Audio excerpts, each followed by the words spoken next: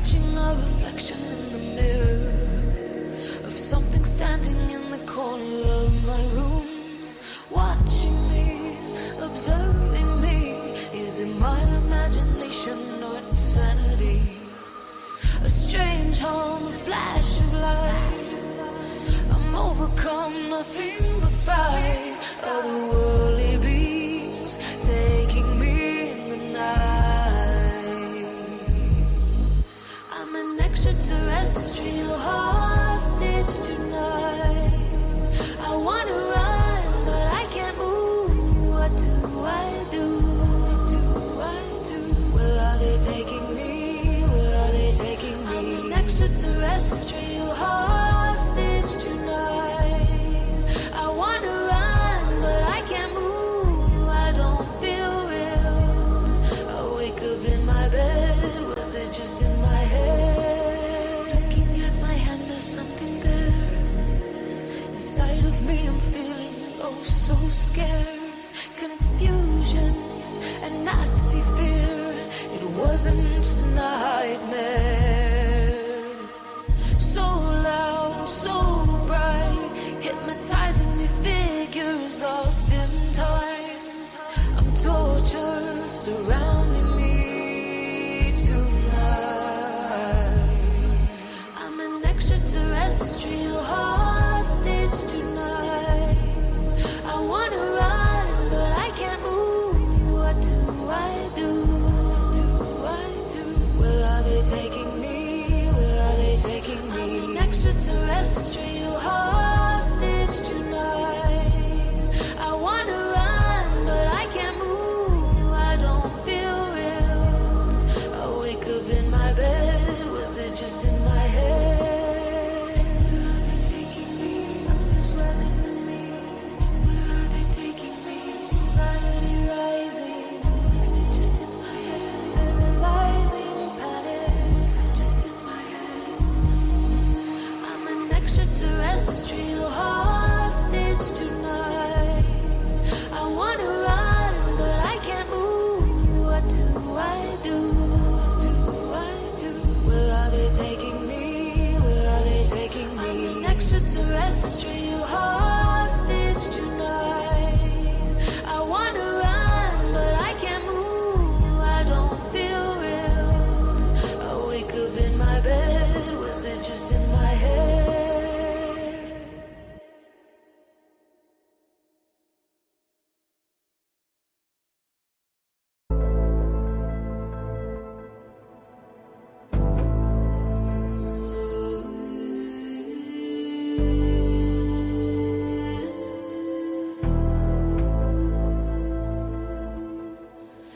Who's holding my hand in the darkness? Seeing ghosts down the hallway. There's a presence, bedroom shadows, cloaked and haunting me. Cold hand touching me. Fear overwhelming me. Tapping at my window. I can't bear to open my eyes. A breath on my neck. Floating apparitions everywhere. Go to sleep with the light on. I wake up paralyzed.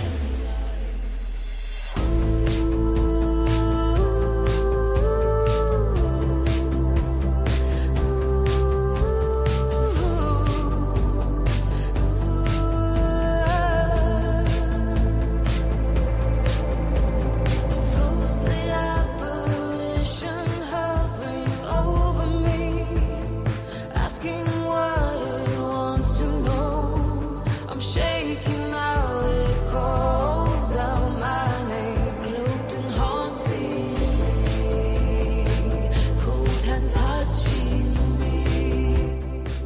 Okay, folks, welcome to Paranormal Roundtable. I'm your host, Josh Turner.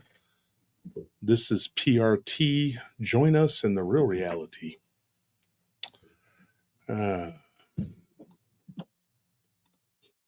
This is what we're going to be doing here.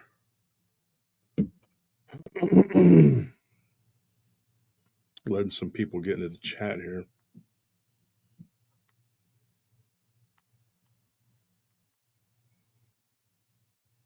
Trying to finish.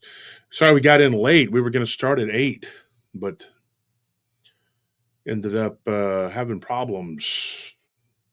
It's like something didn't want us to do this show. We had problems leaving the house. We had problems. We got here and the internet wouldn't work, and it's just been a mess, dude.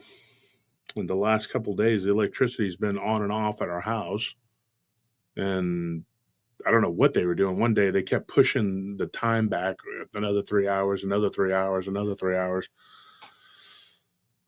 And I guess most of our neighborhood got their electricity back on, and then ours, along with 4 other houses, stayed dark. It was weird. I'm like, what is this? And then they put a note on the door saying that the breaker was flipped or something. I was like, why didn't y'all just flip it back? It wasn't locked. I mean, it doesn't. Okay, so it's ridiculous. And then it did it again for a few hours, and then it's ridiculous. I don't know what they're doing. I hope they don't do this crap during the summer. I can tell you that, because I don't want to be dying of a heat stroke.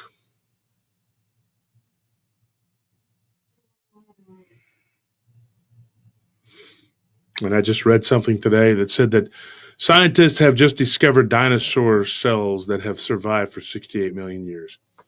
So let me guess. The cells are all corrupted and messed up, but they're good enough for them to probably take a crocodile and a Komodo dragon and piece it together and fill in the blanks of what they think it might have possibly looked like.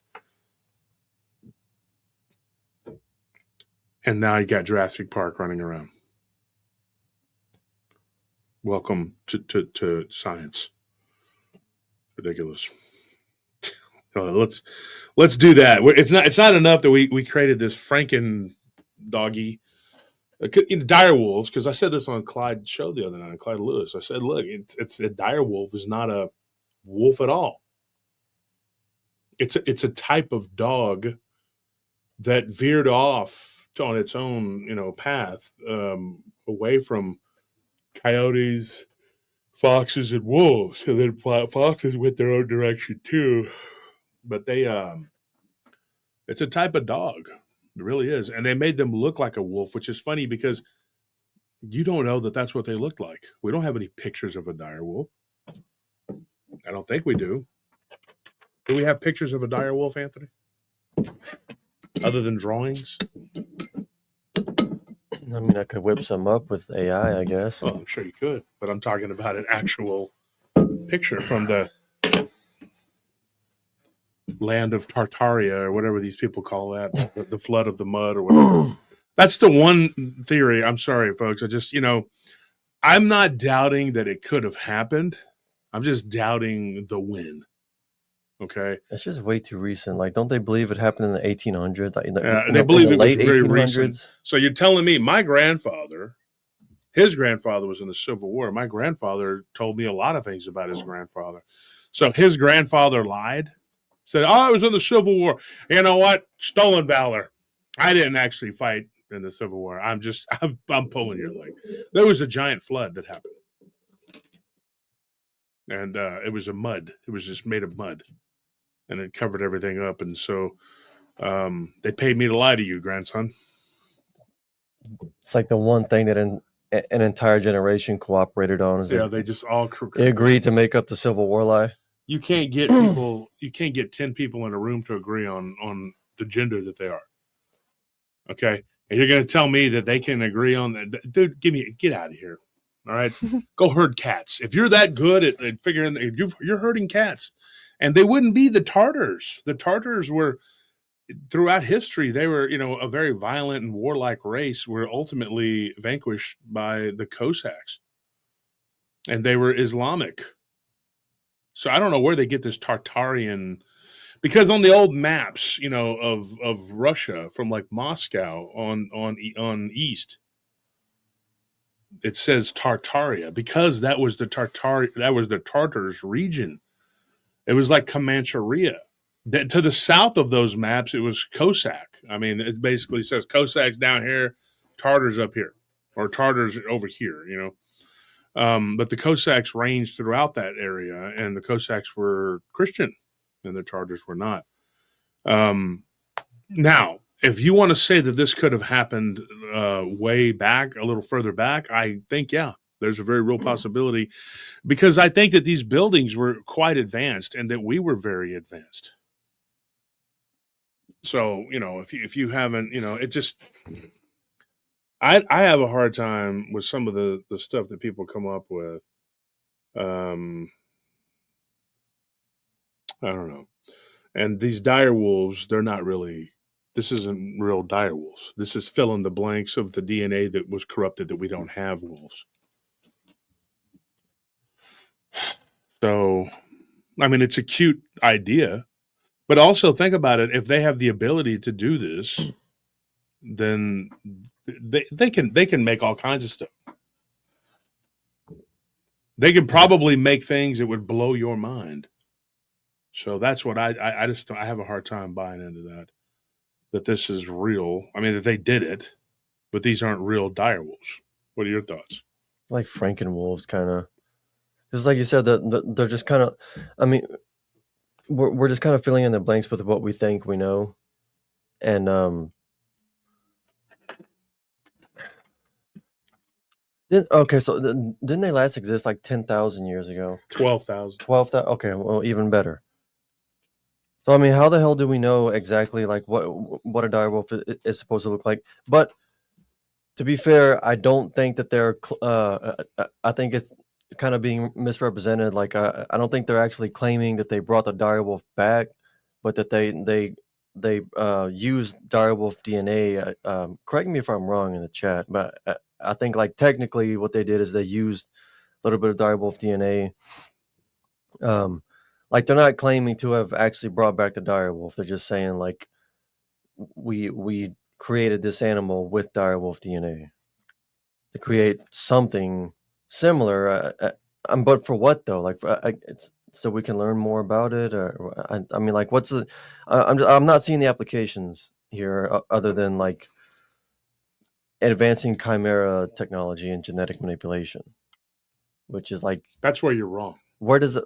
Like, how does that benefit the common man? I'm going to tell you how it benefits the common man, because when they force us to go to war, is it going to pay my bills? When they force us to go to war, we have bigger, stronger animals to kill. For what? For fun? Oh, for big game hunters. Yeah, I don't know. So it's a big game hunter conspiracy. I mean, no, they're being lobbied by the big game hunter lobby. That's what it is. I don't know. I got to get one. I got to get one for my. I'll name it Peritus. What is that name? You don't know who Peritus is? Well, you know the name of Alexander's horse, right? Yeah, Bucephalus. Bucephalus, right? So his dog was named Peritus. I had no idea. Or Peritus. This just depends on how you say. I say Peritus. I don't know. Peritus. No, let's bring on our guest tonight here. Let's see what we got going on. What's up, Jason? How you doing? At the moment, just recovering from a sinus thing I had this last week. Okay. But other than that, doing pretty good. Change the audio. We got to change the audio real quick here. Our system was all screwed up when we got in today. Let me double check my mic then, just to make sure. No. You're good. You sound good. Okay, cool. Yeah, So real quick, because there is actually connection between our dire straight wolves situation here, but Tartaria, because again, that is the one that gets under my craw more than anything else, outside of Flat Earth, which I'm doing at the end of the month. Because it's not just that. Everyone's great grandfather and great great grandfather all got together. Yeah. All of them. Everyone rewrote every book, rewrote every letter to each other, dug up, rewrote things, put it back in the earth, scrubbed every photograph, everything, absolutely everything, drew up whole new continents, how we interacted with each other, created new. They'd have to have done all of that and forgotten to change the maps. Yeah. Like, that's my favorite part of all this. There are people claiming that the old red courthouse down in Dallas, right, is Tartarian because, well, people couldn't have possibly shaped stone like that without modern day tools. Yeah. Like, I'm out. I'm like, I'm sorry, but they forgot to change the maps. They're just everywhere. That's the one thing they forgot. Seriously? Yeah, I definitely think that the world may have looked different. There been a lot of things could be, but that one is just really hard for me to follow and buy into. I've had so many people come at me with that. And I agree. I can be a conspiracy guy. You know, I can go that direction and say that we've been messed with and lied to about a lot of things, but that one is just so hard because like I said, my grandfather, who died back in the early 90s, he talked a lot about his grandfather who was in the Civil War. Yeah. You know, and so he was there. It's like, how are you gonna, I can't wrap my mind around like how they can justify this, you know. It's amazing what people can justify to themselves because ultimately this is about worldview, right? Because I brought back Siru, and that's really our main concept, right? Is that things like politics, culture, philosophy are the children of worldview. All the things that we fight over are ultimately just issues of worldview. Those are just the battlegrounds for it. And people can accept a lot of things if it validates a worldview that says they're special because you found the one thing that everyone else that makes you special. The chosen one. Yeah, you're the chosen one. It's amazing what people will validate. And again, it's easy to point at people who look at it, but it's like, look at all the things in the world today that people champion because it makes them special. And it's all the same thing. It's all the same thing. But just to kind of bring it back to the direwolf thing, there is, and actually this does tie into the broader topic tonight anyway. You don't think that people are dropping tens of billions of dollars into this kind of research because they want to bring back fluffier dogs, do you? That's not what this is about. It's ultimately about transhumanism. So things like bring back the dire wolf, bringing back the woolly mammoth. It's not that they care about bringing back Snuffleupagus. It's that it advances the technology and puts a smiley, happy face on transhumanism. That's all this is. That's what this is designed to do. It's to be able to, right? They want to be able to create embryos where you have your designer gene babies, and they're trying to show that they can perfect the technology and put a happy face on. It's like, look, you can have a baby that's the right height, color, has certain skills, certain attributes, and they want to be able to do that, these designer children, and then eventually want to take it over to real-time manipulation of someone's DNA after they've been born. Like, be able to say, hey, Josh, you want to change the color of your eyes or have some sort of new mutation? We'll jack you up with this process, and boom, we'll rewrite your DNA in real time. That's what this technology is ultimately for. It's the next stage of transhumanism. This is just perfecting the technology and putting a nice, happy, smiley face on bringing back the Nephilim, because that's really what this is. Is transhumanism is just the modern face of the Nephilim. Yeah, and it's like Brave New World. Here's something I argued with someone the other day, and of course, like I said, I disagree with people quite a bit, especially on certain issues that people spout off about economics and whatnot, because people say things that are stupid. I mean, I can't help it. I try to bite my tongue, but everybody having a voice can be a good thing, but then you got to take the bad with it too, because everybody having a voice, they're able to comment on things they know nothing about. Yeah. They have no clue. And a lot of times they just parrot or spout off what they've been told by the mainstream media. When you challenge that narrative, you're automatically the enemy. You're a bad guy. And so somebody was saying something about this, with the dire wolf or whatever, and they were making their points, and I kind of got aggravated with it. And I was just like, look, you don't understand the bigger picture. And I tried to explain it, and it just broke down into a fight, and then it became political. And I'm like, dude, how do you make that into political, whatever? But I say this, and what I told this one person who jumped in, they were kind of on my side, but then they said that, and I said, this could be what you just said. I said, this could be the doorway for the Nephilim. They said the Nephilim would not be in a human body or a physical body because they are evil spirits for all time. And they quoted the book of Enoch. Mhm. What I told them in response was very simple. I said, we are spirits. We are spirits that are inside of a human body. It says that they will be evil spirits they're going to stay here until whatever. Mhm. It doesn't say that they're not their spirits aren't going to inhabit makeshift bodies. It doesn't say that they won't do that. It doesn't say that they won't possess, because they do. It doesn't say that they won't be in animals, because they are. People don't understand that. They don't grasp that, and that's something that people can't wrap their minds around, because they take the Bible and what it says as literal a lot of times, when it's basically still there. It's telling you exactly what's what, but they take it and they mistranslate it, and they don't understand like which parts are to be taken literal and some that are, to fit the time when it was written. I mean, there's so much to unwrap there. So when I said that, a couple people said, well, yeah, you're right. We're spirits. And we just happen to have a physical body. And that's one thing that the enemy does crave, and that is to have a physical body to interact with our world a little easier. But there are a lot of these subnatured beings who do it. Yeah. Yeah. Well, Pretty much. well, and beyond that, we imagine the scriptures say things that it doesn't actually say, right? Mhm. Where it's like, oh well, this can only, why? Just because it was only mentioned this way doesn't, you're creating this paradigm. In fact, it's one of the things I just talked about was on previous episode. And again, I did an episode on the Sethite heresy, and I do consider it a heresy. What the Nephilim were 50,000 foot view, and then I followed up with the Nephilim aren't that big of a deal, right? And the entire point is we do have people who make everything about the Nephilim. It's like, slow your roll there, Skippy. It's not that. Mhm. They're an important piece to the puzzle.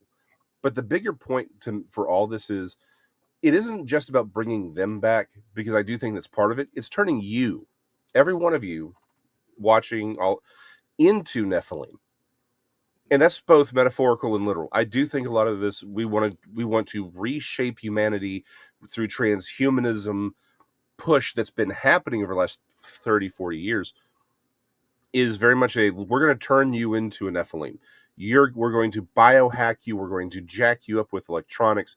We're going to turn you into a Borg. We're going to make you more than human. That's very much part of the Nephilim. But there's also the metaphor, right? There is a reason why there is this connection between the Nephilim and world leaders and ruling elite in the Old Testament specifically, and we see that carried over. There's the whole fact that they were cannibals in the book of Enoch. It's trying to tell you a Nephilim is this thing that's consuming humans, right? When you have no compassion for your fellow man, when you're perfectly happy to let destroy people's lives for your betterment, is that not eating people? The Nephilim, it's very easy to look. It's like, oh, look at what they did back then in the day. It's like, no. The message is to us. What are you doing now? Not just physically, but theologically, metaphorically. Are you making yourself into a Nephilim? Are you turning your heart away from God and turning it and just seeing your fellow man as something as a good to be consumed? Do you think you could be remade into something better than what you were made to be? Like, this is all the transhumanist movement, the chattelization, to create a term, of the human, of your fellow man. That's all Nephilim. Mhm. It's not just, there are this piece, this key, and a warning sign to what humanity can become, right? All the classic monster movies and monster stories, the theme is that each one sort of represented a theme in humanity, right? Dracula, vampires. It's living. It's the continued of life off of the sacrifices of others. Zombies are people without a mind. the werewolf is what happens when a human has no inhibition, right? Mhm. It's each one was built on these themes of greater greater warnings of the evils of humanity. Same thing with the Nephilim. The reason they are mentioned and they are important, but they're not the whole story. But we are to take more than just, oh hey, they were big guys running around. It's also what they represented and what they represent now, specifically with what do we do, right? How do we interact with one another? How do we live on this planet that we call Earth? But unfortunately, there's just too many people who are willing to eat other human beings, metaphorically. Some literally, some literally. Yeah. But I mean, look at what Roseanne Barr said. Long pig. I Yeah. posted that today. That a more extended version of her Yep. talk with Tucker Carlson. I mean, she says it. She's like, they're eating babies. They eat human flesh. They drink the blood. There's a lot of people coming out and saying that now. And now you're starting to see a lot more stuff about vampires because it's coming to the forefront, and people. When I first dropped a few vampire things, people were mocking me a few years ago. They think I was joking. I said, I'm not joking. This is real. And they said, well, how many people are sending you stories saying they saw vampires? Not many. Not at that time. They weren't saying what they were. They were just saying, hey, I don't know what this is, but it, and a big part of it, and we've talked about this, Anthony, is because people were afraid to call it what it was. Oh, yeah. Because they've done a good job with the media and Hollyweird. They've done a good job of making it into a big joke. It's a big joke. The dogman thing was a big joke before that. I mean, it was always like, oh, you saw a werewolf. Even now, people will get a chuckle if you don't. You were on the show earlier today. You had John Phoenix. Were you on that one? No, I wasn't. No, okay, because I saw your name on there, but I didn't. I was listening to a little bit of it, and yeah. Unfortunately, I wasn't able to attend. I had signed up, and I realized you were going at the same time. Yeah. My voice is not gonna. My voice is not gonna hold out for 2 shows. Yeah. So I don't know if you were on there or not, but I've talked to him before and interviewed him, and John has like what he's talking about. I heard him talking about the Gugwe and saying like it's the retarded cousin of the dog man. But really, that's kind of what he called him. John, he's got like he's Norwegian. He's got like a Norwegian or Swedish, whatever, military background, But he and I've talked to him many times, and the guy's a pretty interesting character. But he was saying that we know that the governments of the world have made these things into more than what they are, but the Gugwe is a prime example of one of these in-between creatures. Like, I think that Bigfoot and these dogmen can interbreed. Not just in the physical sense, but in a spiritual sense, because they are sub-natured beings. And I think that the many different races of gnome, elf, goblin, troll, all these different names that you can come up with, whether they be the red cap or the duende, they're all just in different species that have interbred. And I think that they have a long-lived life, and they are really just a soul running around that can materialize into a physical body. That's the truth. Just as we can come out of our body and our body just can lay there, and just as long as the cord is attached, it can breathe and do whatever, but it's the thoughts and consciousness is with you. You are the consciousness. Now, if that consciousness is destroyed, that's the second death. And that can happen. That is a very real possibility. The energy, people say, well, you can't die. They don't believe you can die because the energy will go on. That's if from this life into the next. But if your consciousness is destroyed, the energy will go on to become something else, but you will have no memory of this. And people don't realize in this body how easy it is to just wipe out a memory. It's easy, but it's not, because you can have ancestral memory that can come from 3, 4, 5, 6, 7 generations back. And that ancestral memory is something that's plugged into your amygdala, your pineal gland. Everything is it's in there. And we have an innate fear of certain beings, certain things, big, large, hairy things in particular, whether it be the Bigfoot, the Gugwe, the dogman, it doesn't matter. I mean, Spiders. spiders, snakes, you have that inherent, whoa, I better watch it, you have to be ultra cognizant, and, from a past, in the past, we didn't have houses like we do now, because I believe that there was like this really, really high advanced civilization beyond anything we'd ever seen. It fell. Right. They went through a dark age, then they rose up again. It fell, and it just keeps happening and keeps happening. The Dwarpa Yuga being which would be called that by the Hindus. I use that because it ended at the same time as the time of the flood. So it was the antediluvian world. And everything kind of coincides with it, right? And then now we're in this area called the Kali Yuga, and we're racing toward the end of this age. This is the final age, right? But it is still just the end of an age. It's the end of an era. It's not the end. And these beings called the archons or the fallen, whatever, or as some people believe, the really bad Anunnaki, they are locked up. And it says that they're going to be down there as long as the earth shall endure. So even when Christ returns, they're not going to be freed. There's never going to be a time, as long as the earth, if it is to be believed in the book of Enoch, they're going to be there forever until the earth shall be, taken out by supernova of the sun. I don't know, what is that? So there is a little bit of disagreement because actually in the book of Enoch, they are to be held for 70 generations. Mm-hmm. Now, Jude sort of alludes to the same thing, but it says everlasting chain. So there's a little bit of again, the book of Enoch is Second Temple era theological work, and really it's multiple works combined into one book that we call the Book of Enoch. And there's 3 versions of the Book of Enoch. Mm-hmm. But there's some questions as to whether or not the locusts that we see in the 6th trumpet are actually the Watchers released.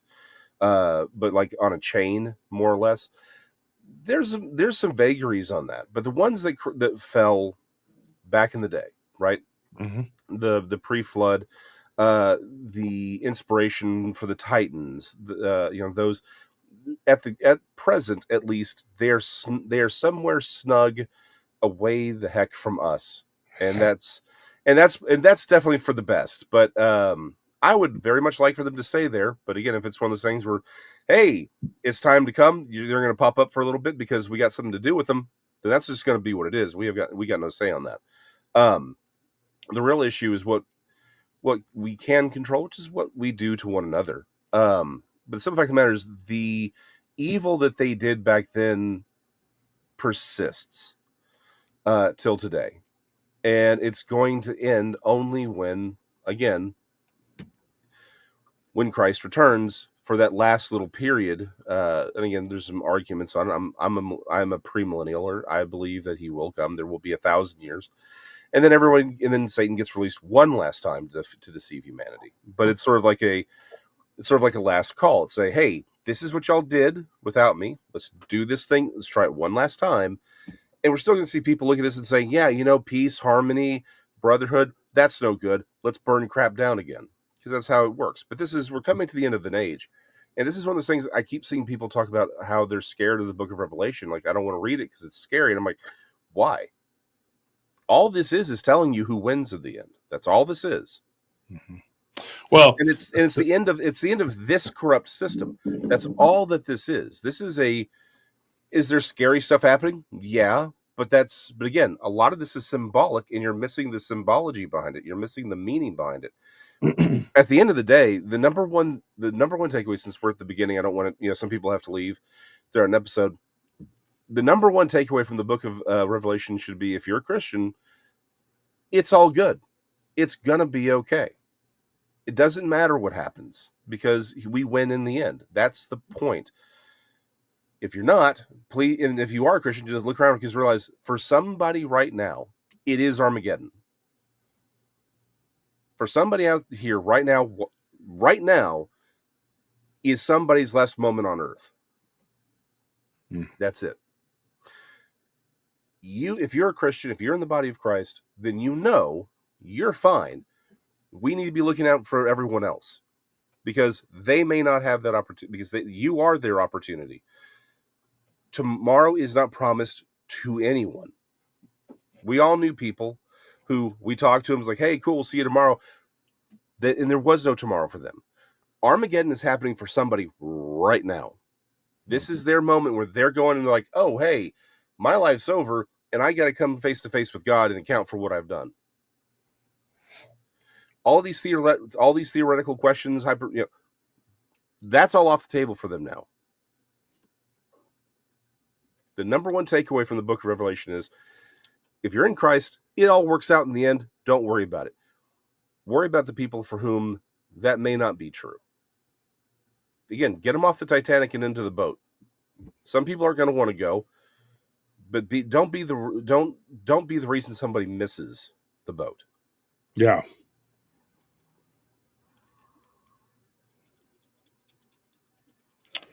Work call.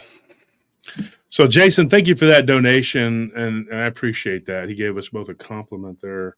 Oh, thank you. And then we got a donation that I wanted to. Somebody will read this real quick. This is OG West. He says, "Do you think transhumanism is part of the end times? AI giving the image of the beast life. I think the mark of the beast will be genetic manipulation of the human DNA because of Project Bluebeam." What are your thoughts on that, Jason? So yes, but I think we do ourselves a disservice by trying to lock in interpretations on a lot of things. So let me start with the part that I completely agree in. Yes, transhumanism is part of this.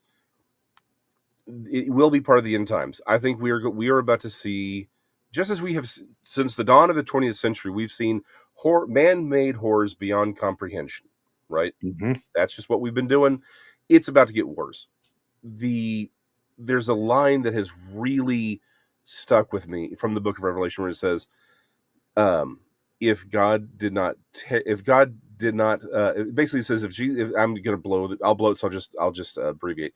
Essentially, if God doesn't come back, nobody survives. Everything's dead. Mm-hmm. What happens at the end is we are getting so screwed up. We are messing things up so badly that Jesus has to come and put a stop to it, or ain't nobody surviving. That's how escalated this is.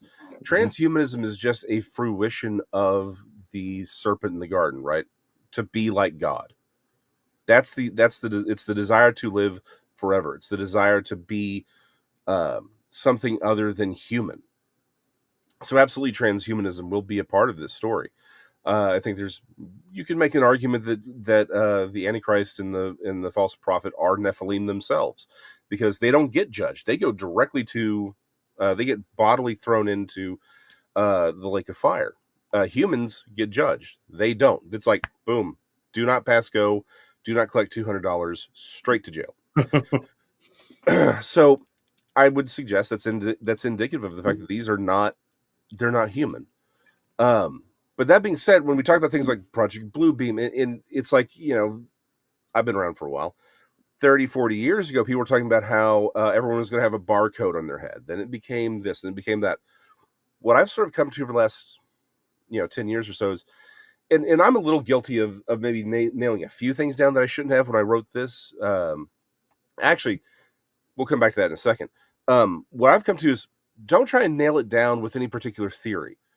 What does it say, and just what sort of fits? Hold it with an open hand, right? Because like when people talk about the mark of the beast, it's always 666. First of all, it's 660 and 6. It's not 666. That's where people get thrown off. But also, there's 3 kinds of the mark of the beast that everyone seems to forget about. There's his mark, the number of his name, and it's like it flat out says there's 3 versions of this. So we have options here that maybe we're trying to answer a question that we're not really supposed to be able to answer. We're just supposed to know, okay, hey, when we start seeing things line up, that's our cue to say this is what we're looking at. It's not. I think we get lost. We lose the forest for the trees sometimes on this. So answer yes, and again, everything's correct there, but let's not get lost in the weeds on some of this stuff, because that's when. I think we go off on rabbit trails that aren't helpful, and we miss sort of obvious things. Does that make sense? Mm-hmm. Do you like, okay, because the Catholic Bible is, when you translate it, it comes out to Nero Caesar as the Antichrist. What are your thoughts on that? So that theory revolves around a couple different things. So gematria, and it's essentially, it's not even that. It's the number 600. Again, it's the number 666, right? It's an actual number that's given. There's a lot of claim as to, okay, well, could it mean this? Could it mean that? If the problem is, if Revelation was written in the 90s AD, which the early church fathers held to, and everyone seems to have held, seems to be the most accurate number. Nero was basically gone by then, so that's not really what he was referring to. It's the problem is with gematria is anything can fit in if you want it to badly enough.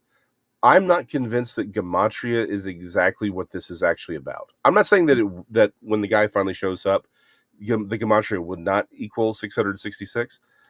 I'm just not convinced that's really what it is. I'm actually leaning towards the idea that what's happening there is that the Greek, because again, these weren't numbers, these were letters, right? It's Greek letters. If you look at them, they're very, very close to Aramaic. Or not Aramaic, Arabic, sorry, not related language. Yeah, but I know what to you're saying. Arabic, yeah. And that essentially it's the Bismillah. I found a couple other versions where it's like it doesn't have to be specifically the Bismillah, but essentially instead of it actually being gematria, it is sort of because the Arabic didn't exist at that time. That essentially it's like, hey, there's a code here that you're supposed to be noticing. It's more than that. And when you look at who's cutting off people's heads today, it's not the French ain't about to pop out le guillotine, right? It's there's a lot.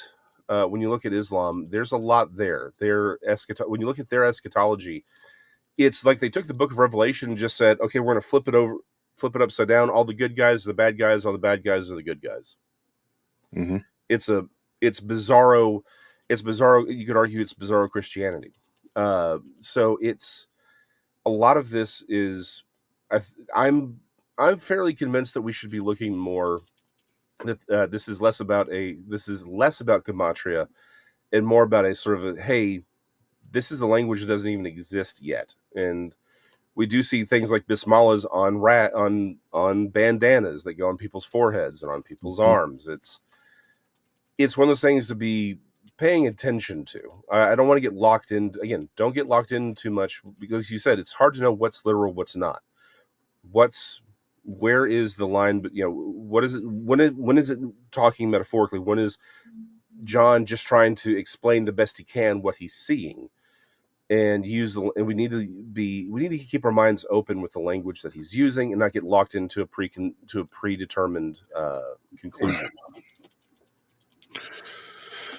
Do you okay, so you said Arabic is not as old as Hebrew, right? Is that what you're saying? Well, it's not. Well, it's post Christ. Arabic doesn't exist for a few hundred years after Christ, and the New Testament was written in Greek. So at the time when John was writing, it didn't exist yet. It evolves a little bit later after that. The problem with that is that the book of Job wasn't it written in Arabic, in a I don't want to say I want to say a primitive form of Arabic. It was not written in Aramaic or Hebrew, and it actually predates Genesis by a long, long ways. So that theory. Anyway, what are your thoughts on that? Sorry. Go ahead. So okay, so the issue with that is the oldest version that we have is written in Hebrew. That's just what we have. Again, Arabic doesn't exist until the 3rd or 4th century AD. The idea of Job being older than Genesis, that's touted by a lot of people, and it may be true. The problem that we have is we don't really have any reason to believe yay or nay on it. Yeah. There's a group of, it's a very large, very well funded group of academics that basically work from a predetermined set of beliefs that the Old Testament was simply cobbled together post-exilic period during the Babylonian era. So everything's sort of cobbled together then instead of being a tradition from older periods. The problem is what they'll do is they never allow themselves to be falsifiable. So it's like, okay, well, you're claiming this, but we find this evidence. They're like, well, that's just because they changed it. But then, well, then why is this here? Well, it's because they didn't change that. You can never really pin them down. The problem is, again, like a lot of science, unfortunately, it's who's paying the most right now. Mm-hmm. And so the thing about Job is again, Arabic is a much newer language, not as new as English, right? But it's definitely like 3rd or 4th century when it comes in. Again, it's a related language to Aramaic and many of the other Semitic languages, but it is definitely newer. It was popularized with the Muslim uprising. But as far as Job, no one really knows. That's the problem, is that we're not even given. The problem is, of all the documents that we have from the ancient world, like just say Egypt, people love to talk about all the stuff we have from Egypt. We have less than 1% of all documents from Egypt. Yeah. I mean, because most of them are just going to be gone. Very ancient culture. Mm-hmm. I'm going to respectfully disagree only on this one point here. Well, a couple points, but you know your stuff, Jason. I've known you for years. But okay, so the earliest form of Arabic that we have dates back to the 8th century BC, which would be about 200 years before the return of the captive Israelites. It came from when they were taken in by Assyria, and they were taken in, and Persia inherited them after they conquered the Babylonians. Because the Babylonian conquest, them and their allies defeated the Assyrians, and then they were taken, by the Persians and eventually freed. So then they would have returned around most indications are between 625 and 650 BCE, which 200 years prior to that is the first form of Arabic. Now, here's the problem with Arabic, Hebrew, and Aramaic, and all of those Semitic languages, because they are Semitic. Yeah. The problem with all of those Levantian languages, right, is that they are all just kind of warped forms of each other. And I know that a lot of people want to say, well, I like these guys more, so I'm going to say that that's who did. And then, like you said, whoever funds them, that's who they say. But this isn't mainstream. This is not the mainstream. The mainstream is saying that they don't know because they have to, because everybody's saying this isn't true, because they don't like this particular culture, or they like this particular culture. Mm-hmm. I don't have a dog in that fight. I can tell you right now, when I have people, and I'm going to say this right now on the show, I have an Israeli and a Palestinian that work for me. And I do not, they're nice guys, bless you, but I don't put them on the assignment together because that happened by accident one time, and it was a lot of complaining. I would imagine that was, So once they figured it out, it was like, this guy, he has 2 eyes and a nose. I don't like him. I'm like, So I've heard both arguments. People try to get me and roping me into that. That's not my thing.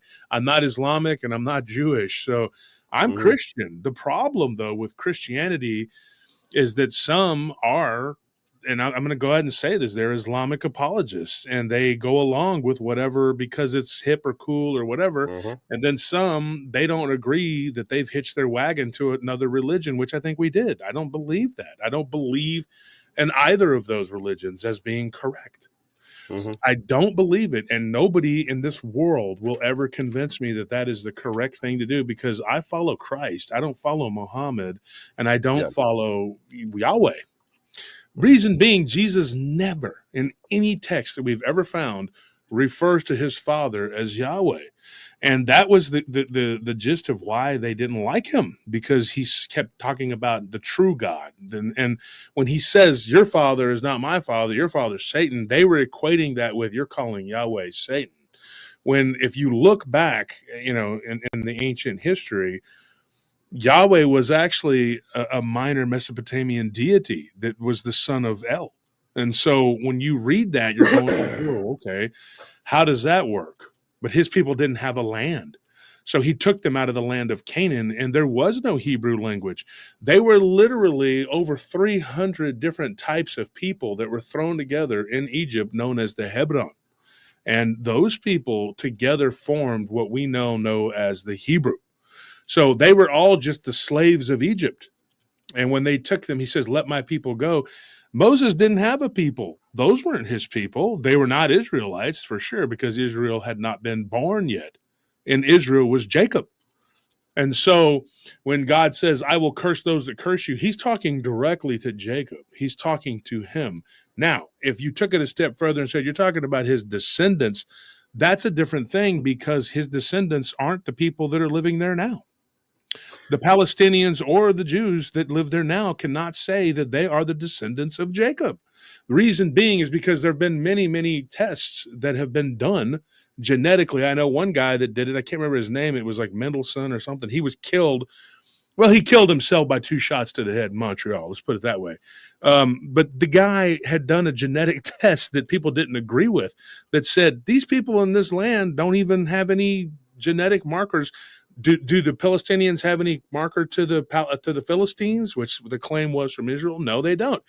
But do these Israelis have a genetic marker? No, they don't, other than 13%. Now, that was back in the 60s or 70s, whatever. It was 70s. But you look at these tests, they've done them before. And those people don't really have a genetic connection to the ancient Canaanites, nor do they have a connection to the actual Hebron. When the Hebron went to be enslaved, and they were interbred with the Phrygian, they were interbred with the Chaldean, the Mennonites, they were interbred with the Babylonians, and all types of other Mesopotamian Canaanites. And then, of course, they were interbred with their captives, the Assyrians, and then the Persians. So when they came back, they were even a more mishmash of whatever. And those people, which settled in the northern part of Judea, there was no longer an Israel, or what they would call Israel, and Israel being named after Jacob, which was just because, Jacob was the son of Isaac, who was the son of Abraham. Yeah. So real quick, bring it back there. I want to jump back to the Arabic part. The problem is the argument that Arabic is older than, say, the 4th or 5th century comes from the idea that, again, it's like when we talk about Old English and you look at it and you can't even read it, right? The problem is, again, when we talk about Arabic, we were talking about modern, or not even modern Arabic, but the Arabic of the Quran. That's a much newer language.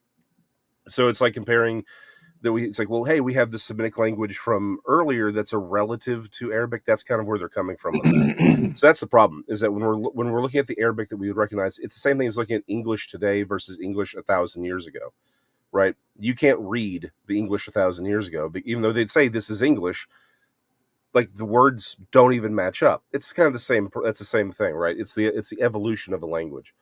The problem is the language that I'm referring to doesn't exist until the 4th or 5th century. Now, that being said, let's go back as the purest form of Arabic, like you're talking about. Yeah. Right. Yeah. Yeah. 'Cause what you're referring to is it would be an older related language. Because again, all Semitic languages are related, just like you have Spanish and Spanish, French, and Italian. If you know one, you can easily you can work your way through the others pretty quickly, because they're related. Same thing with the Latin root. Right. Same thing with your Semitic languages. Now, here's what I would say on the question of genetics. Ain't nobody pure anything. Germans aren't pure. There is no such thing as a pure human. We're all mutts. The question of how much mutt is well, but even that question is largely omits the fact that we're all human. That's the problem. We've all interbred. The idea that you can definitely have a genetic, it's like, hey, there's a genetic group here that has these distinctive features. Yeah, you can do that. The problem is that still has representatives from all these other bloodlines, the Hebrew Me'in. As to Yahweh, the theory that Yahweh, and again, I actually prefer Jehovah. I don't think that, I don't buy the argument for Yahweh as far as the pronunciation of the name. I think Nehemiah Gordon has a really good argument on that one. But the argument that that Jehovah or Yahweh was a minor Canaanite storm god, again, comes out of a group of academics that have a predetermined goal of all religion is man-made. Like, that's the problem, is that we have people who, Well, it is, but it doesn't mean it's wrong. well, yeah, exactly. That's the idea, that it's just something that's kind of evolving. It's a cultural, again, it's just a culturally created thing that has no bearing of reality. It's just people telling stories. They have their own, again, which is why you just look at all the facts and say, well, what's going on here? You look at the larger body of work. The argument for it is really, really sketchy.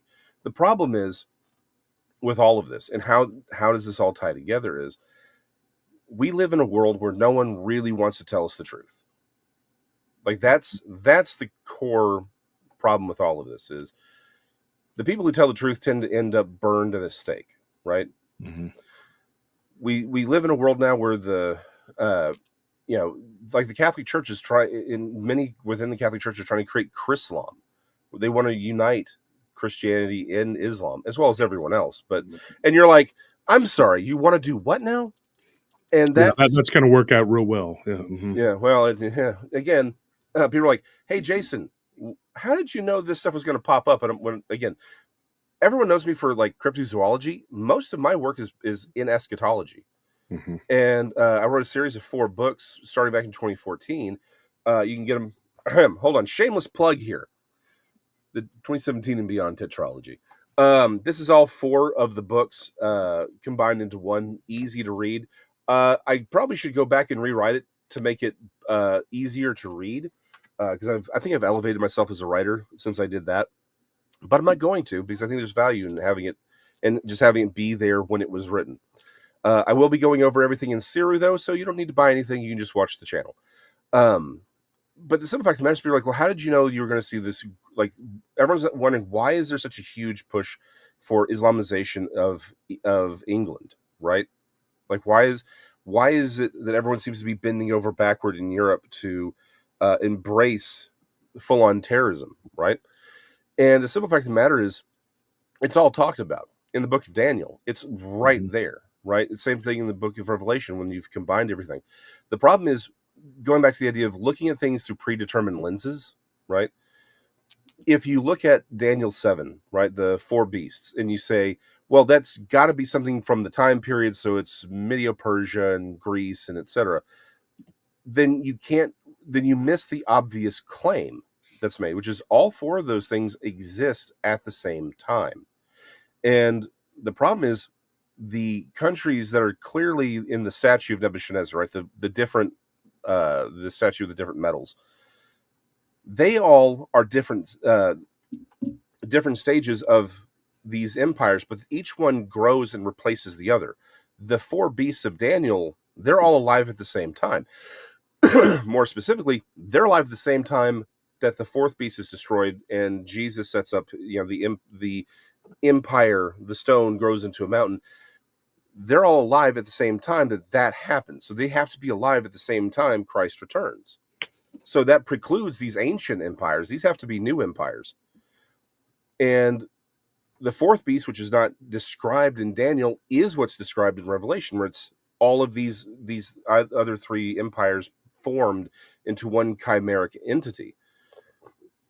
And what's really interesting is it has the mouth of the lion. Well, when you realize that the bear is Russia, not just Russia, but Putin's Russia, and when you realize that 4-headed leopard is a reformed Alexandrian empire, I would suggest it's a reborn caliphate, which I think we're going to see probably in the next 10 years.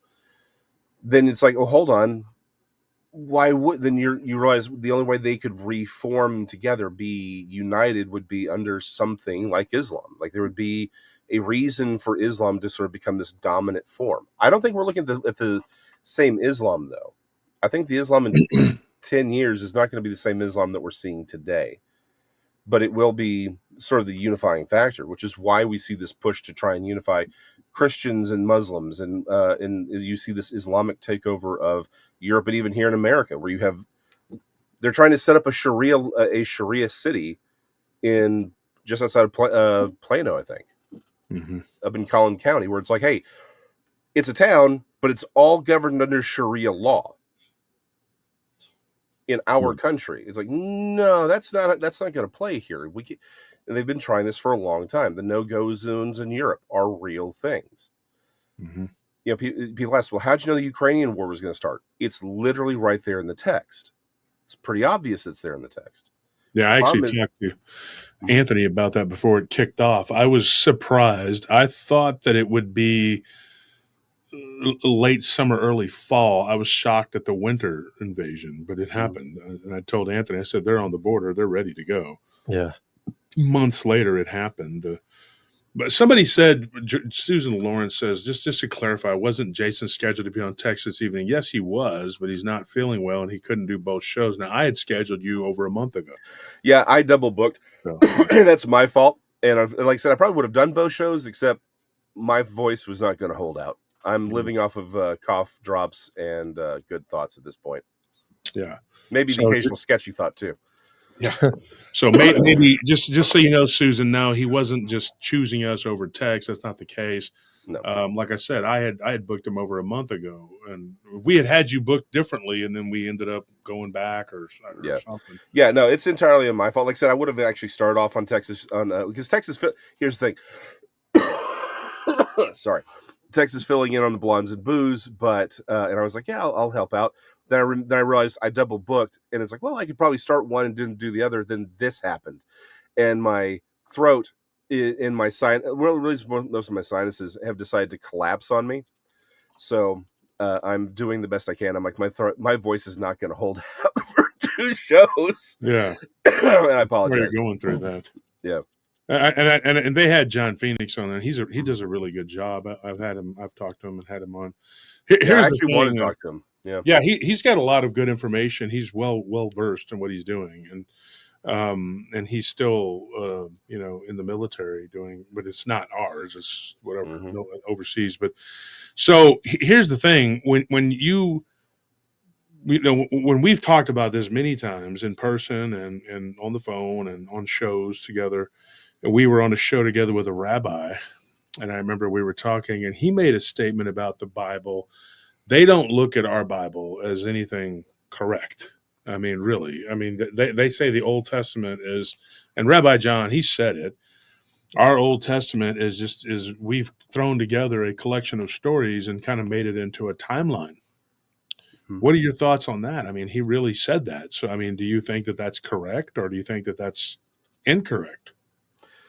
No, I mean the question of canonicity and how canons are formed is a very long conversation, and the simple fact of the matter is,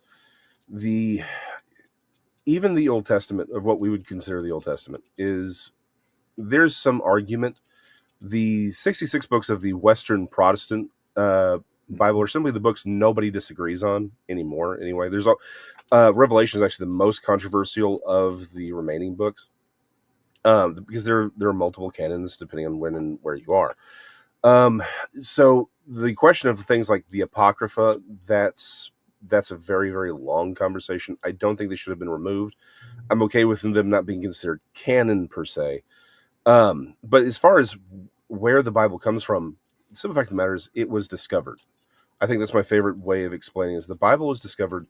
There was very clearly a canon by the time Christ was on earth. There was a canon, and of course it wasn't all in one book, right? That's not how they did things in his day. They were scrolls, but there was collections of writings that they're like, these are the ones we know are trustworthy. And the New Testament authors, they did what they did, and they formed a new canon.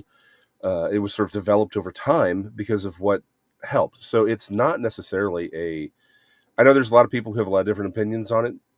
It's not as cut and dry or as neat as people want it to be, but the canon is absolutely a thing, and it was formed through I would suggest the power of the Holy Spirit superintending it over history. And if you take an honest look at all of the different writings from all the different fathers going back, it's very clear that there was agreement on these things, but that they were discovered. This wasn't just slapped together by a few people in a torture dungeon, no matter what somebody on YouTube tells you.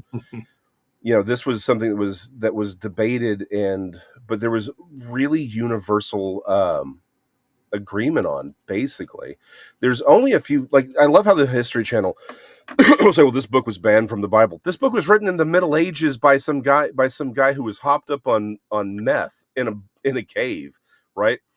like these were discussions that took years and were done by people of sincere faith. Oftentimes they were under penalty of death for doing what they were doing, right? And again, my favorite line, I wish I'd come up with it, but I'm not smart enough to do that, was that the Bible was discovered. It wasn't just a few people got together and said, okay, well, this is what we're going to believe now. These were hundreds of people over centuries working together, and there was sort of this unanimity over which books should be there. And the Old Testament was established long before even Jesus walked the earth. It was pretty much determined as to what it was, and it wasn't something that was done haphazardly or sloppily.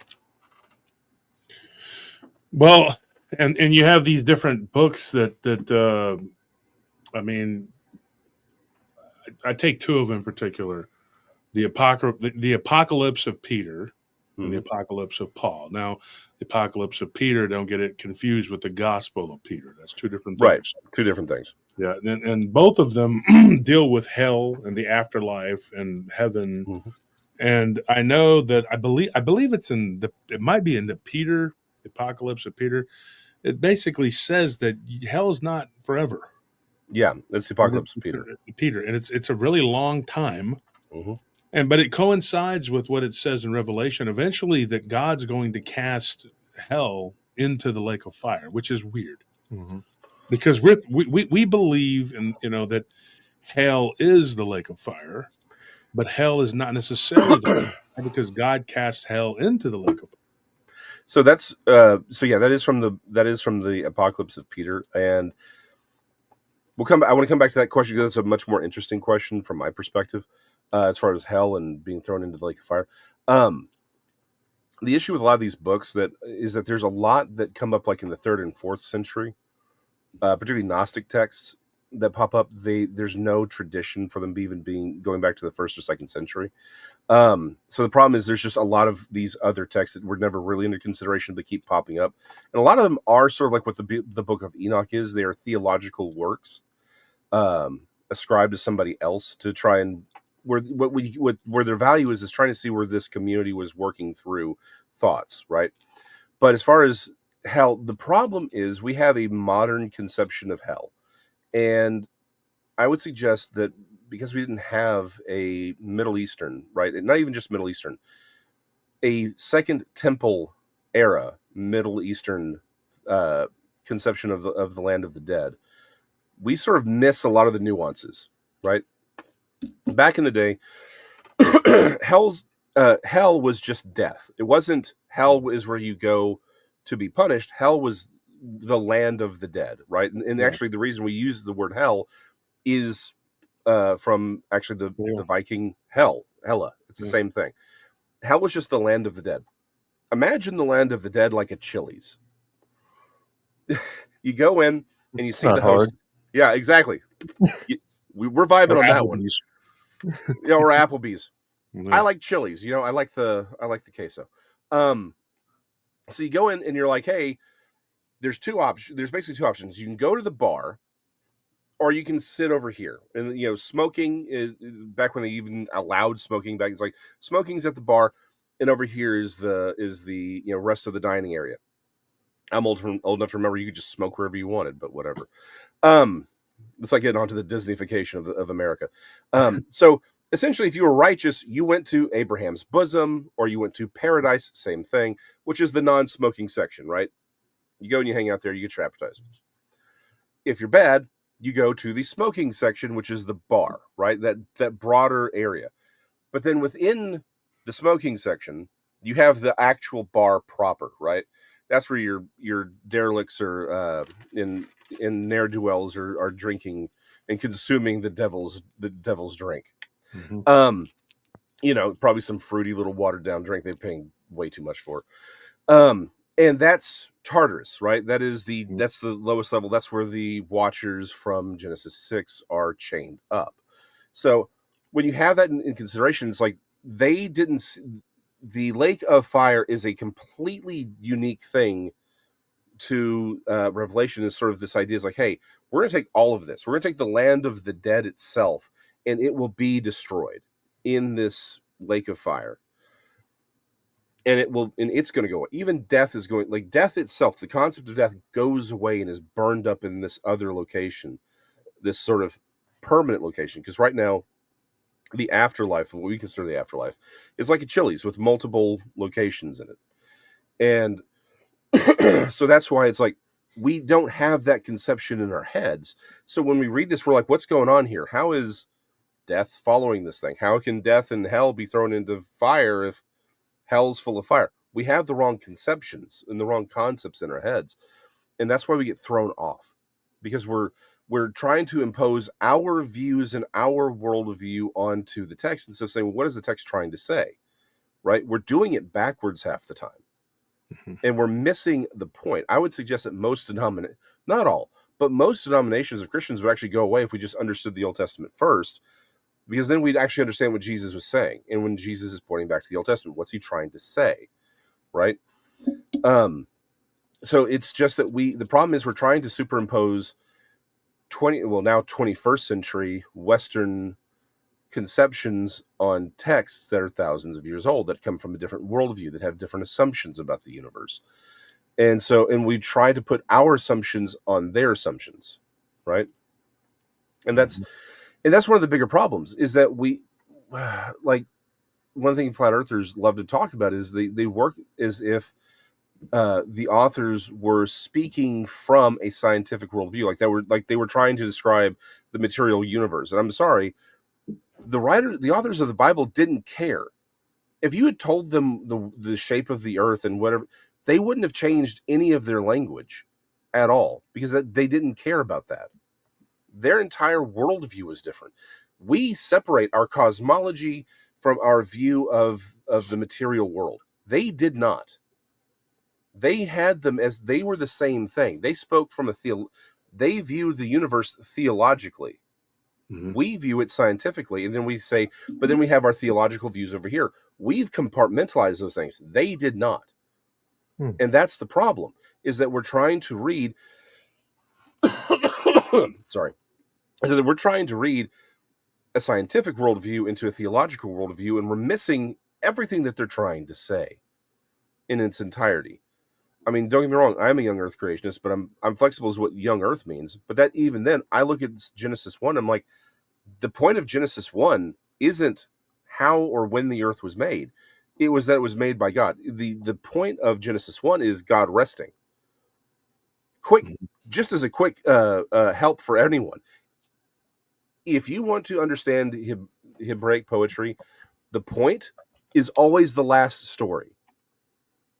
The last story that is told in a story, that's the point. The point isn't, we're like, oh, look, and here's on day 6 when we were made. This is the point of the story because God is resting after that. Nope. God resting is the point of the story. Because where do gods rest in a Canaanite mind? In a temple. The entire point of Genesis 1 is that God created the universe and to be with us. He's with us in the universe that he made. He doesn't need us to make a temple for him. He doesn't need us to do anything for him. He's the one who made it. He made it to be with us. That's the point. But we miss all that because we're not thinking the way that they're thinking. We don't realize they're trying to tell us something far more important.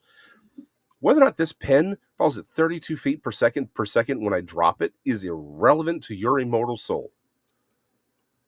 The authors of the Bible, everyone had a specific idea, but the thing is, they didn't have time to worry about things that we can figure out on our own through observation.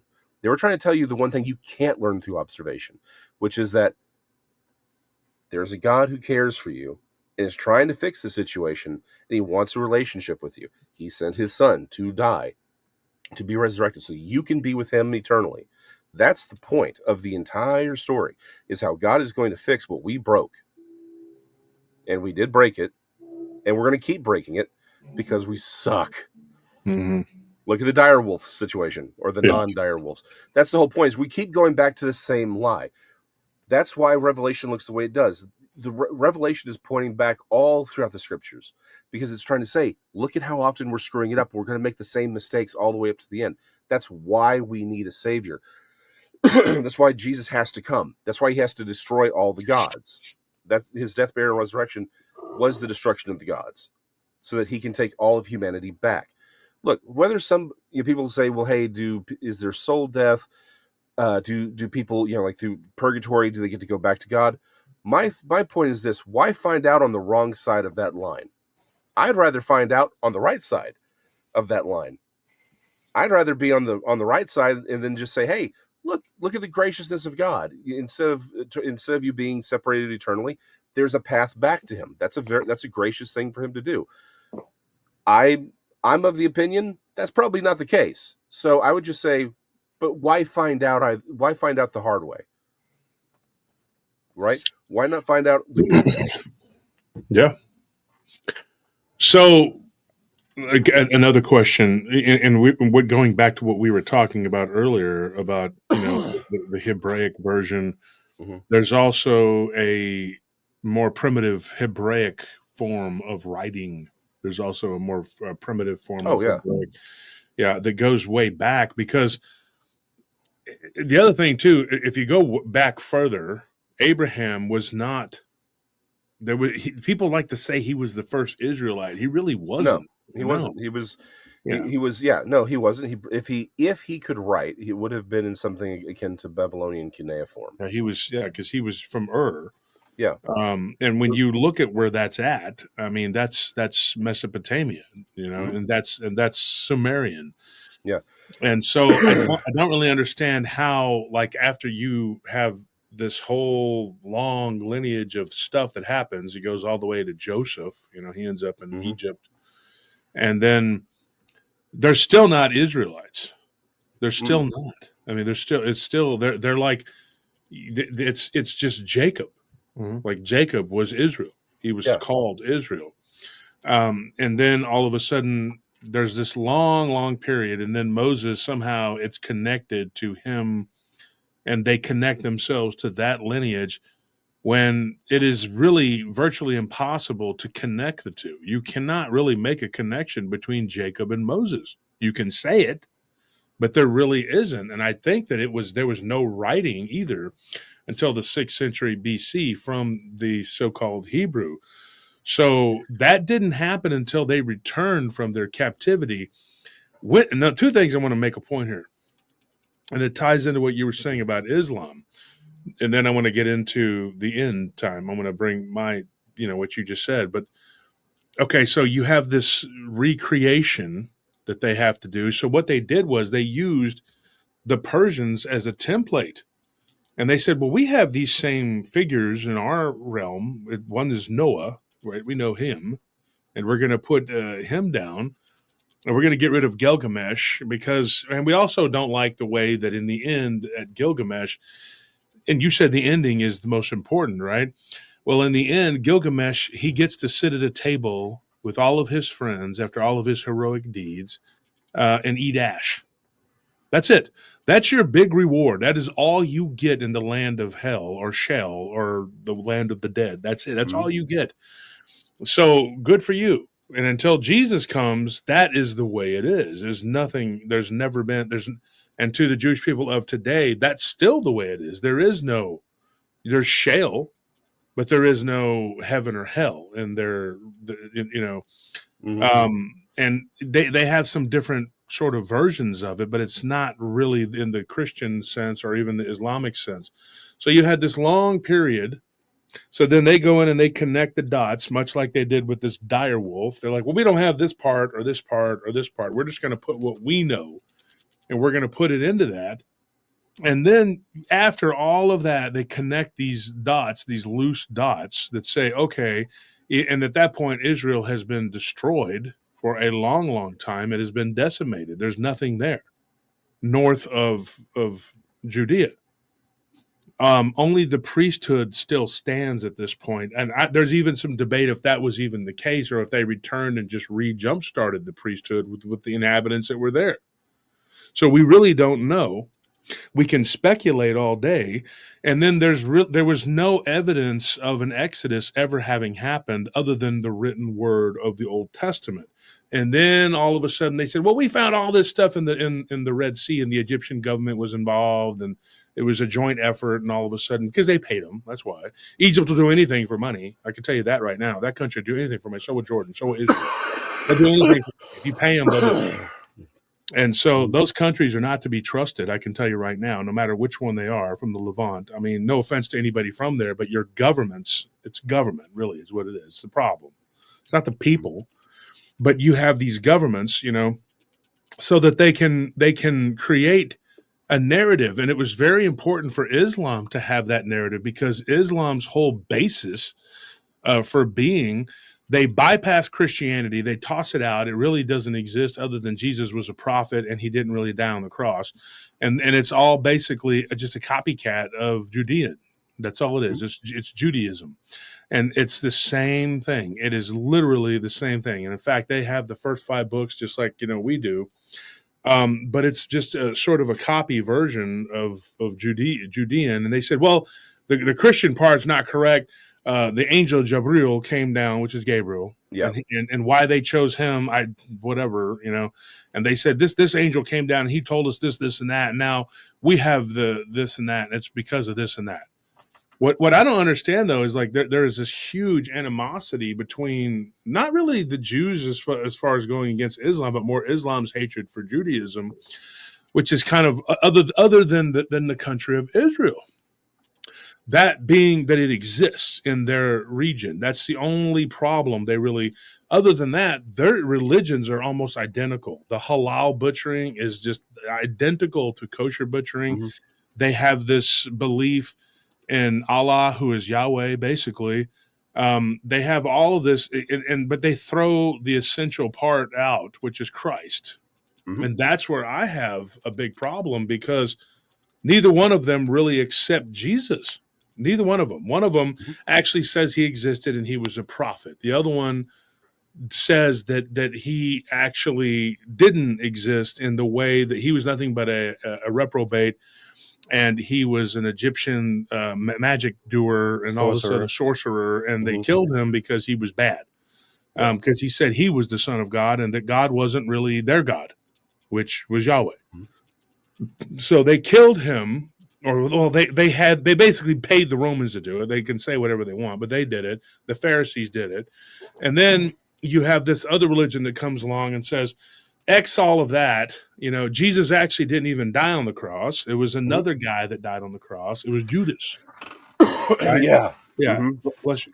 And then they rewrite it all from that. And then you're going like, these two religions could not be further from the missing the mark here.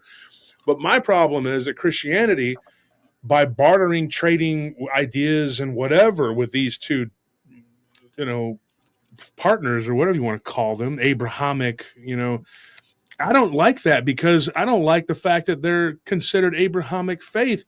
Abraham is so far removed from Moses, it's not even funny. Moses is so far removed from Jesus that it's not even funny. Where are they making these connections? Well, so, okay. Let's go back to the very beginning and we'll work our way forward on that. Okay. So as far as language goes, we do have Proto-Sinaitic, which is, again, the earliest forms. That did exist. We found it in Egypt. We found the names they're actually biblical names of Semites that we see in Genesis have been found in Avaris.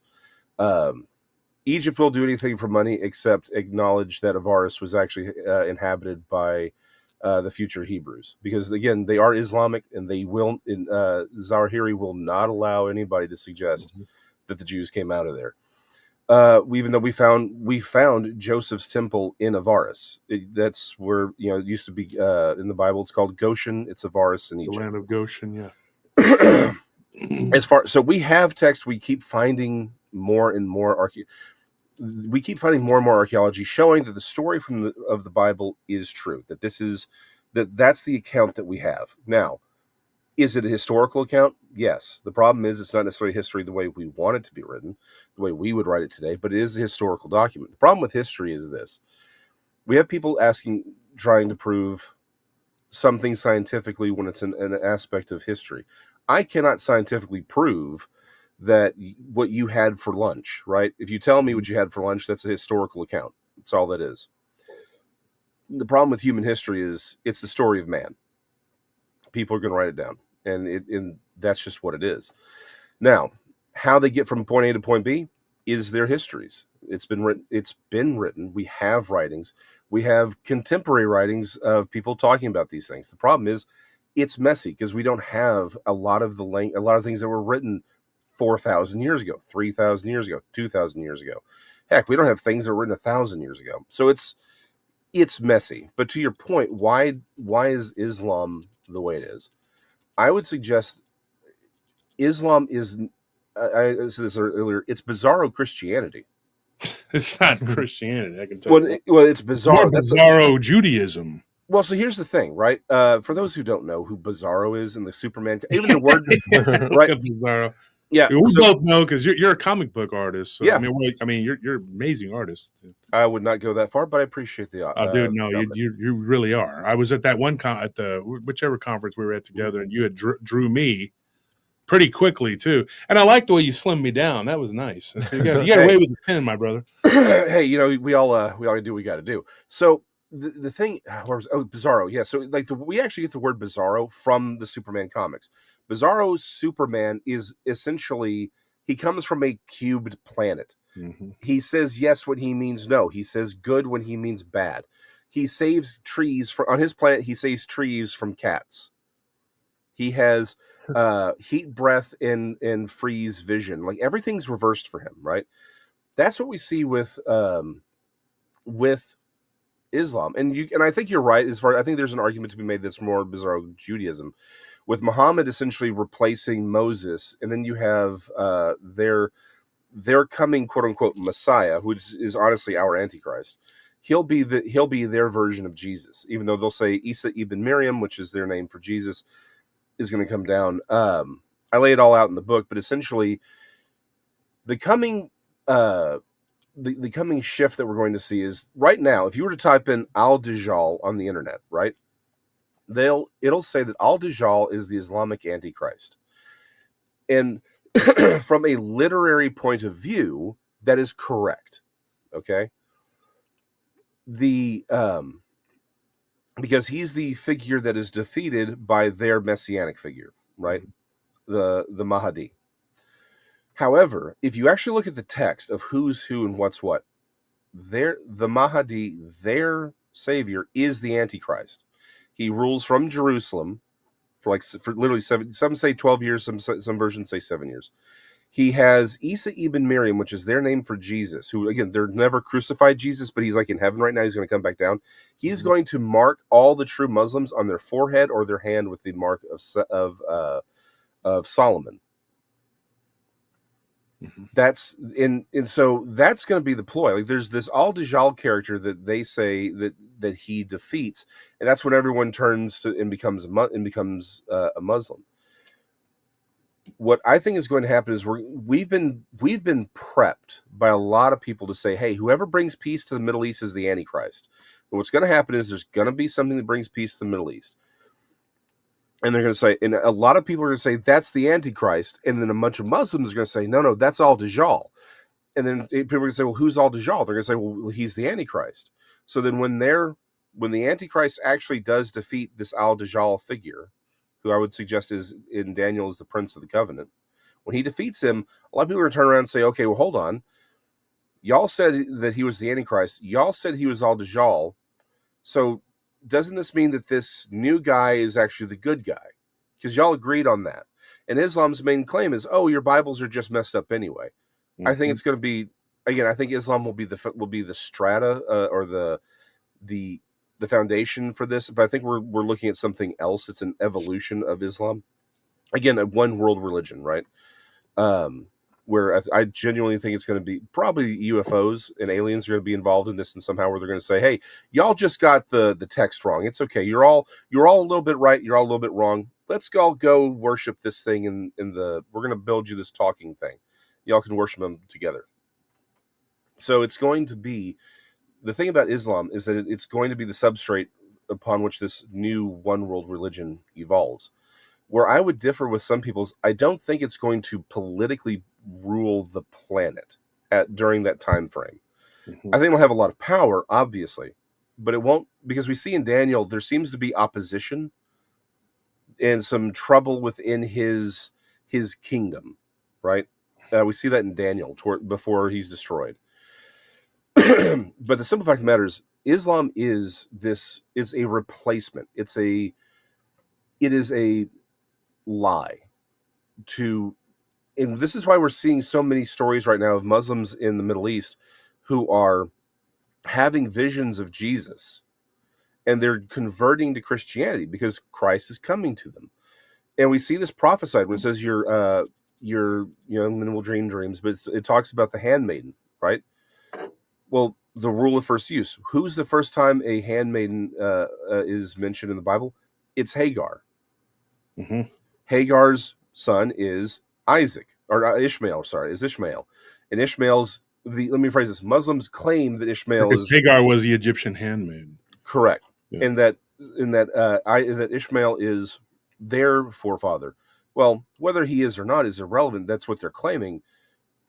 The simple fact says your handmaidens will, Jesus is appearing to Muslims because he's trying to pull them out before the end.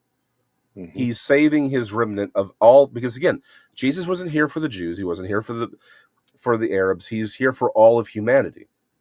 That's why the number 70 is so important throughout Scripture. That's the number of humanity, of all the nations, from the Table of Nations in Genesis 11. That's the point. God's coming for all of us. It doesn't matter if you're black or white or yellow or brown or even Donnie Cho. God's coming for all of us.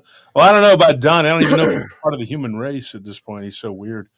Yeah. Well, I mean, his love of Psy, the K-pop rapper, for me, I think is disqualifying, but Jesus forgives a lot of sin. He's not going to fit through the narrow gate for listening to K-pop. There's some weird. I'm sorry. K-pop that's haram, brother.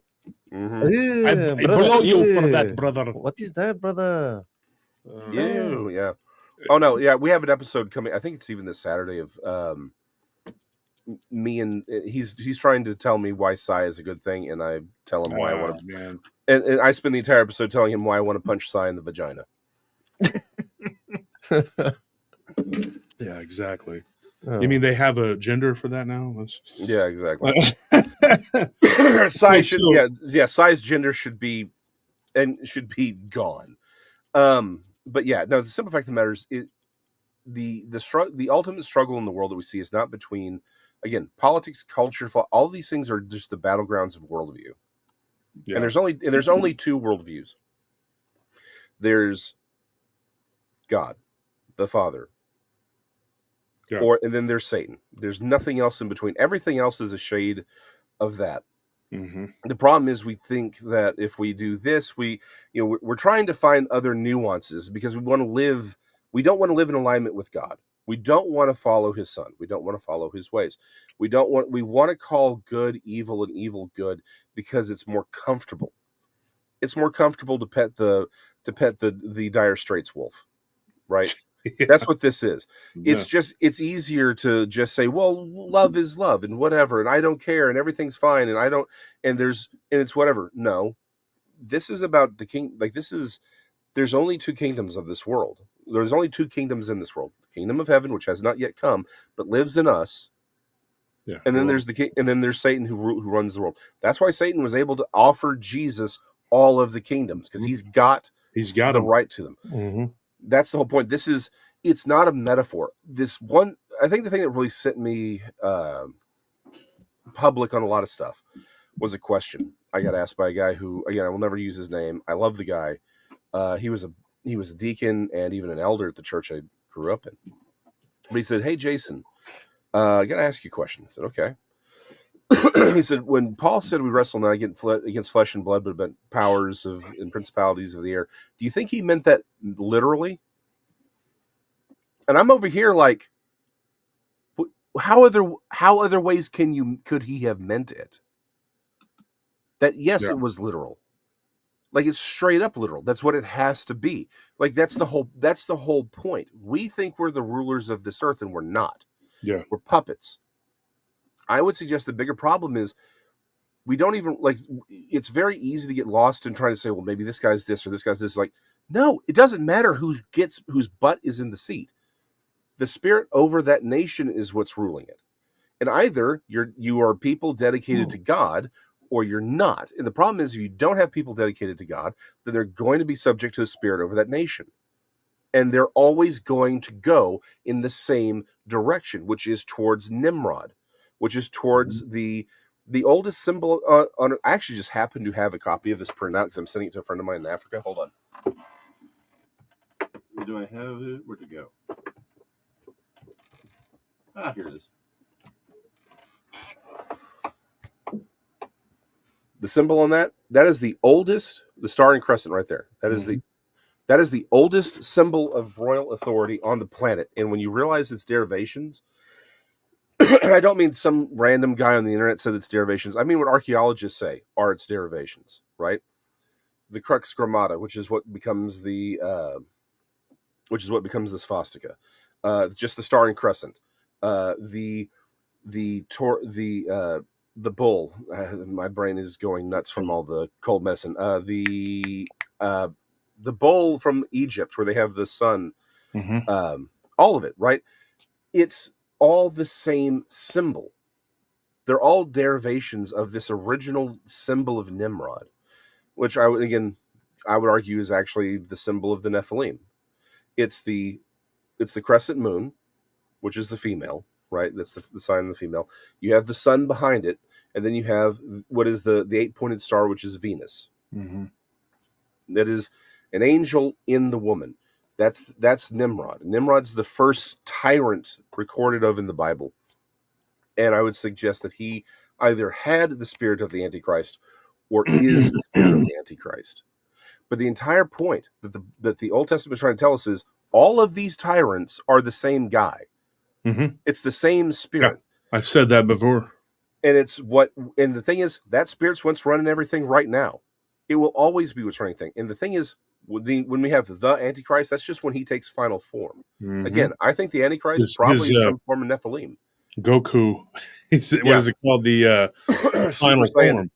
Yeah, Super Saiyan. And see, and I was talking the other day on the show about these eggs. I know this sounds weird, but this woman, she sees these demons as these balls, these eggs, and she thought, isn't that weird? And I told her, I said, no, that's exactly what they are. And a consciousness can inhabit that, and that's basically, it grows and develops into another demon. They can be neutral, the balls of these beings, and they can grow without any sort of affiliation. But if they don't have the protection of Christ, just like us or animals or anything else, they're taken over by the shaitan. That gets really deep, and I'll tell you what this is. When you talk, when in Islamic eschatology, we're talking about Christianity, Islam, Judaism. They call him the man of sin. That's what the Islamists call him. Now, if you read the Quran, and it doesn't, and I've read it through Arabic too. I learned enough just to be able to get through it and choke it down. It is very it's kind of hard. You have to sing it basically, and this Hebrew does the same thing. Yeah. When you read the Tanakh, it is kind of like this. It kind of just up and down, Yep. So the name of this guy is Al-Masih ad-Dajjal, but there's no J, so it's Dajjal. It's basically. Hey, I'm a Texan. I've never pronounced anything correctly in my life. Yeah, it's hard to pronounce it, but anyway, you can call him, Masih ad-Dajjal, whatever, but it's Dajjal, whatever. He is the man of sin. Now, he's talked about in the Hadiths. The Hadiths are not officially a part of the Quran, but they are recognized as part of Islamic canon. Yeah. Very different than our Bible, where we put together the books, put them into a bigger book, and said, this is the canon. Yeah. Then you have all these other different types of canon. Now you have different sects of Islam that don't all agree. They don't all accept the Hadiths. Some of the Shiite take it as not correct. And there is what you said, like the crescent moon, because the reason is because Allah was the moon god. And I've told many of my Islamic friends, bless their hearts, I love them to death. I love my Jewish friends, I love my Christian friends, but they're all wrong. And I tell them, they're like, well, are you right? I'm like, well, I don't know if I'm 100% right, but I know I'm on the right path, because I can tell you right now, this is not Allah was around for like centuries before Islam. Yeah, So all of a sudden they took the highest, God. He's Look Baal at this. Hadad. Yeah, yes, okay, yeah. So when you take that name, here's another thing too. They went by the lunar cycle, and I explained to a Muslim woman on the internet the other night. She's a nice person. I consider her and her husband friends. They live in Canada, but they are Islamic. But I told her, now he's actually from the Balkans. He's Albanian, but she's not. She's Jordanian, or she's half. But what's funny though is she argued with me, peacefully argued. We didn't fight. We're friends. We've been friends for over 20-something years. And me and my brother have known them forever. And I told her, I said respectfully, I'm not trying to be ugly or rude. I said, but you follow a calendar that falls under, the moon. And I said, do you realize that parasites actually follow a lunar cycle? She took that as like, oh, you're saying that Allah is a parasite. I'm saying what it is. This also could be, there's going to be a story we're going to be covering pretty soon, a guy from Slovakia whose grandfather had something in a shed. And you're going to see what I'm talking about this parasite. This is what we could be dealing with, because parasites become very active during certain parts of the lunar cycle, in particular the full moon. And if this werewolfism that we've talked about, this is kind of off the subject, but on the subject, is actually a parasite that causes this vampirism, lycanthropy, whatever, all this demonic infestation. If you look at a microscope, parasites look like demons. Yep. The way demons are described. This, I told her, I said, you're following the lunar calendar, and that is not correct. Because first of all, the moon hasn't been around as long as the earth or the sun. I'm sorry, but that is the truth. I full on believe that. I don't believe that the earth started 5,000 years ago. I don't believe any of that. And I think we should start looking at things, with our human God-given brain, and instead of these wacky rituals that these people do and all these different religions that really don't mean anything. And this Ad-Dajjal, what is he, or Masih Ad-Dajjal, what he's going to do is present himself as the uniter, of the peacemaker, as all these other things. And then, don't eat sugar, because sugar will absolutely feed cancer. Of course, it causes diabetes, and it feeds parasites. Don't eat sugar to keep it out of your body. Yeah. But anyway, this lying man, as they call him, or the man of sin, he gets up there and he deceives the nations of the world.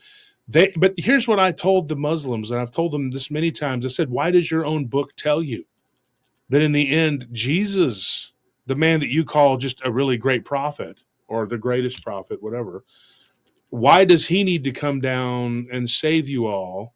Why if he's not divine and he's not the Son of God, why would God choose him, who sits at the right hand of the Father?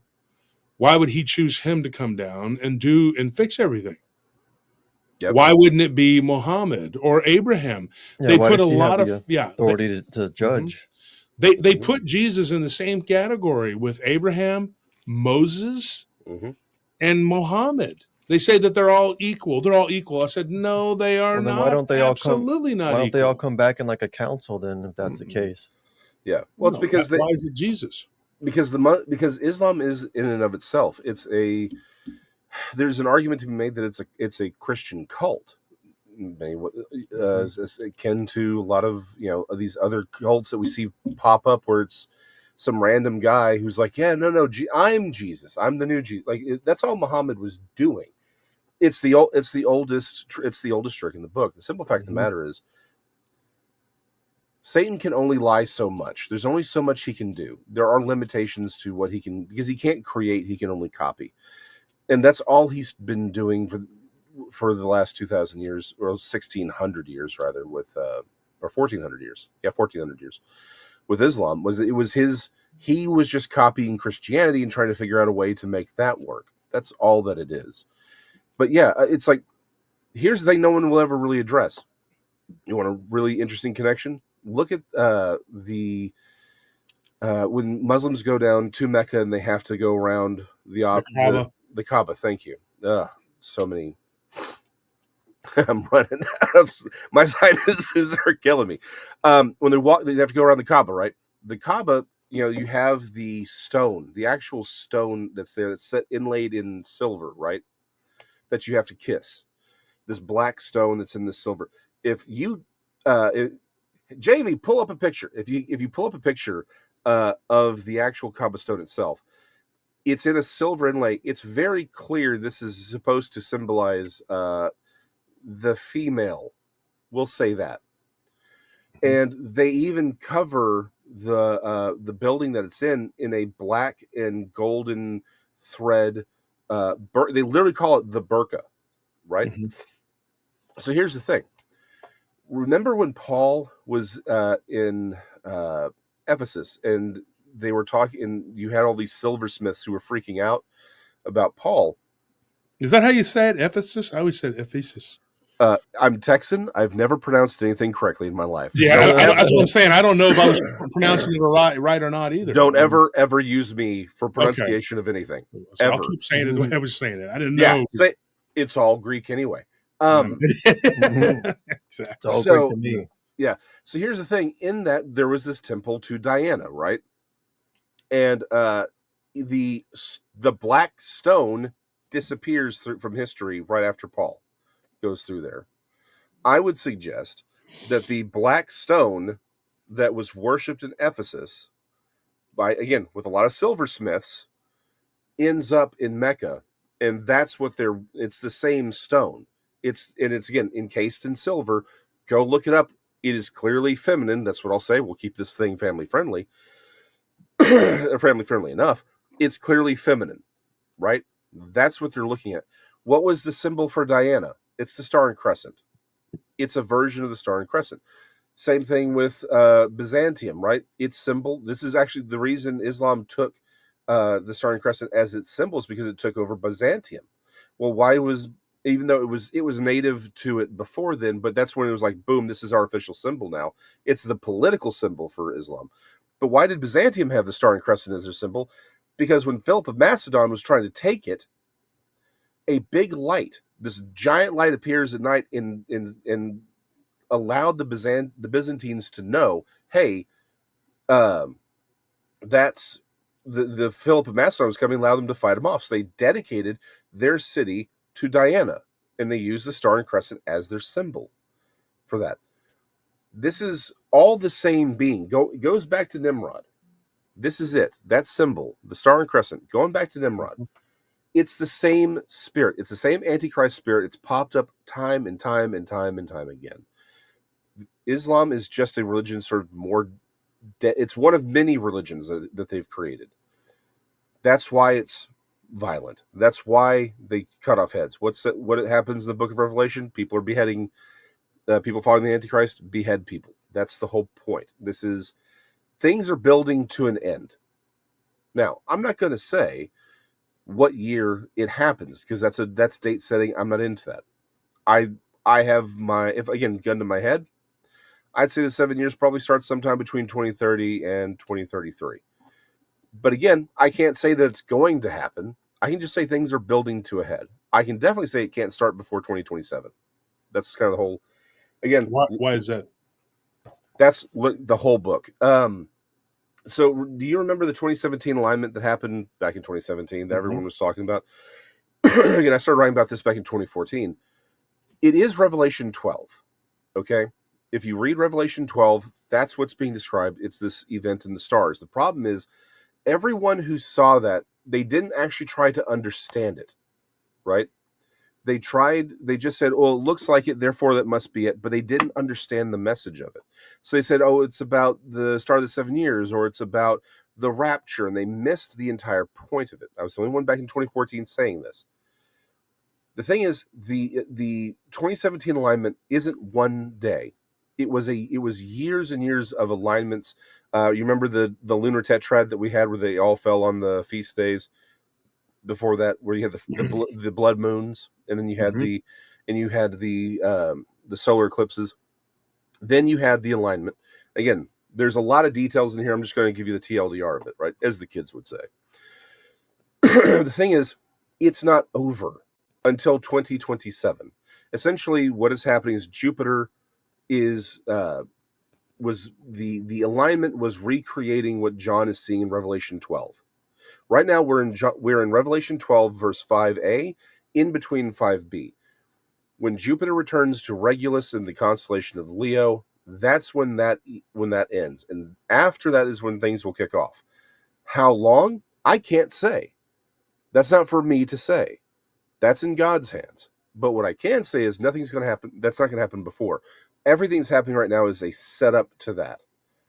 I would suggest, though, that we're probably going to see over the next few years, definitely by 2030-ish, I wouldn't be surprised if we see a reborn caliphate, because that's where we're going. We already have. Well, we have, but I mean, in a more official way. Where Yeah. all of the nations of all of Alexandria's the Alexandrian kingdoms were unified again, right? Mm-hmm. North Africa, the Middle East to all over to India will all be one contiguous political structure, including Israel. Israel will be a part of that at some point. In fact, my suggestion is that the way the peace deal is going to be worked out is because people forget Muslims don't all get along. The number one killer of Muslims are other Muslims. Yeah. But my suggestion is what we're the 10 kings that gets talked about in Daniel is going to end up being a council of caliphs. So it'll be like a caliph union. All these nations will be joined together. There'll be a caliphate. And the reason this would be allowed to happen, because people forget World War I, why did Europe draw the boundary lines of the Middle East the way they did? Because they didn't want the caliphate to return, because the Ottoman Empire was the bane of Western society for over 1,000 years. Mm-hmm. And so what will happen is there'll be a council of caliphs. You'll have all of these different denominations of Islam recognized. Israel will pay the jizya tax. So which means if you're Jewish living in Israel, you're safe. You're under the protection of the caliph. You won't be safe anywhere else in the world, but you will be safe in Israel. This is why there's going to be a huge influx to Israel, because at some point, the Muslims around the world are going to realize, oh, we can kill Jews at will. Because I think this is the other part of it, the whole Sharia court, they'll be able to argue that if they're part of that they'll have some sort of covenant with all the other nations that says, hey, we have this caliphate. I'm a Muslim. I'm also a member of the caliphate. Therefore, I will have, if I do something, I can appeal to the caliphate and be judged by them. We've seen this idea circulated before, where it's like, hey, I'm a Muslim. I should be tried under Muslim law, under an Islamic Sharia law versus the law of the land. Mm-hmm. And here's why I think this is the most likely case. How do you bring peace to the entire world when it comes to Islam? If there's a caliphate, then all Muslims, regardless of denomination, have to obey that caliph. We know that. That's part, and they'll even agree with that. No matter where you are in the world, you ask them, hey, if there's a caliph, well, they'll be like, well, of course we have to. It's Islamic law, it's Sharia law. If you can work out a caliphate and you can say, hey, y'all don't do terrorism anymore. We'll let you, instead of randomly walking around killing people, why don't we just say, look, you can have your little Sharia courts, and if y'all do something, y'all can deal with it. We'll just leave the rest of us alone. Peace immediately. Particularly if you pay a jizya tax. Because remember, the jizya tax is to say, I am lesser than you. You can be a non-Muslim living in an Islamic land if you pay a jizya tax. And I think it would be an easy way for the world to say, okay, well, we're going to solve all these problems right now. We'll let y'all have a caliphate, and we'll let you have your own little Sharia courts. And here's some jizya tax to keep y'all happy. Everything goes peaceful for about 3.5 years. So why? Let me ask you this question though, Jason, and then this isn't challenging anything. I'm just curious. Yep. Why, when the countries of the world that we support in the Levant and in North Africa are all Israel, they have non-aggression treaties with Israel, and we pay them. So if there is or was going to be a caliphate, and I don't doubt that there will be, I believe that it will come from Israel. and I'll tell you why. This is Well, I agree. That's what I'm saying. Is I completely agree. I think I think I think they'll be a part of it. Absolutely. I think they're going to be a part of it. I think they're going to be the proponent because look at ISIS. It's been revealed. I mean, of course, not in the mainstream media here, but that it was an operation that was done by our country with the help of Israel. And that's why that particular Islamic terrorist organization, there's never been an Islamic terrorist organization in the history of the universe that didn't attack Israel or the Jews until ISIS. ISIS apparently, they attacked Christianity all over the place. They attacked what they thought was haram wherever, and they attacked other Islamic peoples, and they attacked other Islamic terrorist groups like Hezbollah and Hamas. So you tell me, I guess people don't get it. I'm sitting there watching that, and I'm going like, why in the hell would that be? That makes no sense at all. Now, I know that people get very, very touchy if you say anything that can be misinterpreted as speaking against Israel or the Jews. Okay. So I want to avoid, getting any of my audience up in arms or angry or whatever. But I say this, like we said earlier, are these people that are there, less than 13% are actually Hebraic blood. What is that? A lot of them are not. And the Arabic Jews are definitely, they're more Arab than they are Jewish. So where is the bloodline that supposedly comes from Moses to now, which is a long ways, but apparently it doesn't really exist.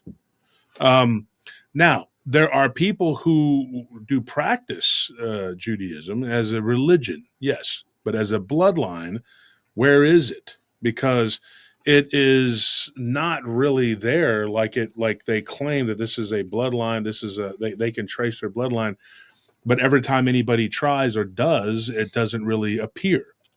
But I tell you this, you look at Saudi Arabia, and I dare say Saudi Arabia, I'm just going to go out on a limb and say it, is probably one of the most aggressive, most violent regimes in the Middle East, not towards us, but towards their own people and keeping people in line. They're very oppressive toward women. Oh, yeah. They've done a lot of horrible, horrible things. Wahhabism, which is widely held as a very perverse form of Islam, was actually given to them by Israel. It's just the truth. There were people who were involved in the creation of that. Now, some would argue that it was a smart move on Israel to do that because it sort of made them internalize, everything. But if you look at all the people who are supportive of Israel in the Middle East, I would say that the kingdom of Saudi Arabia is probably their best friend.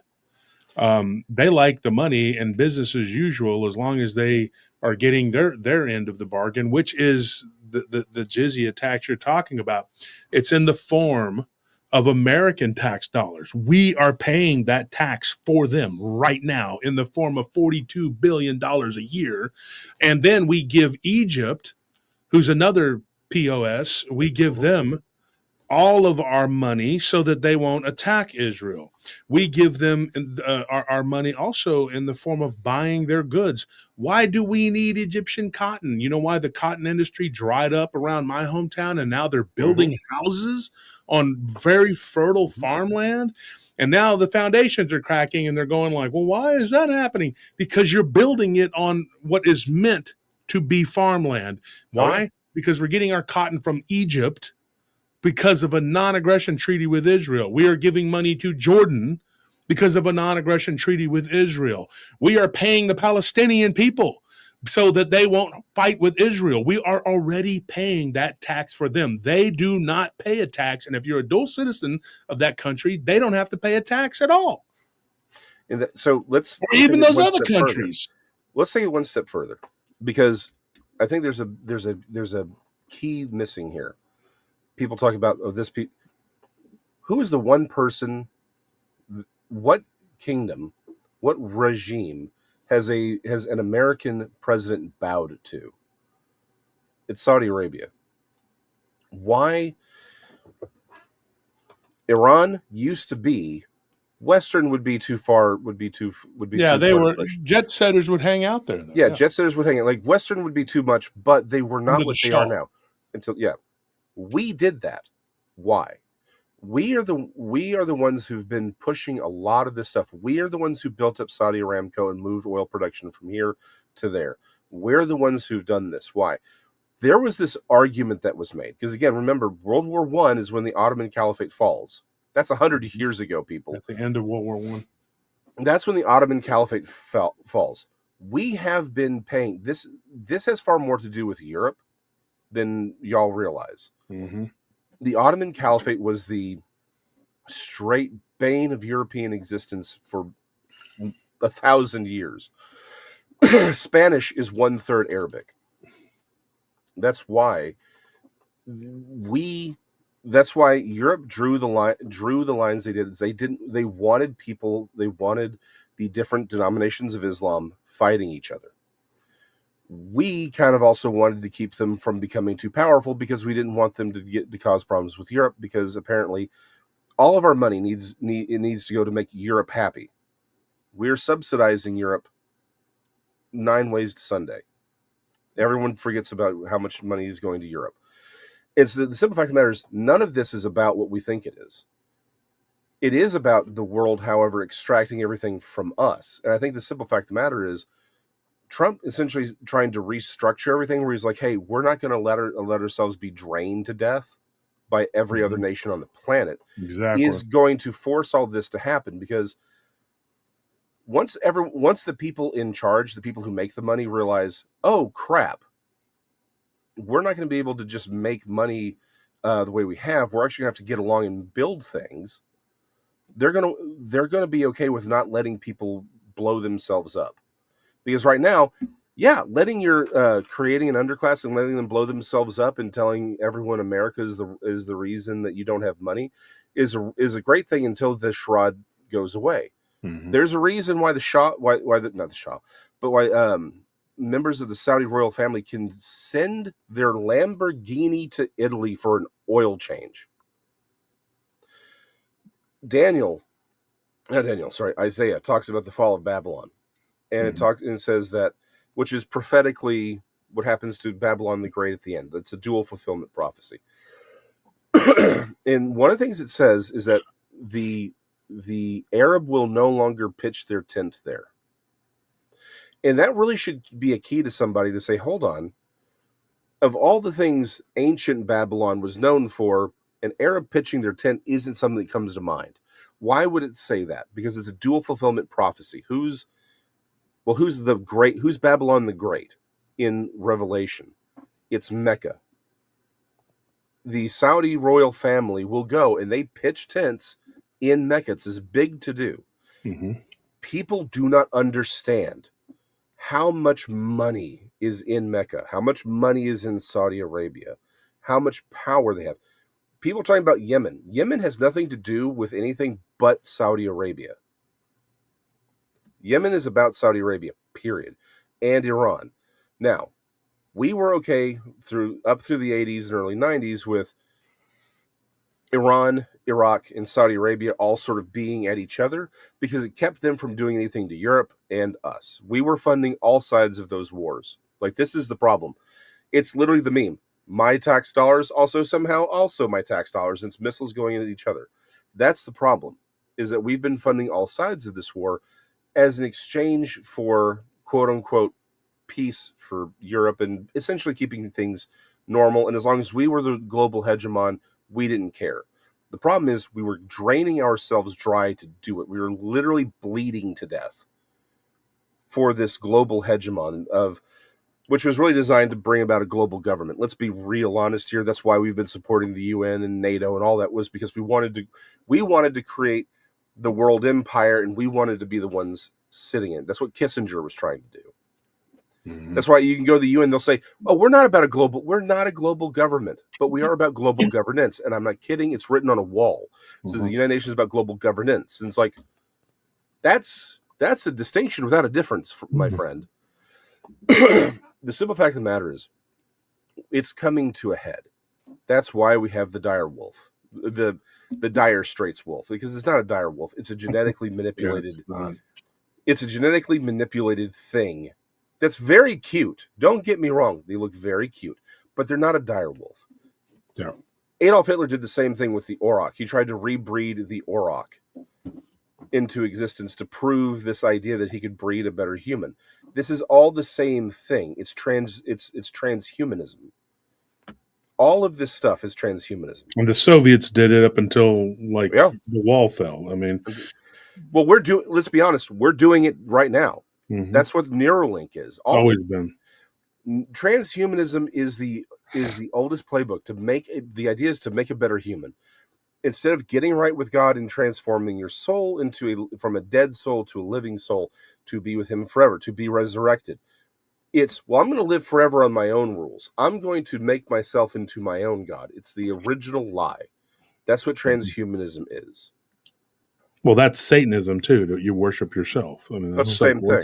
Same thing. Yeah, they're inseparable. Yeah, so you become your own God. Yeah, to be your own weak deity. Okay, so let me unwrap what you just said here with Isaiah. Now, you're referring to Isaiah 13:17, I'm supposing, right? That's what you're referring to. Okay, so what that is the Medes. That is the Medes. And the Medes were actually the Persians. They were a type of Persian. It originally was a vassal state of Iran. And they kind of just intermelded through the religion, the one state religion of Zoroastrianism. Mm-hmm. And the Medes actually come to Babylon, and that is, where the Babylon falls.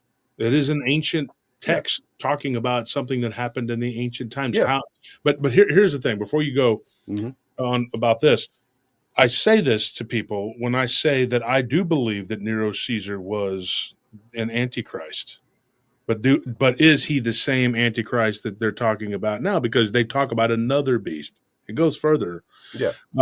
Because I tell people this, yes and yes and yes. What happens is the Antichrist appears over and over again in different form. He doesn't, and this is the fundamental problem with how people believe. They don't believe in reincarnation. I'm sure you probably don't either, Jason. But that is the problem, because if they understood it and they grasped the concept of returning in a different body and being a different person, but essentially fundamentally being the same spirit, right? You were given to be born one time as this man, Josh Turner, Jason McLean. You're not going to come back as that person. No. And you don't necessarily come back either. Not everybody does. I promise you, we're missing that part that was taken out of the Bible. And I'm going to tell you this right now. I fully believe that when in Isaiah, when it's talking about the contemporary, in Daniel, I believe personally it's talking about their contemporaries. Revelations, I personally believe they're talking about their contemporaries. But everything happens again and again, and nothing is new under the sun. And I believe that it is cyclical, and I believe that it does happen again. And you can read those ancient texts and pretty much see a template for what is going to happen now and what is happening and what will happen. That's the thing. You can see the patterns. It's so simple. You can even see it in sports. You can see dynastic patterns recurring over and over again. This is what's happening. And so what do you think of that? So the Old Testament, there's what's called dual fulfillment prophecies, right? Isaiah, we see this most with the easiest is sort of touchstone for this concept is where it talks about the virgin shall give birth, right? Now in Hebrew, it's not virgin the way we mean it. That's in the Septuagint. That is true, but that's usually a misnomer. That's a whole other conversation. The simple fact of the matter is, we see it's like you will call his name Emmanuel. That'll be a sign. That is taken up by the New Testament authors and saying, "Hey, hold on, that's actually a prophecy of Jesus. Like that's the sign. His virgin birth is the same thing. It's foretold in Isaiah." A dual fulfillment prophecy is, when you were younger, you and your brother or sibling or a friend got into trouble, but one of you got caught, the other one didn't. But your parents knew, or your teacher knew that it was both of you. So she's yelling, or he is yelling at the one who got caught, but they're looking at you, even though you didn't get caught, or the friend that didn't get caught. That's a dual fulfillment prophecy. Like, I'm yelling at you, you're the contemporary, right? But I mean you over here. And there's usually one or two little things that say, hey, here's the thing you need to recognize this is for a later date. Yes, this happened then, but it's for something later. Pattern is prophecy. This is why everything is cyclical. And yes, as far as I don't believe in I do not believe in reincarnation. But as I said at the beginning, either Nimrod is the spirit of the Antichrist, or he had the Who spirit returns again and again. Yeah. I don't know if he made himself into a Nephilim or he just had a Nephilim spirit that is the Antichrist, but it's one of the two. Mhm. I firmly believe that the Antichrist spirit has inhabited many, many, many people over the centuries. And we see it in their behavior. We see these people who they desire worship of them. They take up the same symbology time and time again. They have the same patterns. It always leads in the same way. So, yes, prophecy is yes, and also not yet. So, yeah, there's a lot of things there are patterns that emerge, and it's like, well, yeah, we can see all these patterns, but it's not fulfilled yet. Revelation is fulfilled when all of the patterns are fulfilled at one time. And again, it is a spirit that is inhabited many, many people over the centuries. It's influenced many nations, 7 very specifically. But it is something that will continue until Jesus puts an end to it. I just happen to think it's coming a little bit sooner than. It's definitely closer than what it was yesterday. I'll say it that way. Yeah. But it's probably a lot closer than we would like it to be. Yeah. And there's some, and just so people understood when you were talking about the Septuagint, let me just explain very quickly what that is. That is what it was Hebrew scholars at the behest of the Ptolemaic dynasty, which took over after Alexandria. When you were talking about the Alexandrian countries, Egypt is one of them. Yep. And it was in the Library of Alexandria, they wanted copies of the Old Testament. And so he invited these Hebraic scholars to come and stay, and they wrote the first 5 books of the Hebrew canon, which would be the Tanakh, which became the oral tradition, which became the canon, and they put them in there. And of course, that's like Numbers, Deuteronomy, Exodus. You know what I'm talking about, Yep. Genesis. But anyway, those books were translated in the Septuagint, and it was written in an old Greek text. And it was biblical Hebraic that became that. And so it was, at the behest of the Ptolemaic dynasty. And Ptolemy was Alexander's, one of his greatest generals, also his illegitimate half-brother who founded that dynasty. The most famous being not only Ptolemy himself, but his great-great-great-great-great, which was Cleopatra. Cleopatra, yep. Yeah, and she wasn't, and everybody's like, she was African, and it was like, no, she wasn't. She was, and they interbred, so they were very much Greek Macedonians. Yeah. And so that's the case with that, and I've had people argue with me all day long that she was an African woman, and I'm like, even though she lived in Africa, North Africa, she wasn't African. Well, North Africa isn't. Okay, so that it's a little off topic, but Saharan Africa, yeah. But there's a Black African movement. It is a remarkably racist movement. And that's what that's really about. So when people are like, why are they doing? It's because it is there's a very, very racist movement. It would be akin to, I'm trying to think about, I mean, honestly, I'm trying to think about, the British Israelites would probably be the closest thing I can come up with as far as they're like, if it's from Africa, it's black. And so it is remarkably racist. If you read their writings, the people who believe this stuff, it is nuts. They'll stand on the street corner and scream coolie at everybody. Yeah, they make the Hoteps look sane, and that's saying something. I mean, that's real. I had like a 3-hour debate with them. They were hanging out. I had met one of them downtown one time, and they told me, and I get this, and I argued with them, and I actually might have gotten through to a couple of them, but they said that I was going to be a footstool and a slave. This is what they said.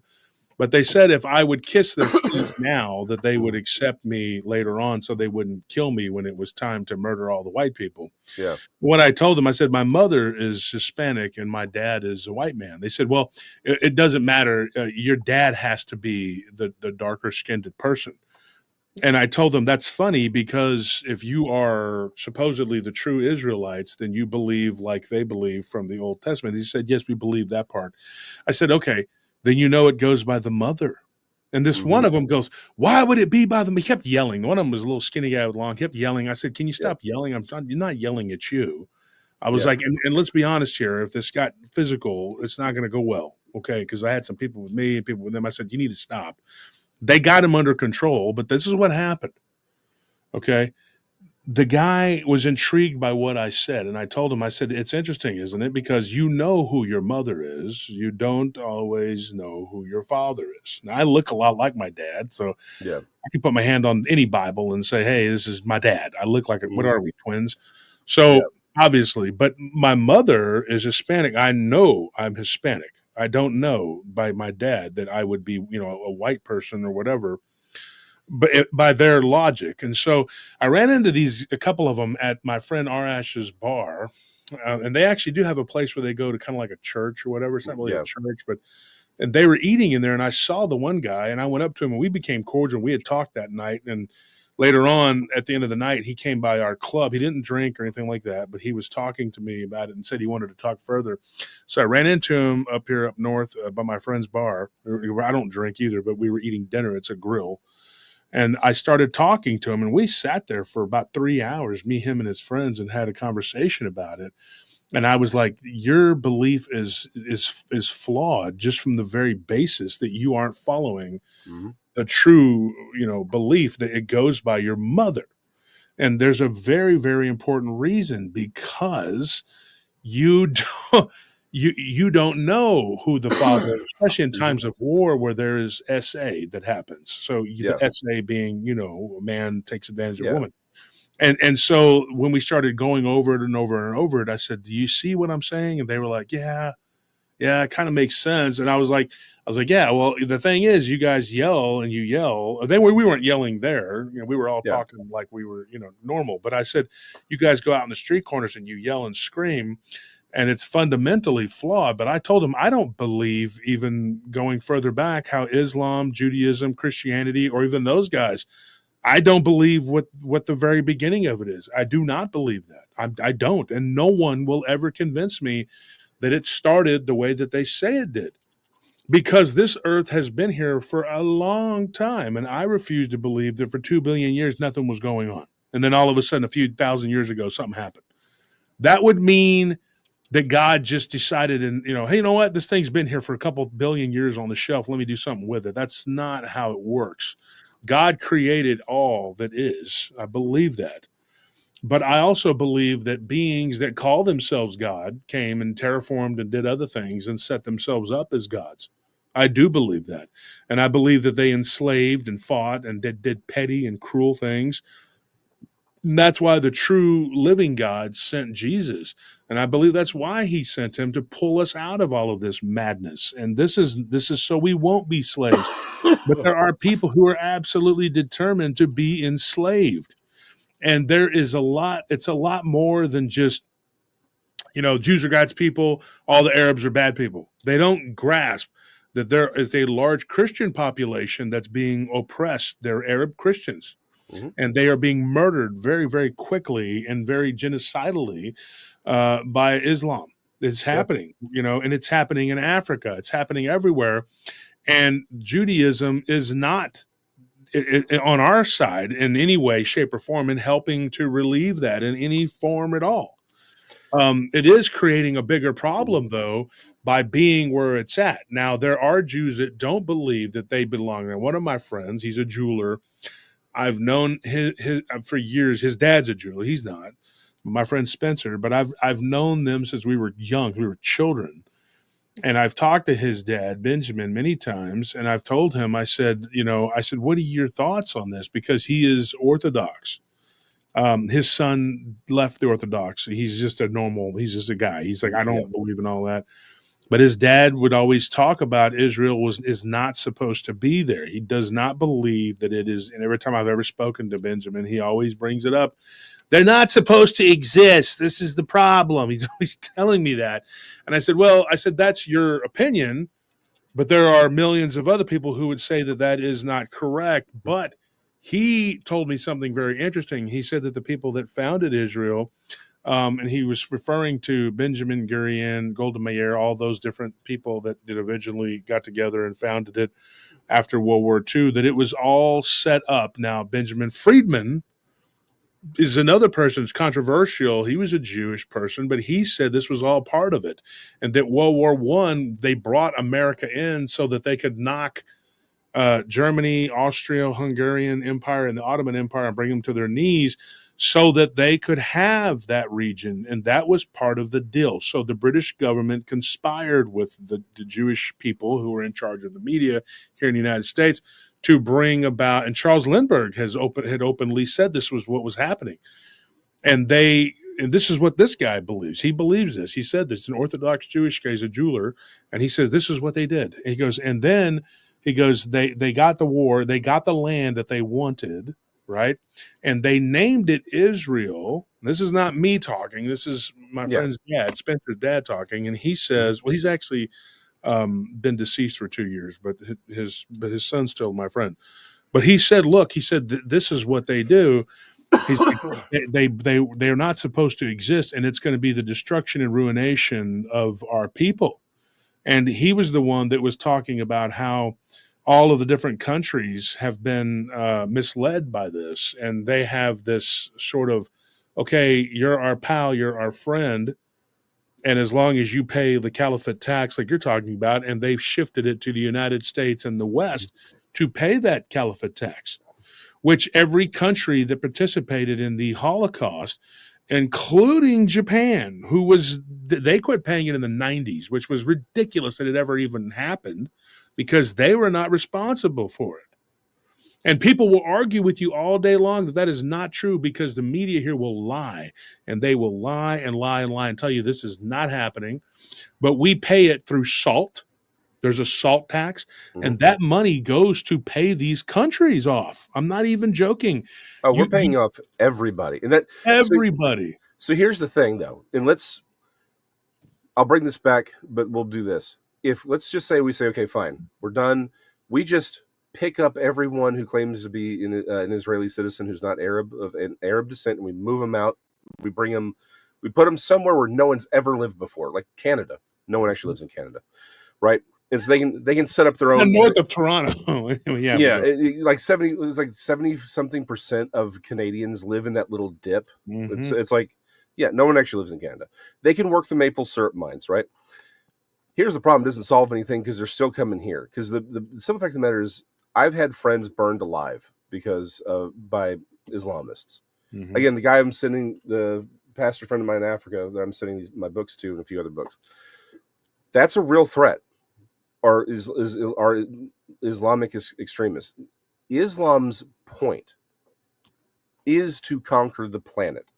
Fight the non-believers who are near to you. And every time there's a new, place that they conquer, that they go and they proliferate and they continue. As to my previous comment, why did Europe draw the lines that they did? Because again, once the Ottoman Caliphate fell, we don't even talk about the Ottoman Caliphate. When it fell, why did Europe draw the lines that they drew them? Because Iran didn't exist. Iraq didn't exist. Saudi Arabia, as we know, it didn't exist. Why did they draw the lines the way they did? Jordan didn't exist. Because they wanted everyone fighting everyone to give Europe the time off. That's what it was. So it's like, that's what I'm saying, is it's all of this is a lot more complicated. The simple fact of the matter is, we are coming to a time when they're going to be allowed to come together. And if we're not going to pay everyone to get along as well as they have, if that's coming to an end, I see very quickly a time when everyone sort of again, we have a UAE, we have a EU. I can see there being an ME, a Middle Eastern MEU, Middle Eastern Union that's more formalized. Now the problem is Iran. By the way, Iran as a nation didn't call itself that until Adolf Hitler, because it's literally a bastardized form of the word Aryan, because that was Hitler's whole thing with him. It was like, hey, y'all are Aryans too, and they liked that. But again, Iran didn't used to be that bad until we decided to kick over a bunch of things. So it's way more complicated than we want it to be. The problem is the spirits are the things that are running things, not really the people. That's the problem. Yeah. We keep trying to say, well, this guy did this. And it's like, yeah, you're looking at the wrong thing. It's up here. It's not the people. It's not the meat bags. It's the meat bags. There you go. Yeah. It's the spirits over these nations. It is the spirit of the Antichrist. I saw a question that said, how is it not reincarnation? Because there is Adolf Hitler was a perfect example of this. Adolf Hitler was a person. He had a soul, but he was submitted to the Antichrist. He taught the French ambassador wrote about this. The reason, my voice is going. The reason that Adolf Hitler was addicted to opiates and sleeping pills was because in his dreams he said he saw this vision of the new man. He said he was tall and he was beautiful and he was terrifying and he was awful and he was tormented by this thing. The spirit comes, the person is in charge, the spirit comes upon them and possesses them and drives them and motivates them to do these things. And we see these connections. Do you know why we call the Holocaust? Like where the derivation of that name is? Why? The Pergamon altar that's mentioned in the book of Revelation, right? Jesus, when he's writing, he's telling John to write the letter to the church in Pergamos. He says where the seat of Satan is. That's the Pergamon altar. That's the altar where Antiochus Epiphanes slaughtered a pig in the Holy of Holies. He took that altar and set up that altar in Pergamos. It was an altar to Zeus. It was a Holocaust altar. Holocaust is a burned offering. When Adolf Hitler, so flash forward 2,000 years. When Germany actually became a nation in the 17th century, or 18th century, they sent off a bunch of archaeologists. They wanted to be like all the big boys, so they found the Pergamon altar. They brought it there to Berlin. They recreated it in Berlin. It's the Pergamon Museum right now. You can go see it. Look online. It's pretty impressive. When Adolf Hitler, it became sort of like it became this thing in the 19th century for Germany and for Berlin, this Pergamon altar. When Adolf Hitler did his final his speech in Nuremberg, the final solution, he had the stage he was on was a recreation of the Pergamon altar. That's why we call it the Holocaust, was because he was telling us what it was. He was recreating the Pergamon altar. That's what he was trying to do. Where is this found? This Pergamos altar? Right now, they built an entire museum around it in Berlin. It's literally called I think it's called the Pergamon Museum. I forget. I think that's what it's called again. It's in German, but it was originally in Pergamos in Turkey, right? Yeah. It was then taken in the 1800s to Berlin, and they put up a whole museum around it. It was a big deal. It was this defining feature. You can look it up. You can see it right online right now. They have the whole thing. They recreated the whole thing. They have the altar there. And when he does his Nuremberg speech, it's in front of a recreation of that, of the altar. So the complex itself, not just the altar, but the whole complex. Mm-hmm. And if you become familiar with the complex, you'll start to notice some really disturbing patterns from time to time. But the point is, the spirit of the Antichrist is not reborn in another body. It's finding a person, anointing that person. It's moving through that person. Mm-hmm. At the end, he will be a person. Yeah. So again, it'll probably end up being a Nephilim body, a body without a native soul that it can inhabit and move through, and again, wear like a skin suit. Here's another question, though, and for those who want to know about Pergamos, it's in Mysia. That's the city in western Turkey, which is also known as Asia Minor, which is also one of the Alexandrian countries that you spoke of, because Alexander conquered. Well, he freed.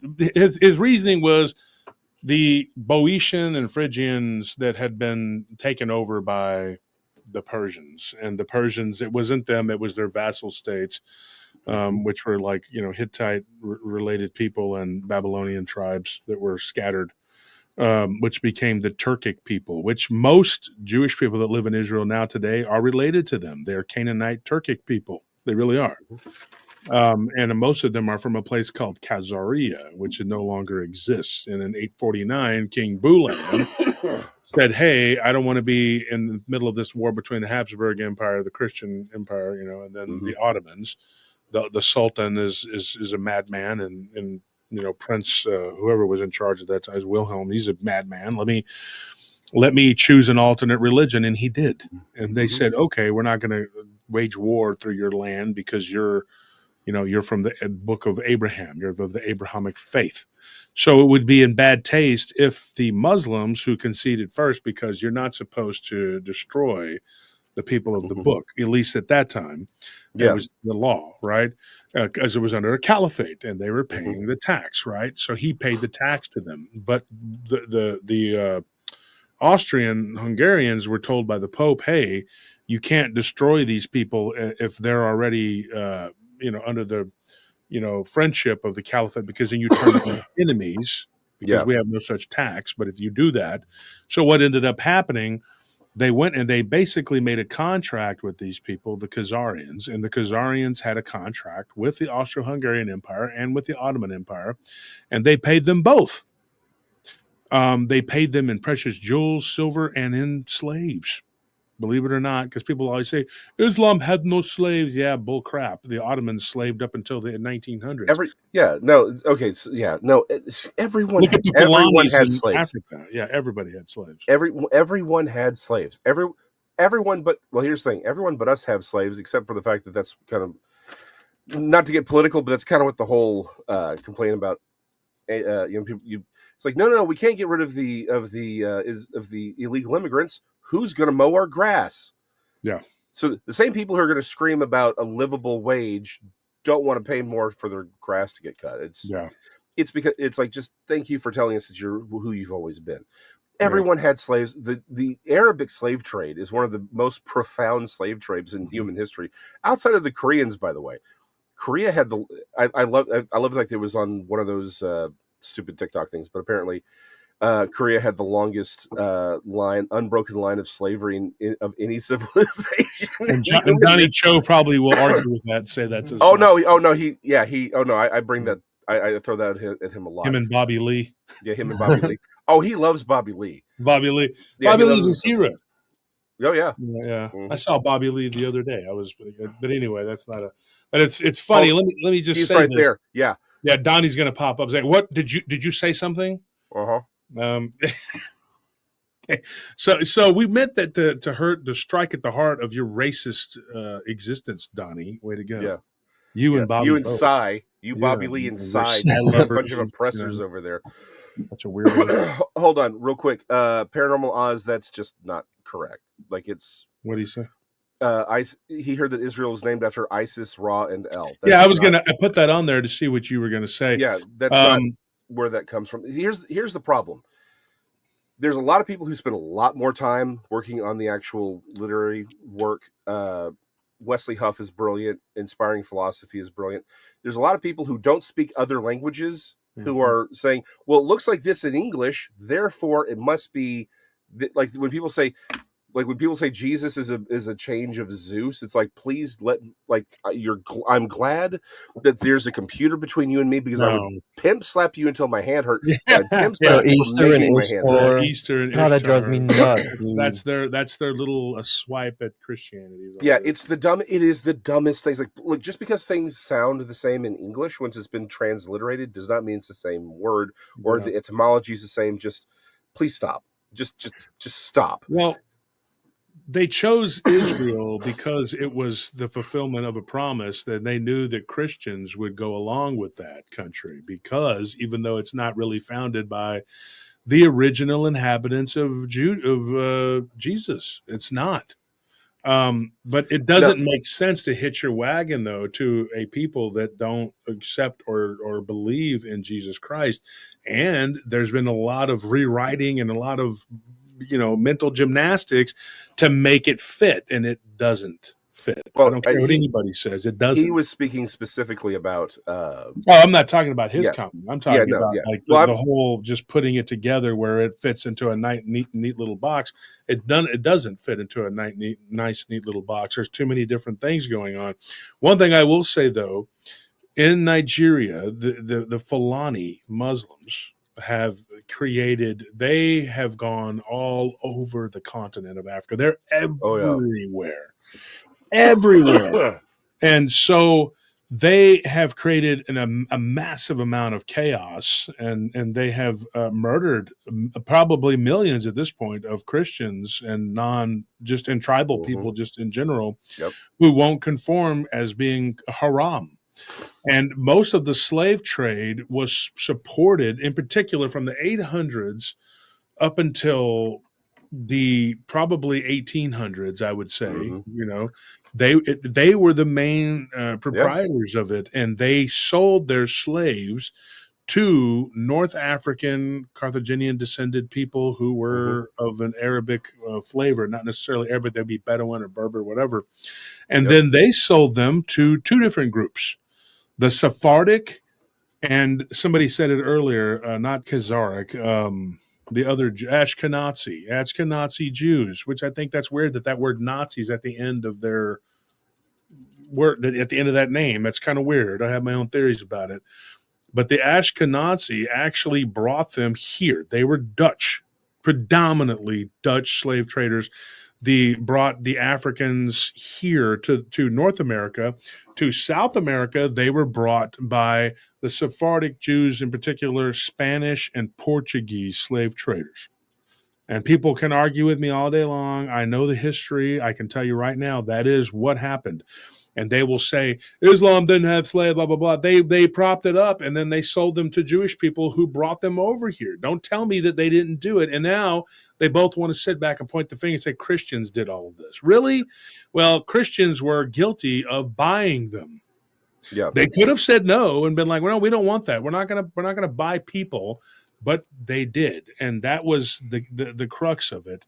And it was actually state-sponsored by Portugal in particular, who was always England's ally. That's why they weren't ever in any problems with England. They have the longest-standing treaty. And that treaty originally was built on colonization and slavery until England outlawed slavery. Go ahead. You can go ahead. Just real quick on Portugal.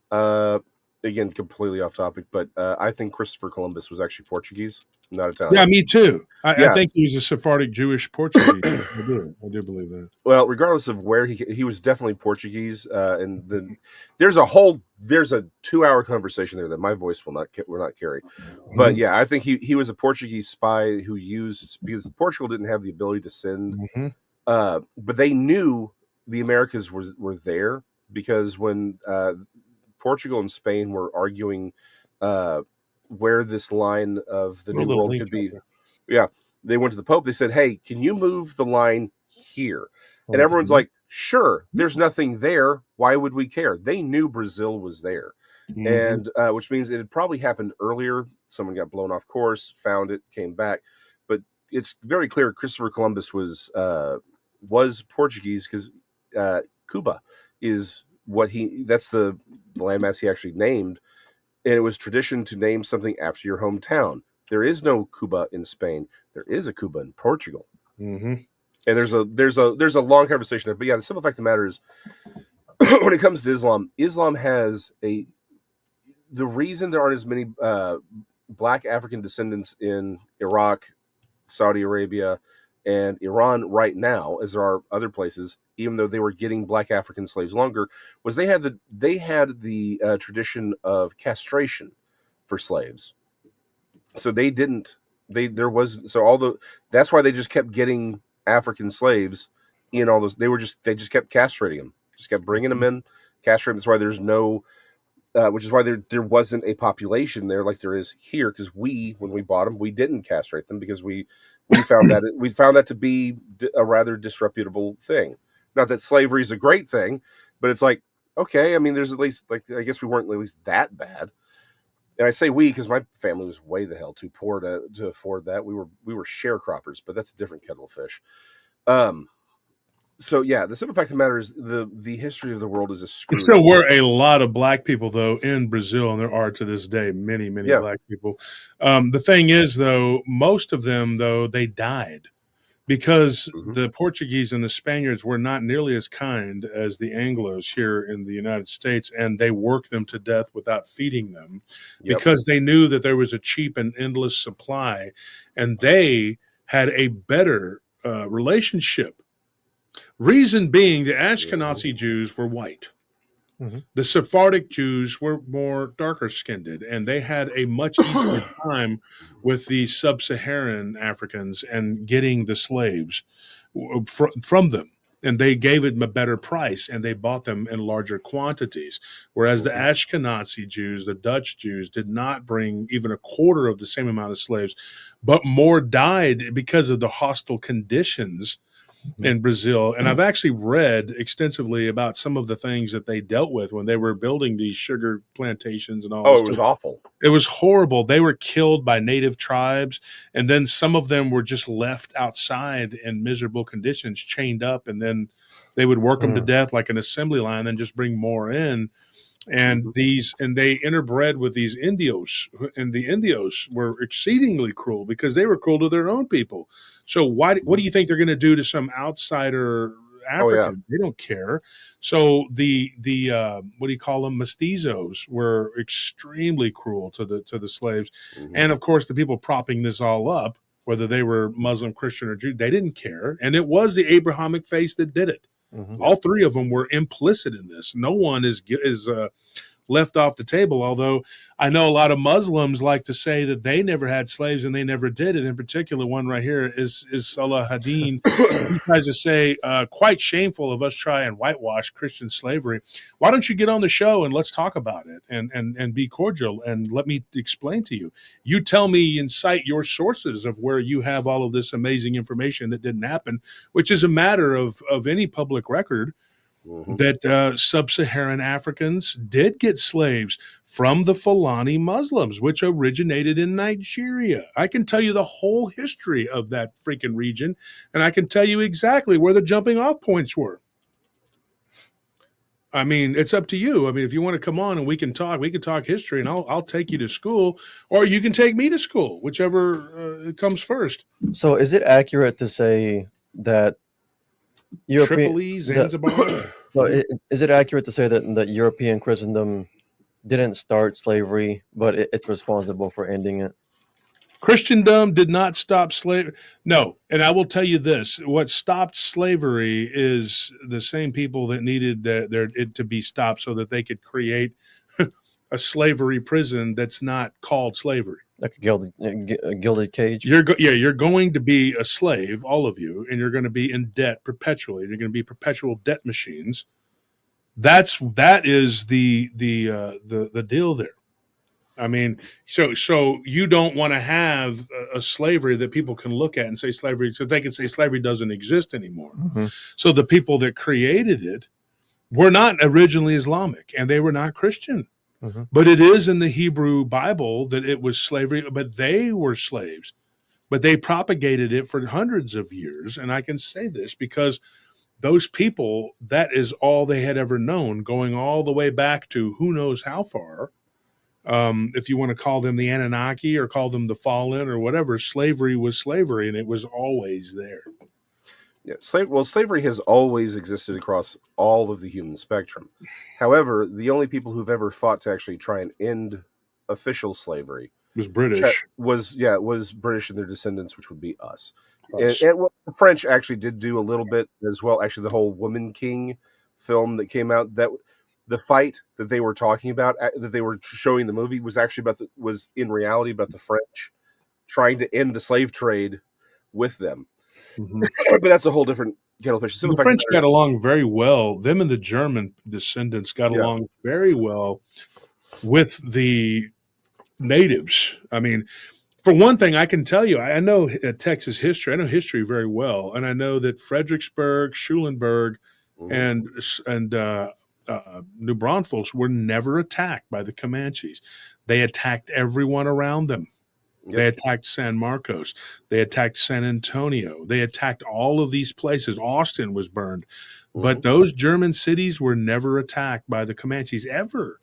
And they rarely had anybody abducted or taken unless they were out and about. They didn't go into their areas and take anything because they gave of what they had to the Comanches, and they didn't have to take it from them. And the Comanches knew that they could trade with them, and they would trade beef for sometimes they'd want to eat beef. So they would go and they would trade their beefs for buffalo. And it was just part of it. It was just so the Germans and the French did not get handled the same way. The Anglos had a very negative outlook on anyone who wasn't Anglo. I mean, that's that's where again, my people, the crackers, right? But people forget crackers were the Celts, right? We came over as slaves too. Well, indentured servitude. But like the Scots also had a really good time with the American Indians because we had our cultures were very similar. As they got along really well because we understood each other. We had a lot of the similar customs. played the same games, so to speak. But my voice is about to go. Yeah. I'll let you jump off here, man, and I'll finish this up, man. But thank you for coming on, Jason. Always a good guest, very thought-provoking, provocative. You know your stuff. Where do we find your book? Where do we find you? Again, you can find me on Rumble or YouTube, Serial Papers. I'm going to get the website back up this weekend, I swear, serialpapers.com. But you can find me, Serial Papers, on, again, Rumble or YouTube. And again, a lot of the book that we were talking about today was Beyond 2017, the complete tetralogy. That's on Amazon. You can just look it up. All my stuff's there, and you can find me on Facebook and all that. And yeah, Serial Papers, ISIRU Papers. You can find me on that. That'll get you to where you need to go. And like I said, I'll be going through a lot of different things over the coming months. We're doing just one episode a month. Last Sunday of every month will be something new and exciting. And then when I'm out of things to say, I'm done because it's just Serial Papers is just a place for my brain to live. Well, good show, Jason. And I'll see you around. Are you going to be at the conference in September up in Missouri? Oh, yeah, I'll be there. Yes, I should probably pimp that considering, in fact, I should have all the art finished this weekend. So, the Crossing Realms Conference in September. I wish I had the link. I'm certain someone's got a link somewhere. And Crossing Realms is a great name for it because that's what we need. That's what our conferences were about, was the breaking of the matrix-like hold on these compartmentalization, and all needs to come down and become one so that we can get to the bottom of all of this. Yeah. And I'm glad that it's going to be a lot of fun, a lot of great times, a lot of great people speaking who are sort of out of the box. Dean will be there, and Celine will be there, Ron Murphy. It's going to be a lot of fun. Y'all should come on down. And it's just going to be a big old paranormal party. Yeah. And if you could tell Dean I need to talk to him because I'd like to get him on the show too. Dr. Dean Bertram. He's a good guest.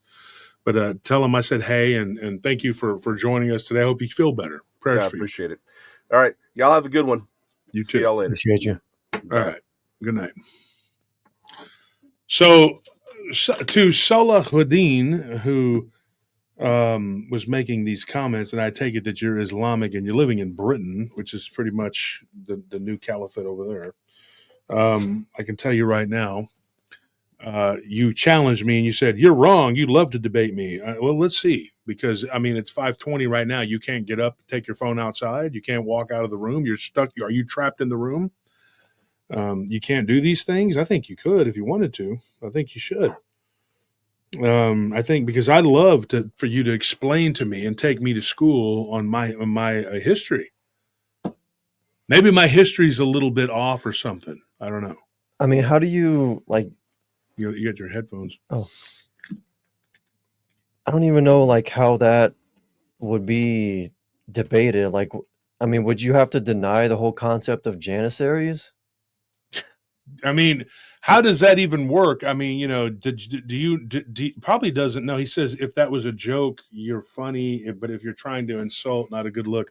Have you heard me on this show?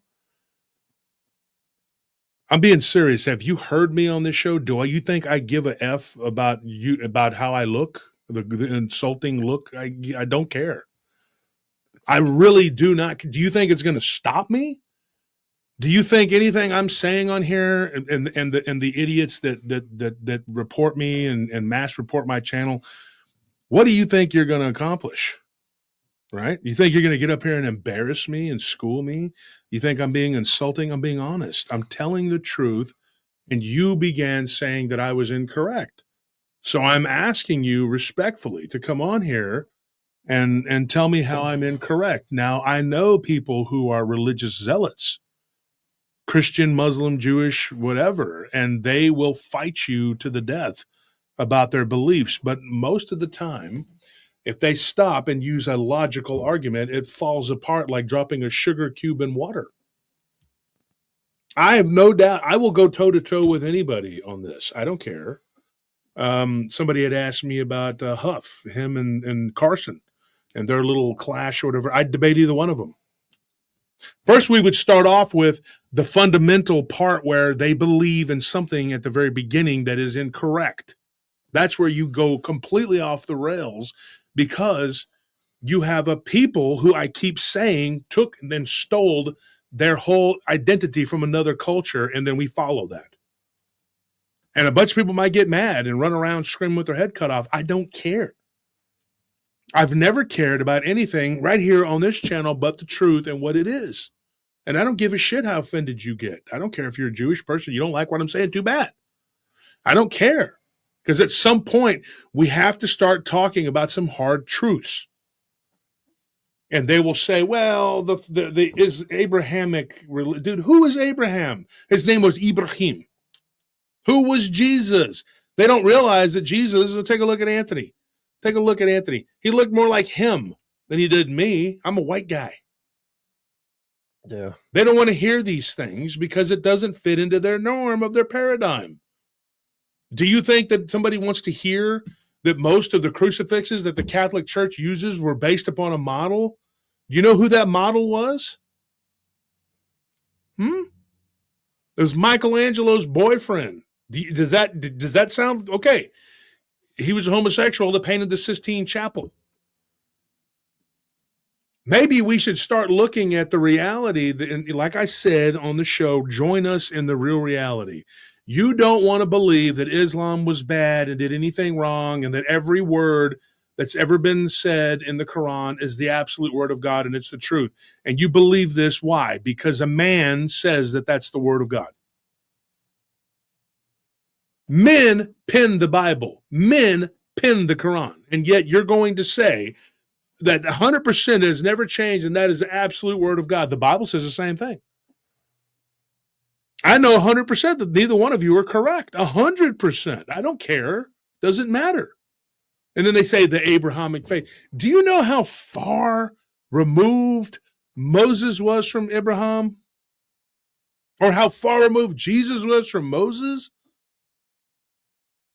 It is so far removed. Like I'm telling you, dude, you're swimming in the wrong pond. And these people are taking these things on blind faith. And you know what that creates? A religious fanaticism. And then the fanaticism creates chafing within our society. Bless you. And gosh, you know what happens when people become, and then it creates resentment. Do you know what resentment does? It causes people to hate and to be angry and to not like. And so when you talk about Christ to someone, they're like, yeah, I'd like you not to. You're demon possessed. No. Or maybe they've just heard so much bullcrap from people who are supposed to be Christians or Muslims or whoever, and they're supposed to be good, decent people. And instead, they just oppress and they force and they push. What do you think Sharia law is? Can you imagine what would happen if we allowed religious zealotry just to take over in the streets? It's happening now.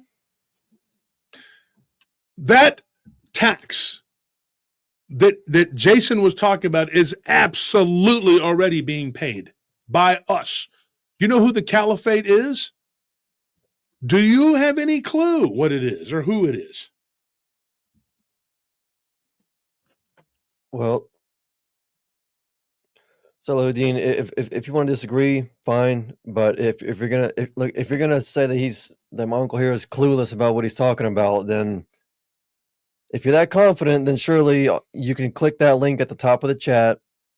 You can join the live stream, and you can embarrass him in front of everyone. You can come on his show, and you can embarrass him in front of his own audience because you're smarter than him. Clearly, he's clueless, as you said. He is clueless, brother.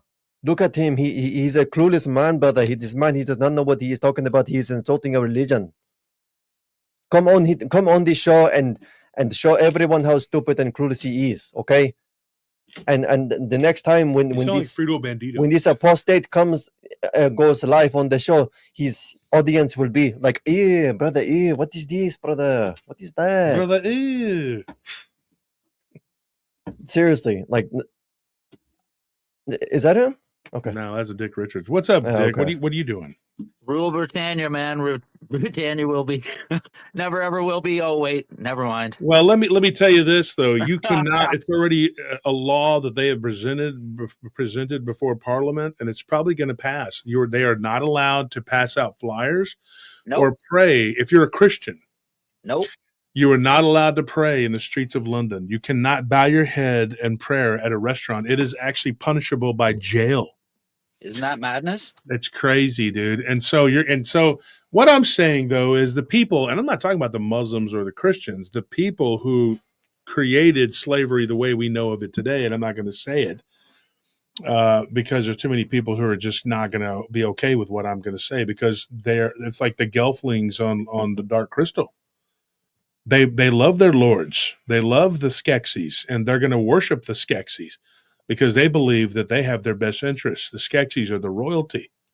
So these people, what they do is they create a modern form of slavery. And we're all following along with it and not even realizing that we are actually slaves. 100%.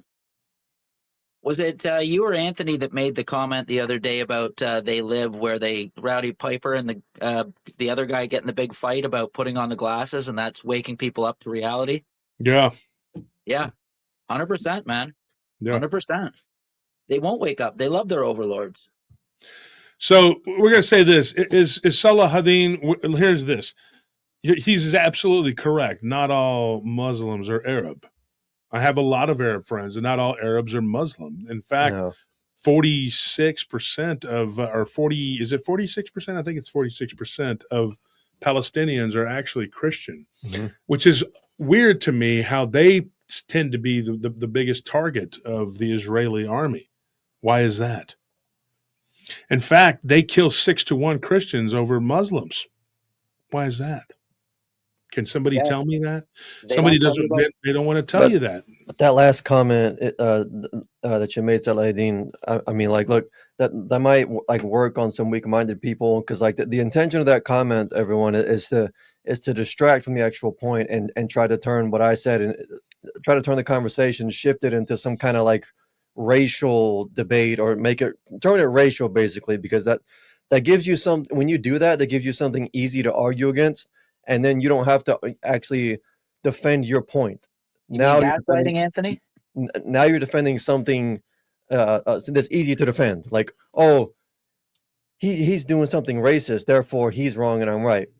But now we're no longer talking about the original topic, are we? The definition of gaslighting, sir. Yeah, gaslighting, straw manning. You know, it's basically like it's when you do that. Basically, you take what someone says and you turn it into something that it's not, so you have something easy to argue against. So, I mean, either way, look, it doesn't make sense. And look, man, like I said, it's fine if you want to vehemently disagree. You notice our mods haven't banned you. I haven't banned you. You haven't been put in timeout or anything like that. That's fine. But like, if you're gonna say things like, if you're gonna tell my uncle here that he's clueless and that he doesn't know what he's talking about, that tells me that you're very confident in your ability to defend your point. So by all means, this is an open forum. The link to join the show is right there at the top of the live chat. All you have to do is click on it. And you know what? Maybe you're right. Actually, no, you know what? I'm definitely confident that you're right, because this man, he needs an attitude adjustment. He's a know-it-all. He thinks he knows everything, doesn't he? And he thinks he's smarter than you.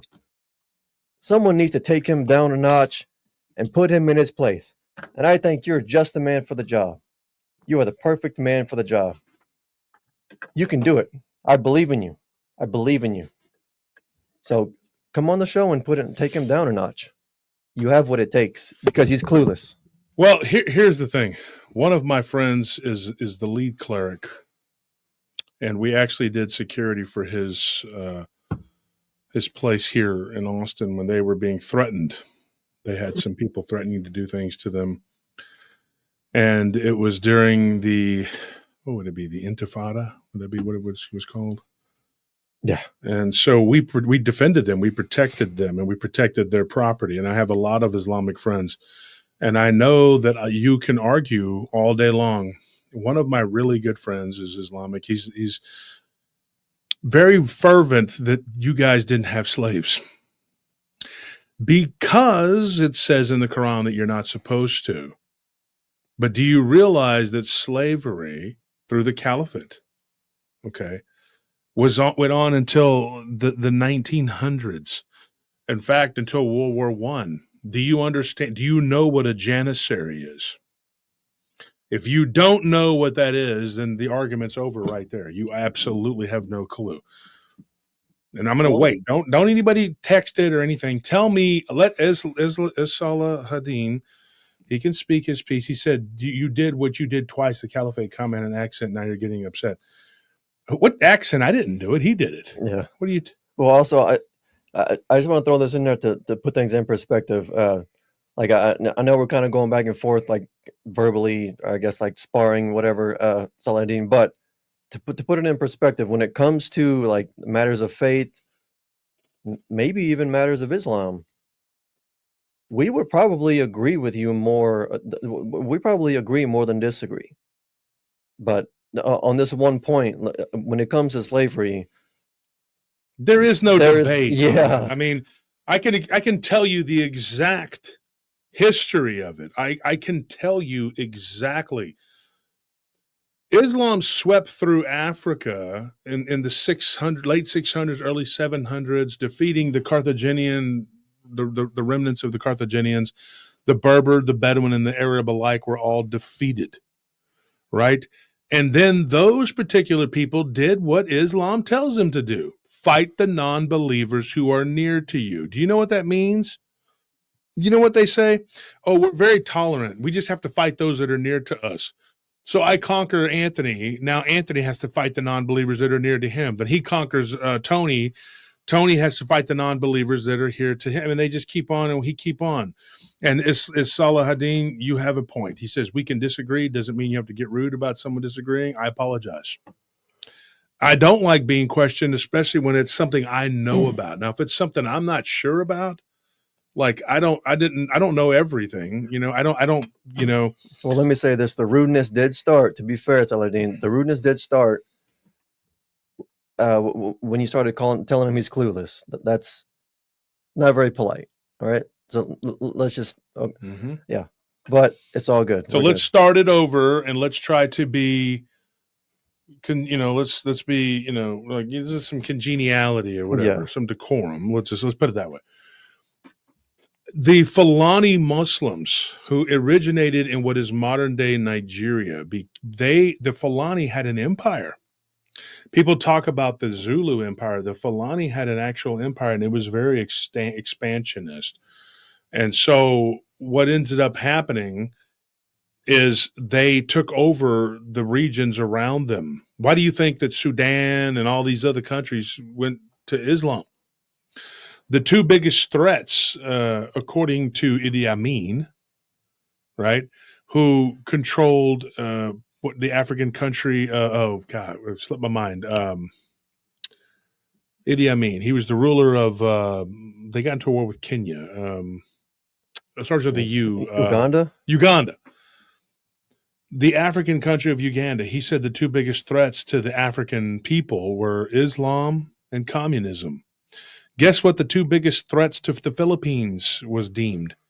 Islam and communism. That's why they created the Tiger Army, the Tiger Division, which they didn't have I'm sorry, not the Tiger Division, the Rangers. The Tiger Army was created in Sri Lanka to fight Islam. This goes on and on and on and on and on and on and on. Islam, because you're told to fight the non-believers that are near to you. Why, though, is Israel not getting just wiped off the map by all of the Arabs around them. Why? Because they pay them off through our tax dollars. It's true. Mm-hmm. And then their military, which is actually our military in France and Britain, defend them with everything. We get all of their weapons, everything. They say, well, they created that. They designed it. No, they didn't. They took it from someone else. They don't have an export. Israeli couscous, think again. It's Egyptian. I'm not joking. Where do you think it's grown? The Fertile Crescent Valley, the Fertile Nile Valley. Nothing. They produce nothing. They don't do any, whatever.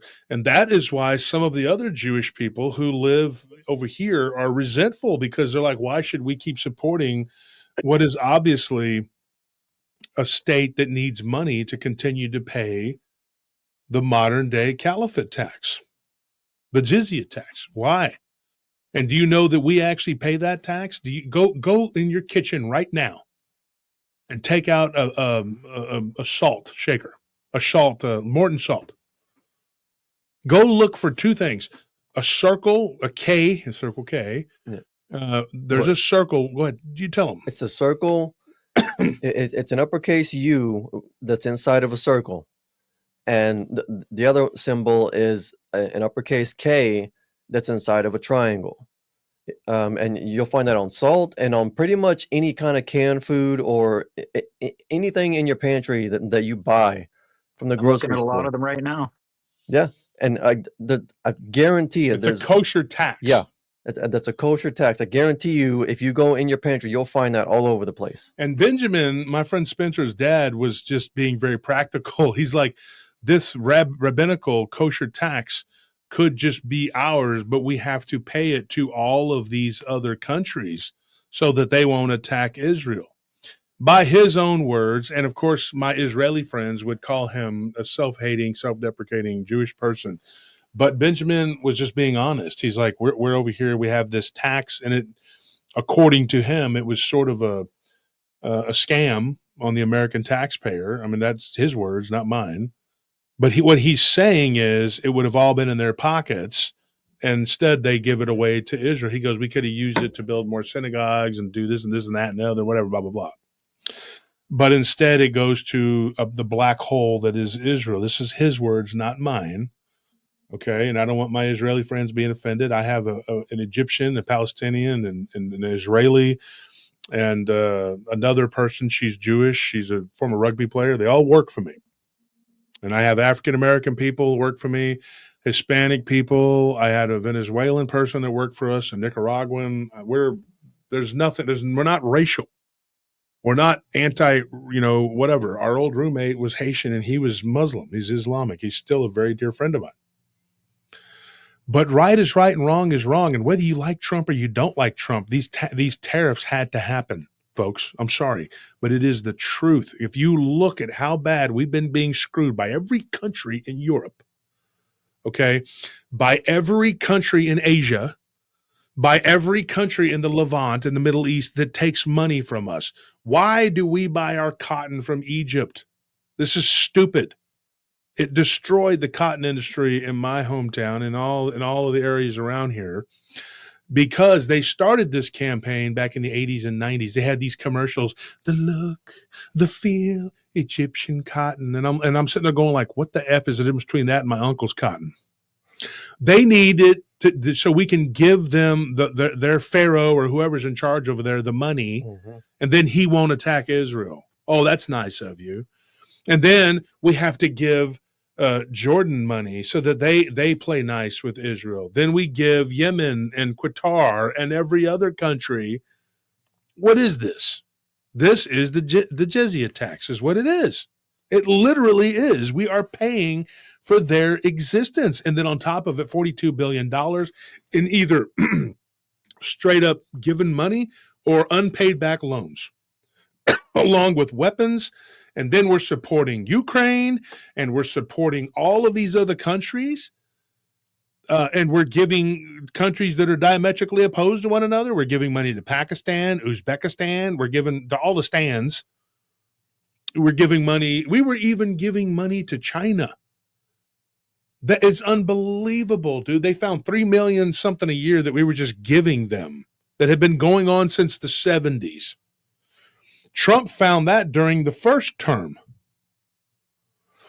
Folks, it doesn't matter what you believe or you don't believe. If you like the guy, you don't like the guy, you don't like Shark Tank, or what was that show he was on, The Apprentice? I don't know what it's called, whatever the hell.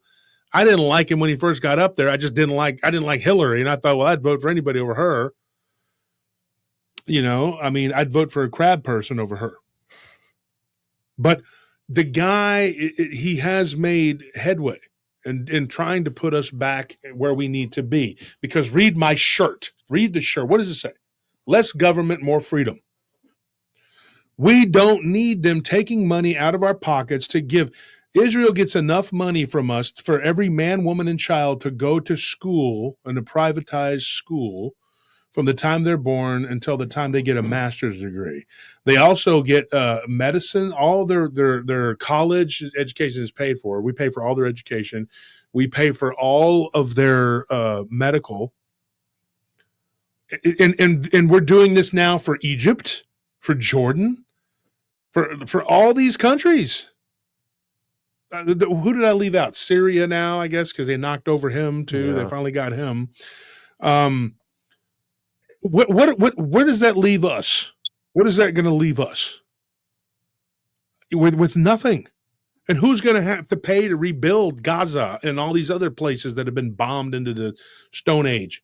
They're going to use us to do it. We're going to pay. They're not going to pay for it. They're like, hey, if America wants to pay it, let them go ahead. Go ahead, be stupid. Go pay for it. And then we will, because we're stupid. That's how stupid we are.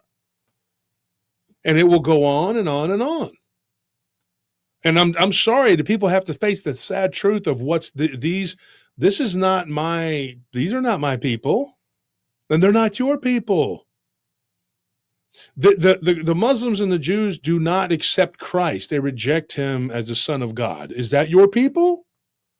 Because that's not my people. I don't dislike them. I don't hate them as a people, but common sense will dictate at some point that you have to take care of your own people.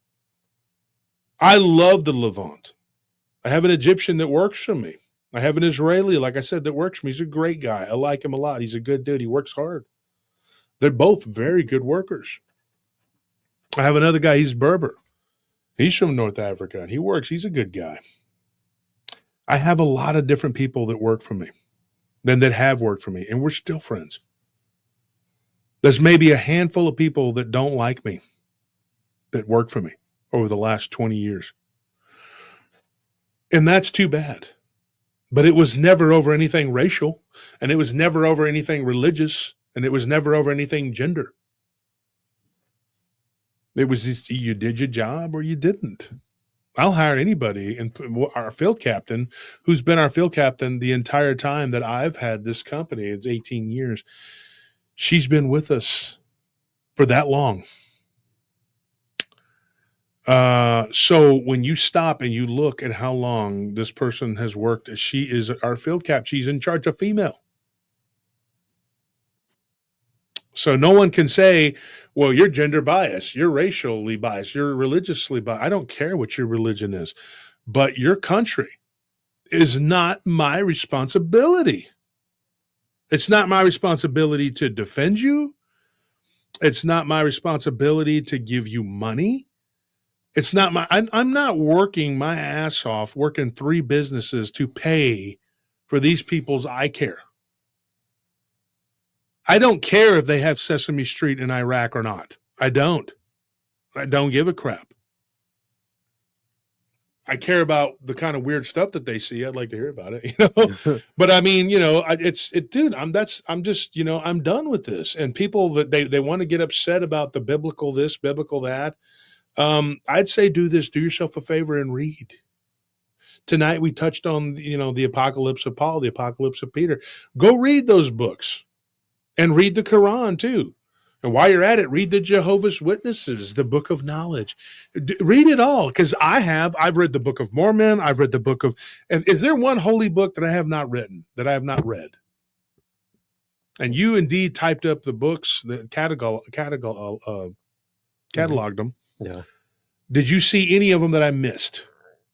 I think you covered all the bases. Yeah.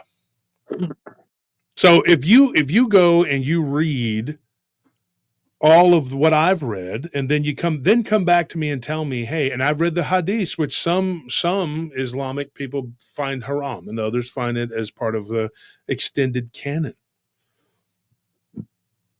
Read about it. And then form your own conclusions. Dianetics, D-Truth. I've actually read some of it. It's ridiculous. Lord Xenu. It's amazing. Yeah. Trapped in them souls and them volcanoes, dude. It's awesome. All I'm saying is I'm not the smartest man on the planet, but I'm damn sure not in the lower part of it. Okay. I'm not in the lower half. That's all I'm saying. And if you want to debate me about, slavery, dude, I'm telling you, the Fulani actually, and I have a friend I used to work with that was Fulani Muslim. He worked with us for years, like 11 years I worked with that guy. And I argued with him before. We ate dinner together all the time. We were sitting there eating chicken wings one time at BW3, and we got to the whole slavery thing. And I said, your people were the biggest, purveyors of, human trafficking, basically, in the history of the world that we know of, because it was kept, the logs were kept by the Arabs, and then later the Ashkenazi and the Jews that brought them over here, the Sephardics. And like I said before, there were Portuguese and Spanish Sephardic Jews, and the jumping off points were Zanzibar, Tripoli. I mean, you can go back and you can go to these places now and see what the last thing was that a slave saw before he stepped onto a rickety boat to make it across the ocean. And just making it across the ocean, which is a treacherous journey, you might just die of disease, or the boat could sink and you're just going to drown. You get here, and now welcome to even more hell. You're just a servant until you die. You'll work a field until you die. I don't think people really can grasp the concept of what that is. But everybody wants to wash their hands of it and say that they weren't involved in it. The Romans were humongous slavers. The Gauls, which would be the Celts, they were slaves. The Germans, they were slaves. Hey, Wolf, who are these Slavic people and how did they get their name? The Slavic people got their name because of the predilection of the Ottomans taking them as slaves. And the word Slav, the root is slave. And they were made into janissaries and made to fight the men. And then some of them were castrated and made into manservants. And the women were interbred and intermarried with the Turkish people that were the royalty of the Ottoman Empire. And so the word Slav became the people of that region, in particular the Balkans. Does that answer your question?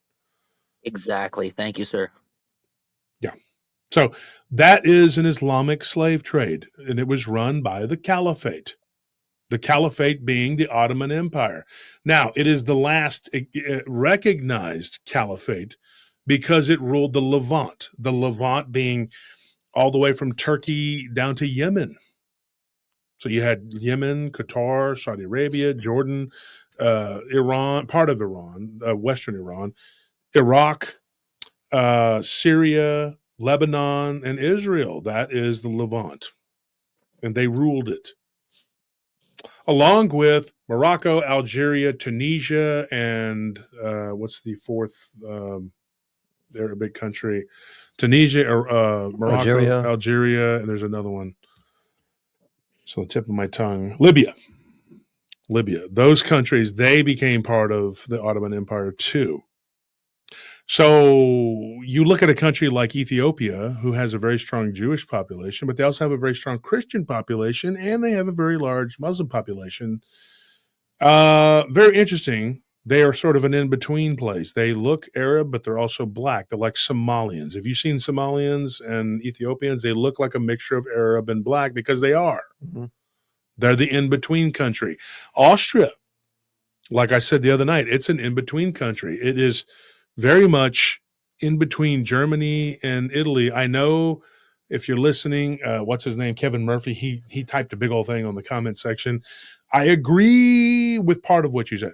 I don't agree with all of it. Now, I do agree that that Germany, there were some strong Celtic positions that were there in German Europe, in Europa, as it was called.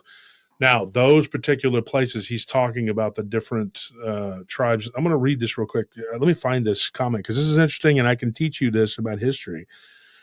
Everybody knows I love history, and I try to. I'll get this comment there. Let me see if I can find it real quick. Hang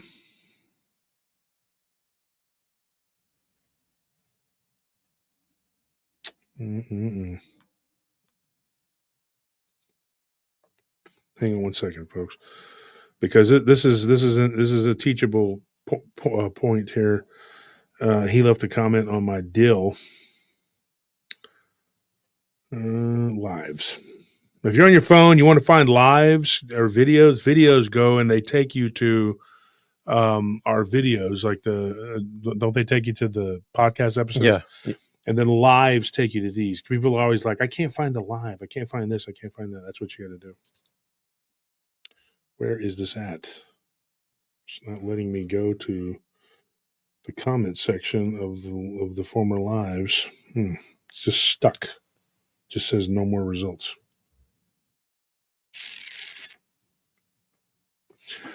Great. You want me to look at it? What was the last live we did? Was it on Wednesday? Yeah, but it's jumped around because it goes 369 and 366 because it won't. When I hit live, it's not letting me. So it must be this one. Let me see if I can find it here. I want to read this comment because he said some things, and I agree with some of it, but not all of it, because it's history, and people have different versions of history. They'll read something and say, well, this is the real history. But you got to look at the sources of the person's history, too, because there are different... History here in the West is, man, I'm telling you, dude, it's not correct. They have a vested interest in keeping everyone really stupid.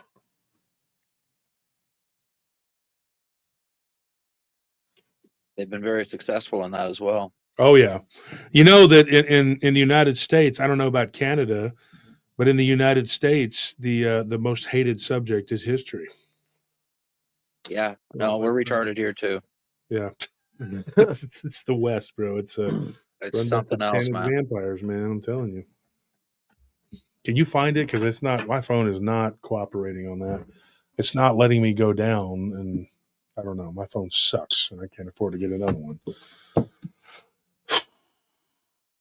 I just tell people I'm going through a rough. I'm broke. I'm not poor.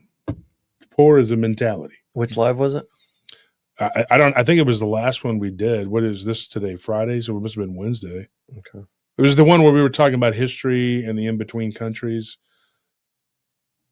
And it's an important thing to know because that people don't understand what those countries are. It's like those countries are not real countries. I know that sounds really weird, but they're just regions that became countries. And they're literally like a conjoined area. They're like an area where, like Austria really wasn't a country. I mean, it was, and it became part of the Austro-Hungarian Empire. But what it really was just German and Italian.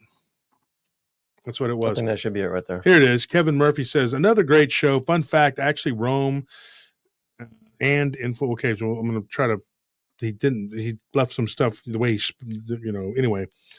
Actually, Rome influenced Latin language doesn't come into play till well after the 1st century. Okay, yeah, there was no argument there.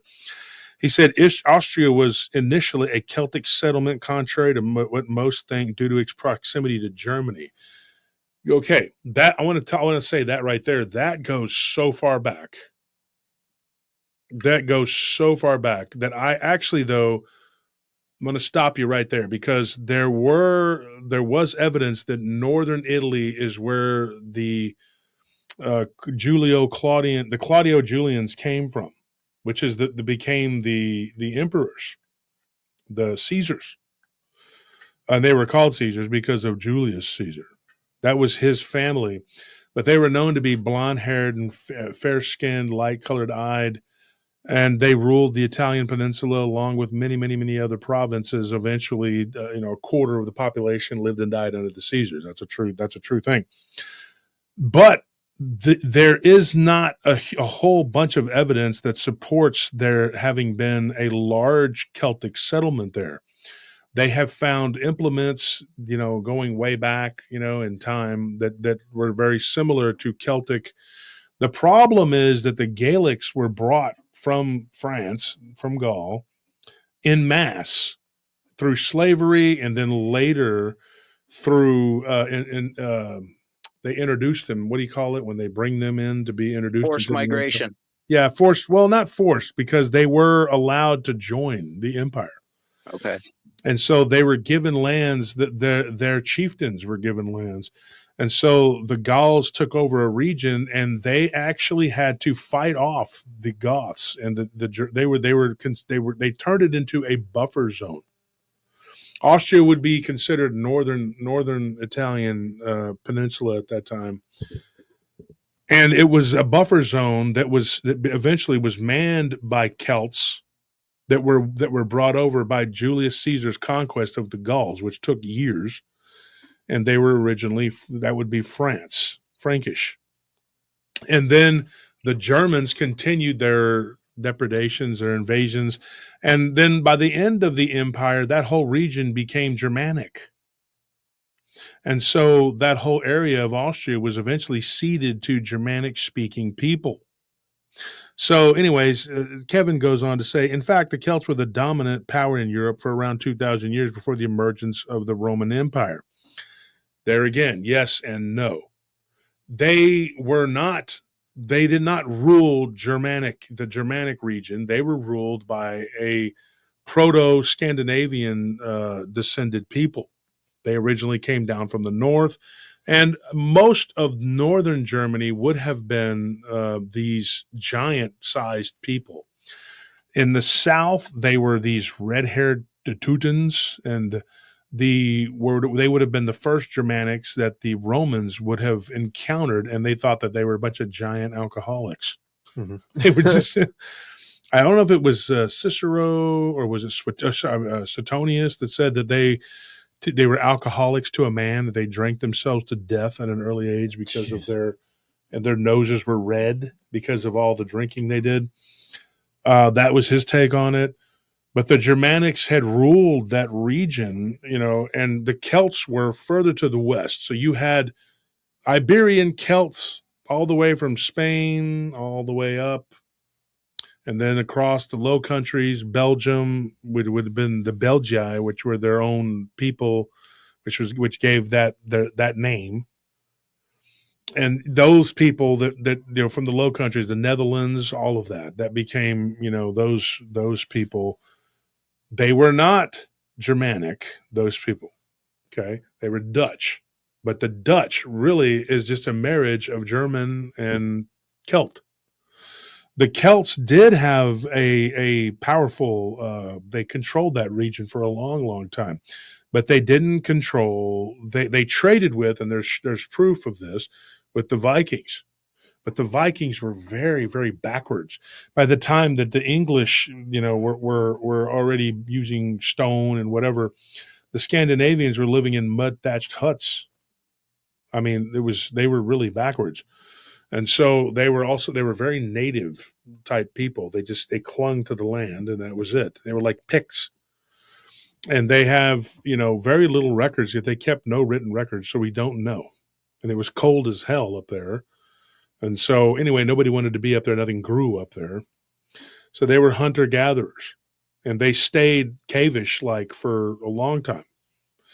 And so these people that came down they were Scandinavian for the most part. They came down. They had the same gods, Thor, Odin, Freya, which gives us, Wednesday, or what is it? Woden is Wednesday, and then Thor is Thursday, and then Freya is Friday. So Wednesday, Thursday, Friday were all from them. And so they became the Germans. If you go further down, that's where Rome met the German Empire. And in particular, Trier, which was fought over profusely by these particular people. You have, it's so crazy when you go down and you look at the like what empire was where. There were empires that came and went that we will never know. Just like in the Native Americans, we will never know. The Lakota have legends of another race of people that they vanquished. And I'm not talking about giants. There were another people. The Pawnee claimed that they genocided them and that they held sway over it, but they had another name for those people that the Pawnee descended from. So anyway, it goes on and on and on. So he says here, before the emergence of the Roman Empire and subsequent expansion into Gaul and the population explosion in Germany and the Nordic countries. Now, see, that's not Germany and the Nordic countries. That is just the Nordic countries, because northern Germany, look at Denmark. If you took a Danish person pre-World War II and you put them next to a German person, you couldn't tell the difference because they were the same people, which is why Denmark did not. They were considered the same people as the people from Saxony, Luxembourg, and all that.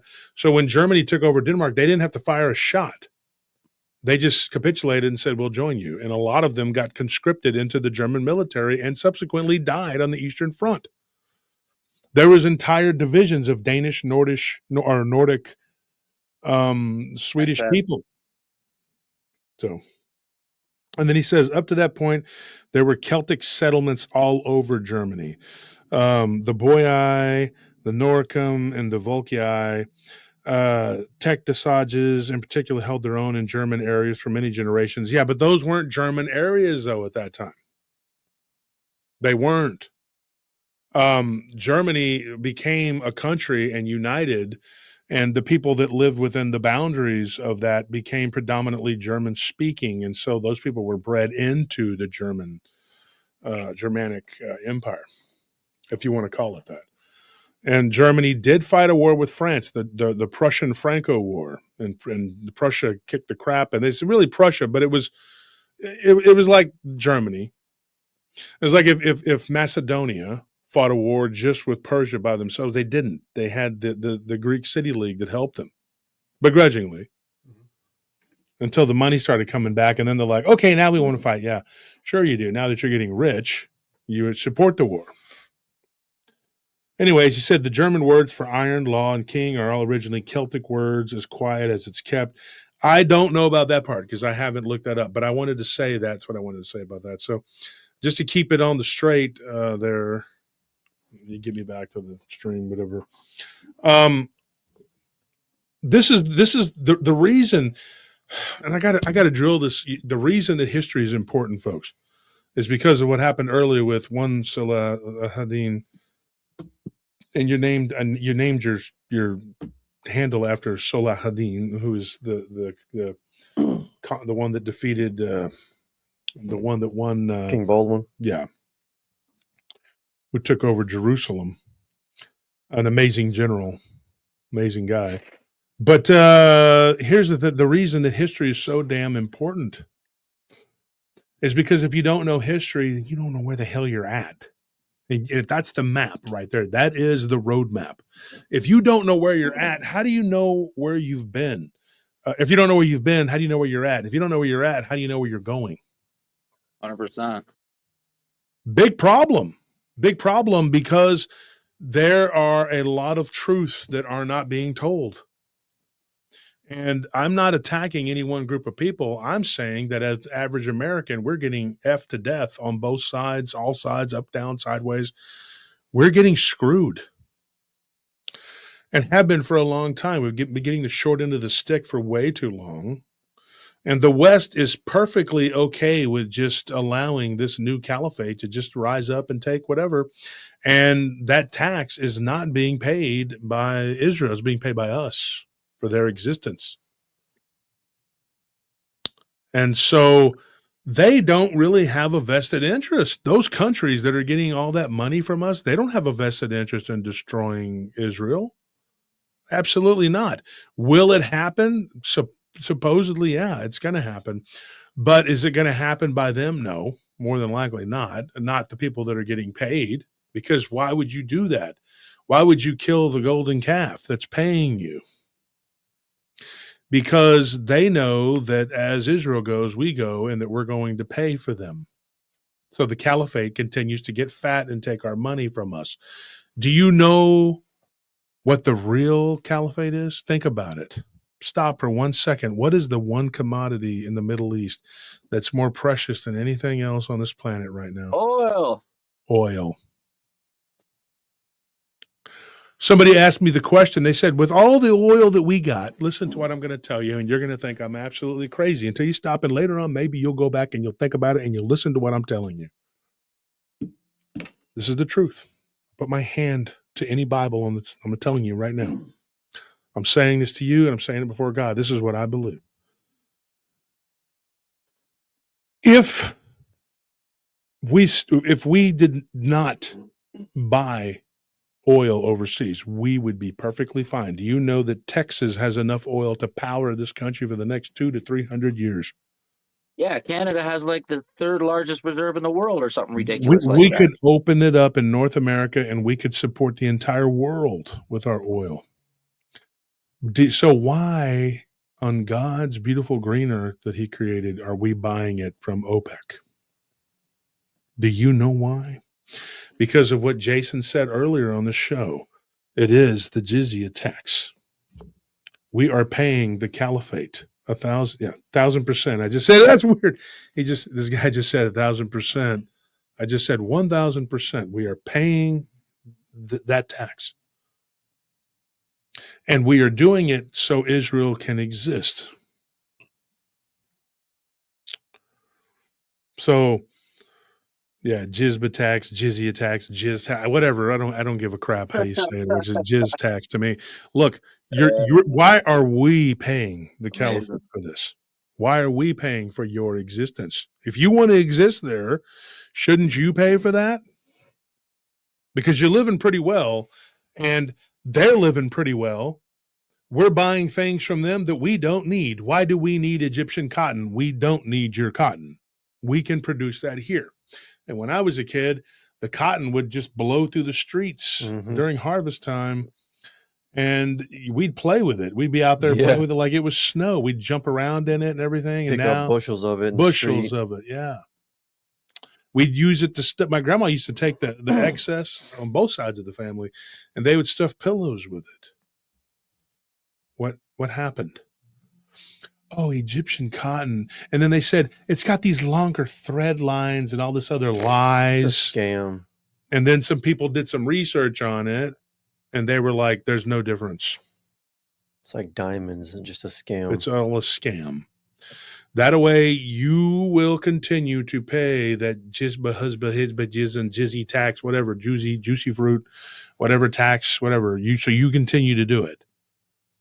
And they're like, thank you. As long as you keep doing this, we won't run in there and behead everybody. This is what's going on. This is literally, so we continue to pay it. And you pay it with your money.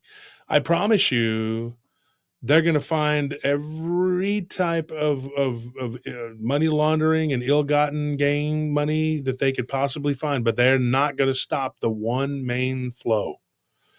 And that is money that goes to these countries in the Middle East. That will never stop. Never. If Trump were to do that, he would be gone overnight.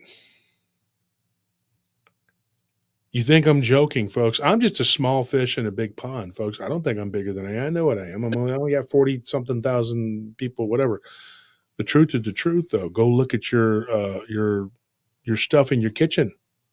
Look for that circle with the K in it. Look for that circle with the U in it. What do you think that is? That's a rabbinical tax. And that money ends up going to the modern day caliphate. And we have to buy our oil from said caliphate so that we can continue to function in the Middle East.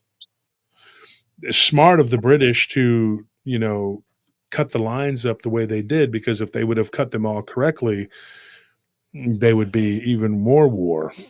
People said, well, that they did that and it creates all these problems within their own countries. Doesn't matter, because if those countries were united and had their right tribal lines, they would still find a way to fight the countries around them, because there are non-believers that are near to them. And now London is gone. London has succumbed. They are sick and weak, but when you don't have Jesus, what do you think is going to happen? Amen. Not having Christ opened the door to all of this. You know that? Because we're not Jewish and we're not Muslim. We are Christians. And we're supposed to act like that. Instead, we're over here supporting these other people who could give two lost craps about you. We need to start taking our own side. Yeah. What did Christ say about usury? Usury is completely wrong. It's evil. It's a sin. Now, that's one thing that I do know Muslims, I work with some, when it comes to that, and they don't actually charge you interest. The ones that I work with, they actually do follow their belief. And most of these jewelers, though, that are Jewish, that is, pawn shops, things like that, they do charge quite a bit of interest. But I do know a couple of Muslims, and they're doing the right thing. They actually don't charge you interest. They'll charge you tax, but that's it. But I still don't believe. And look at this. Lawrence just posted this. Yeah, they're arresting people for Facebook posts over there in England. I saw it with my own eyes. I witnessed it. Somebody videoed it. They videoed him arresting him because he said some controversial things. And those people that are upholding these laws, these British police officers, they're the most lifeless looking shitheels I've ever seen in my life. They're like, Germany too. no, mate, you're going to go to jail because you said some things that and you're sitting there looking at these people like, oh my, and the people that went to go live over there because Trump was a big meanie head, good luck. See if you keep your big fat yap shut, Rosie. Because Rosie O'Donnell, because I don't think you can.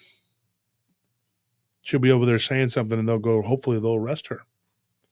But she's a bootlicker, so she'll probably lick their ass and get away with it or something. But that's what they do. They're arresting people. And Roseanne Barr, go listen to it. She talks on that thing with Tucker Carlson, talks about how they're unaliving babies and drinking their blood and eating human flesh. It's a very common thing. These people are disgusting, vile, evil worshipers and followers of Moloch. And so we here as Christians, we need to stop worrying about what gang color is what color. Just know that we are on our side. And we need to start acting like it. Instead, we have these crazy religious zealots and those that are masquerading as religious zealots, and they're attacking people who they should leave alone, that are actually leading the people out of the darkness. And then in the meantime, the enemy, communism, and all these other, overzealous anti-Christian religions are holding sway. So I think you should start looking into being a better Christian and being better towards your Christian fellow people. Yeah, 40,000 different sects was the greatest hand that the devil ever played, eh? Yeah. Just dividing everybody and over little conquer, small baby. things. That's what they did. Yep. But Islam has many different sects too. They claim there's only like 26, but that's not correct because each one has its own offshoot of weirdness. I mean, it's just the truth. The man of sin is their version of the Antichrist.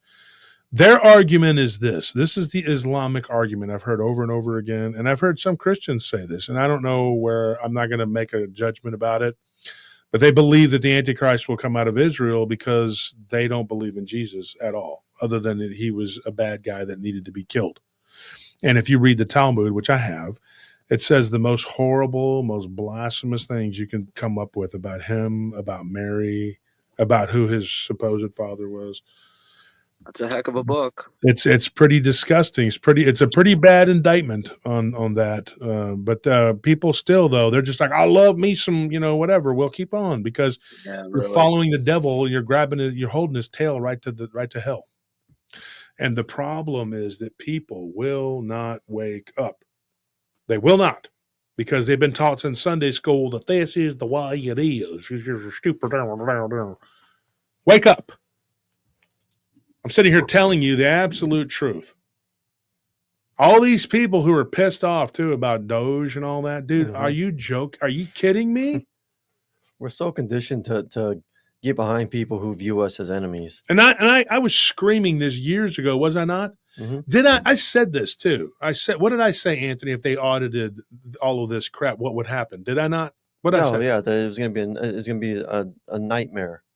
I said this during the first term. Yeah, that they're gonna raise hell. And I said, I told Anthony, I told many, many, many of my friends on Facebook, Dick, you might have heard it too. I said, wait until they audit these people. Mm-hmm. Right. And then they did. I said, now let's go audit Fort Knox and let's finish what Nixon wanted to do. That's why they got rid of Nixon, because Nixon was asking some serious questions. You know, he was asking about UFOs too. He's like, I want to know what these aliens are, if they exist. I want to know where the gold is in Fort Knox. I want to know about the Kennedy assassination, because he thought he was paranoid. They were going to kill him. And Nixon said some very anti-Semitic things. This is not me, but this is what Nixon said. He goes, why are all these Jewish people in positions of power? He said he felt surrounded. That's his words, not mine. What did Patton say? Patton said some very controversial things after the war. He's like, what is this? Was this a war between them and the Germans? Why are we involved? You know, he did. He said, our war is with the communists. What are we doing over here? He even went on to say that we destroyed the most brilliant race of people in Europe. He said that. It was a very controversial thing to say. Because to me, Hitler was not the person that should have been in charge. Hitler was a shill. He circumvented the German government. He was thrown in there. It was Otto and Gregor Strasser that created the movement, and he had them killed. He was put in there, and it was Ernst Rohn, a homosexual that was his right-hand guy. And they took over the movement, and they killed all of the people that were actually in charge, and they installed a bunch of puppets. Adolf Eichmann, Rudolf Hess. What was his name? The other guy, the big fat one. Oh, Goering. Goering, can't stand that fat bastard.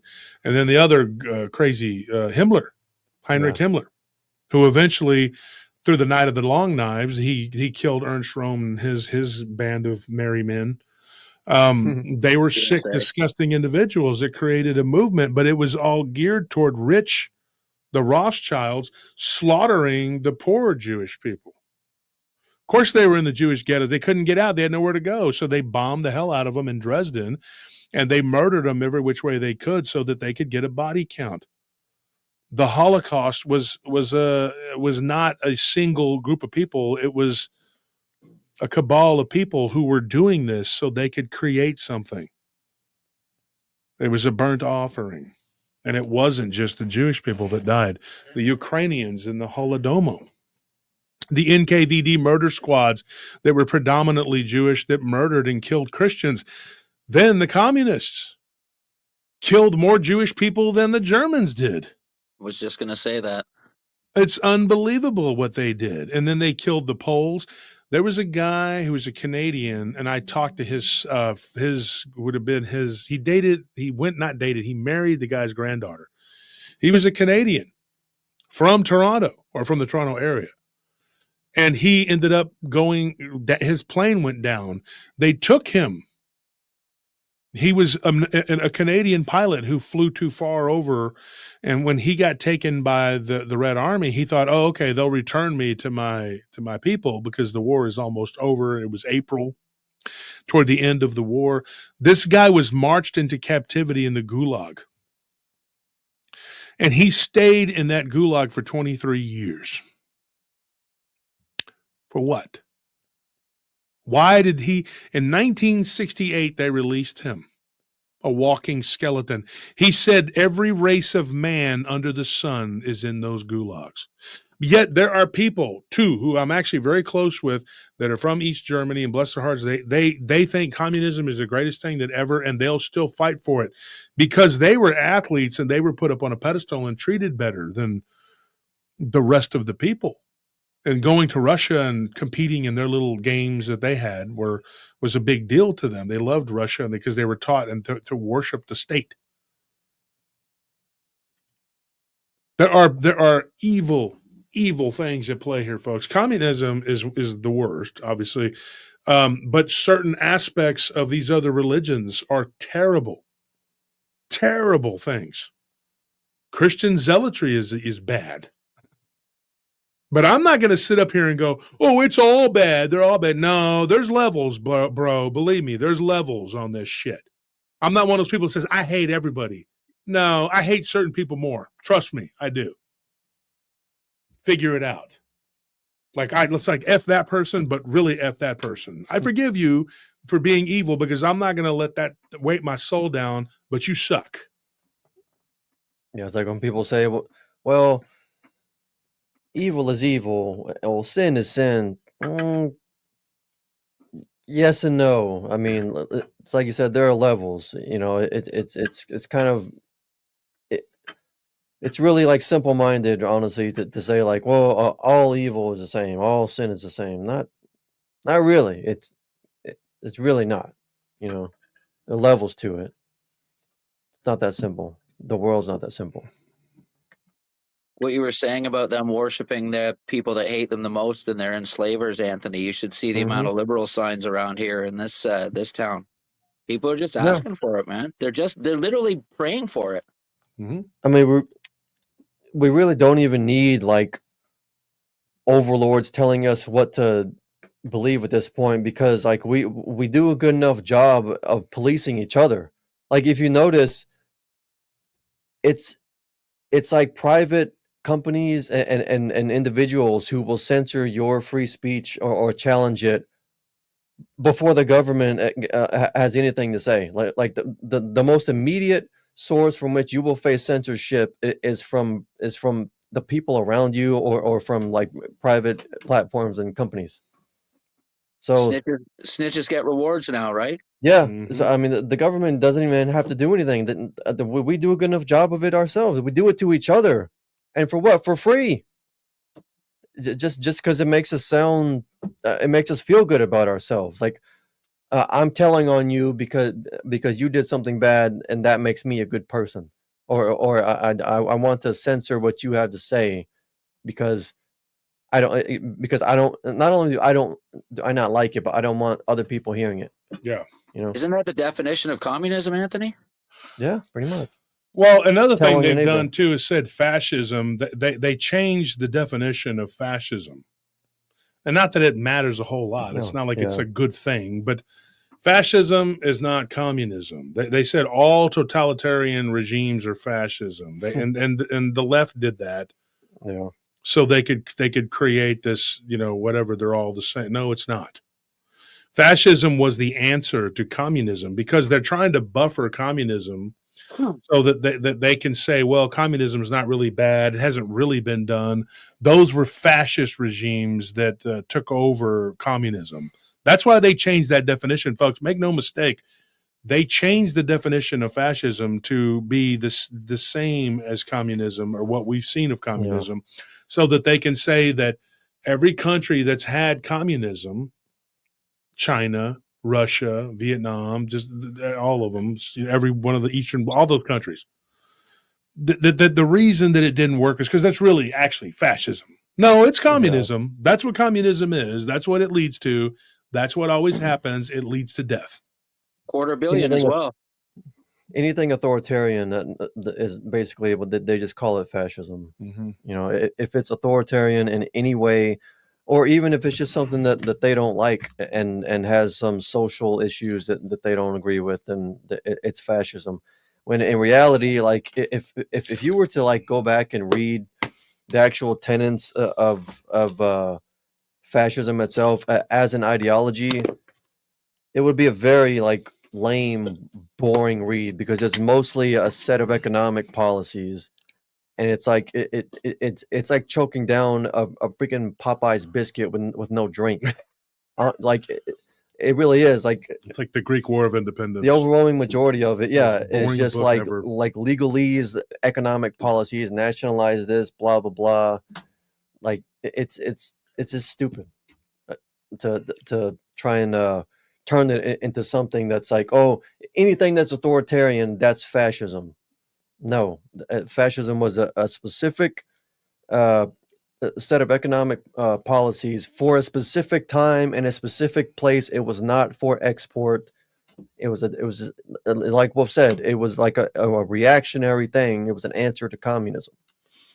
We don't have that now. There's no fascism that's still alive. There's no National Socialism is not alive. Nazis are not a thing anymore. Yeah, I saw somebody on Facebook the other day, and it was a person's comment on one of these people who use too much hair dye and their brain is affected by it. Yeah, They get the smooth koala brain and they scream at the air or whatever. But this guy, he said, he goes, is a British guy too. And he goes, why are we still talking about the fascists? What is this? Are we chasing ghosts? yeah. He's like, are these ghosts that are now doing all these things? He goes, no, it's not. It's leftist, socialist, communists. That's what they're doing. And they are completely okay with the caliphate. I don't understand how or why, because they're going to get thrown from the top of roofs. It's a heck of a situation how they support that and don't even. How does that work? I know. I laugh all the time because when they start talking, I'm just like, do you realize what's going to happen to you? It's got to be parasites, man, that makes them so stupid. Well, and like I said, the moon god and, of course, parasites actually do react.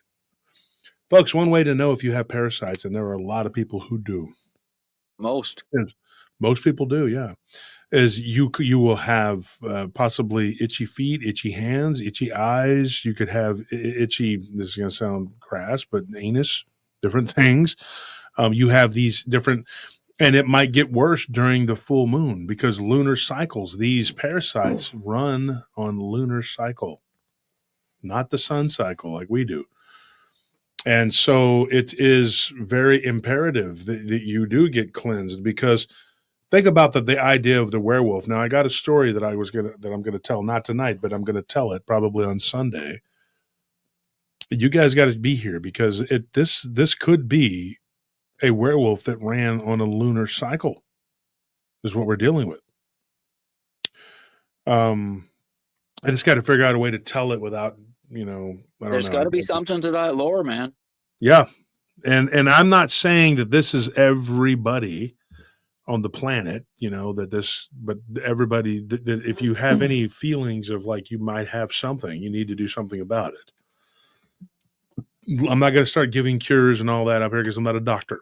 I don't want to get sued. Go look them up. There's different things you can do. I'm just saying that. Yeah, and somebody says here, what does that say? Isn't fascism just the union of industry and government ruled by rich? What the hell is new? Fascism is not the rule by the rich because fascism usually takes the money from the rich. They have some things in common with communism, but it is not the same. And like Anthony said, it's just a dry bunch of economic policies. Mm-hmm. And that is what burns my ass is that they have been able to co-opt and take away. Less than 8% of the United States population speaks German. And that has been that way for a long time. So especially back in the day and age of 3 networks, they were able to radio networks, now they're television networks.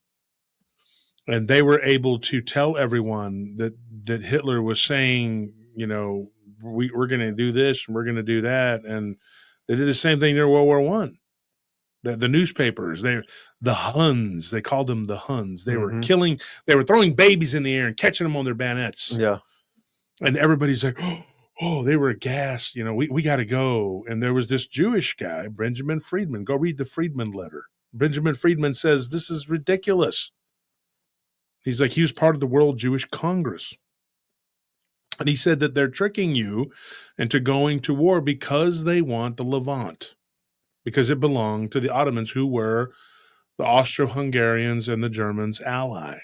But Germany was such a powerhouse after uniting with Prussia, Bavaria, and the different regions, they were so strong that it looked like they were going to win World War I until the doughboys, us, the United States, showed up and saved their ass. And then we did it again in World War II. And they said, oh, you guys showed up late. 500,000 of us died. What the F else do you want? Well, you threw your guns down and you left all your armor and everything and you ran into the ocean like a bunch of bitches where you drink tea and biscuits in the water. Okay, shut up. Okay, I'm sick of that shit, you know. And then they're like, the French. The French died on the beach. 42,000 French people died at Dunkirk. Did you know that 45% of the French anti-tank guns were actually sabotaged by communist saboteurs in the French army ranks before the Germans invaded? Yeah. That's retarded. That is retarded. And a lot of those guys keep were, saying that, but you know that they let them in because a lot of them came over from Spain. Yeah. It came from Spain because after Franco had purged them and annihilated them with the help of Mussolini and Hitler, he got rid of them because they were blowing up churches. They knocked out 132 churches. They were killing people in hospitals and churches. This was communism. Funny, there's been 500 churches burnt in Canada in the last 10 years, bro. Oh yeah. Well, and they've done it all over Scandinavia.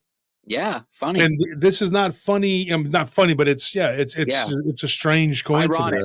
Ironic. Yes. So these people were brought up through Spain, and they sabotaged a lot of their weaponry, only because they wanted the United States and Britain to get involved and fight against Germany.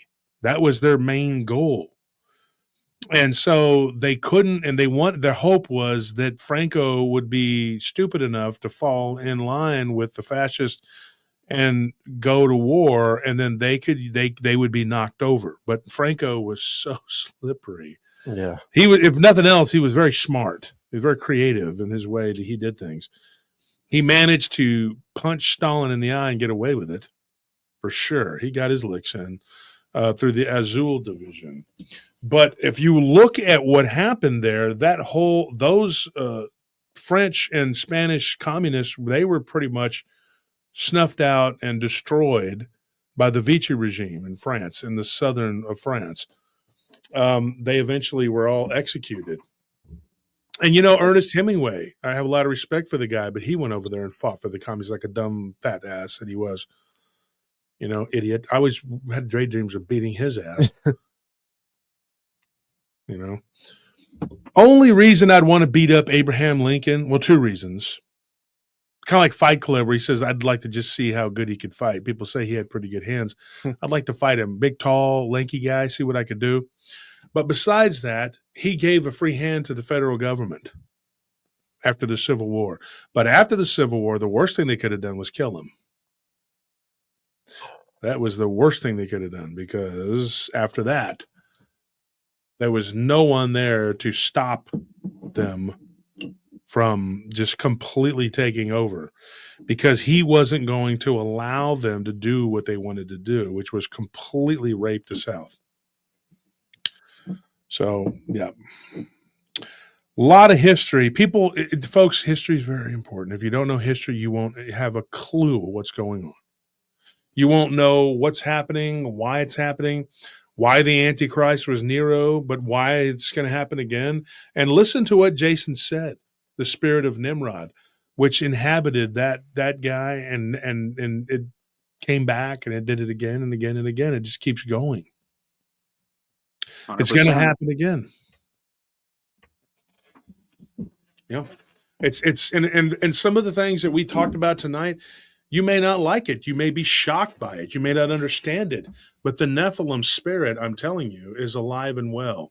And if you don't think that this stuff that just happened with these dire wolves, if you think they're just going to stop there, you're crazy. Because you know what they're really doing? This is what I believe they're really doing. You know what they're really doing? They're using those as a template that's a chimera. And they're celebrating it. You remember what happened to the ibex? Mm-hmm. You remember that? And it suffocated. It died. Look up the ibex. You'll see in 2000. Because I got to run, folks. I got to go to work. But I'm going to tell you, I'm going to leave you with this.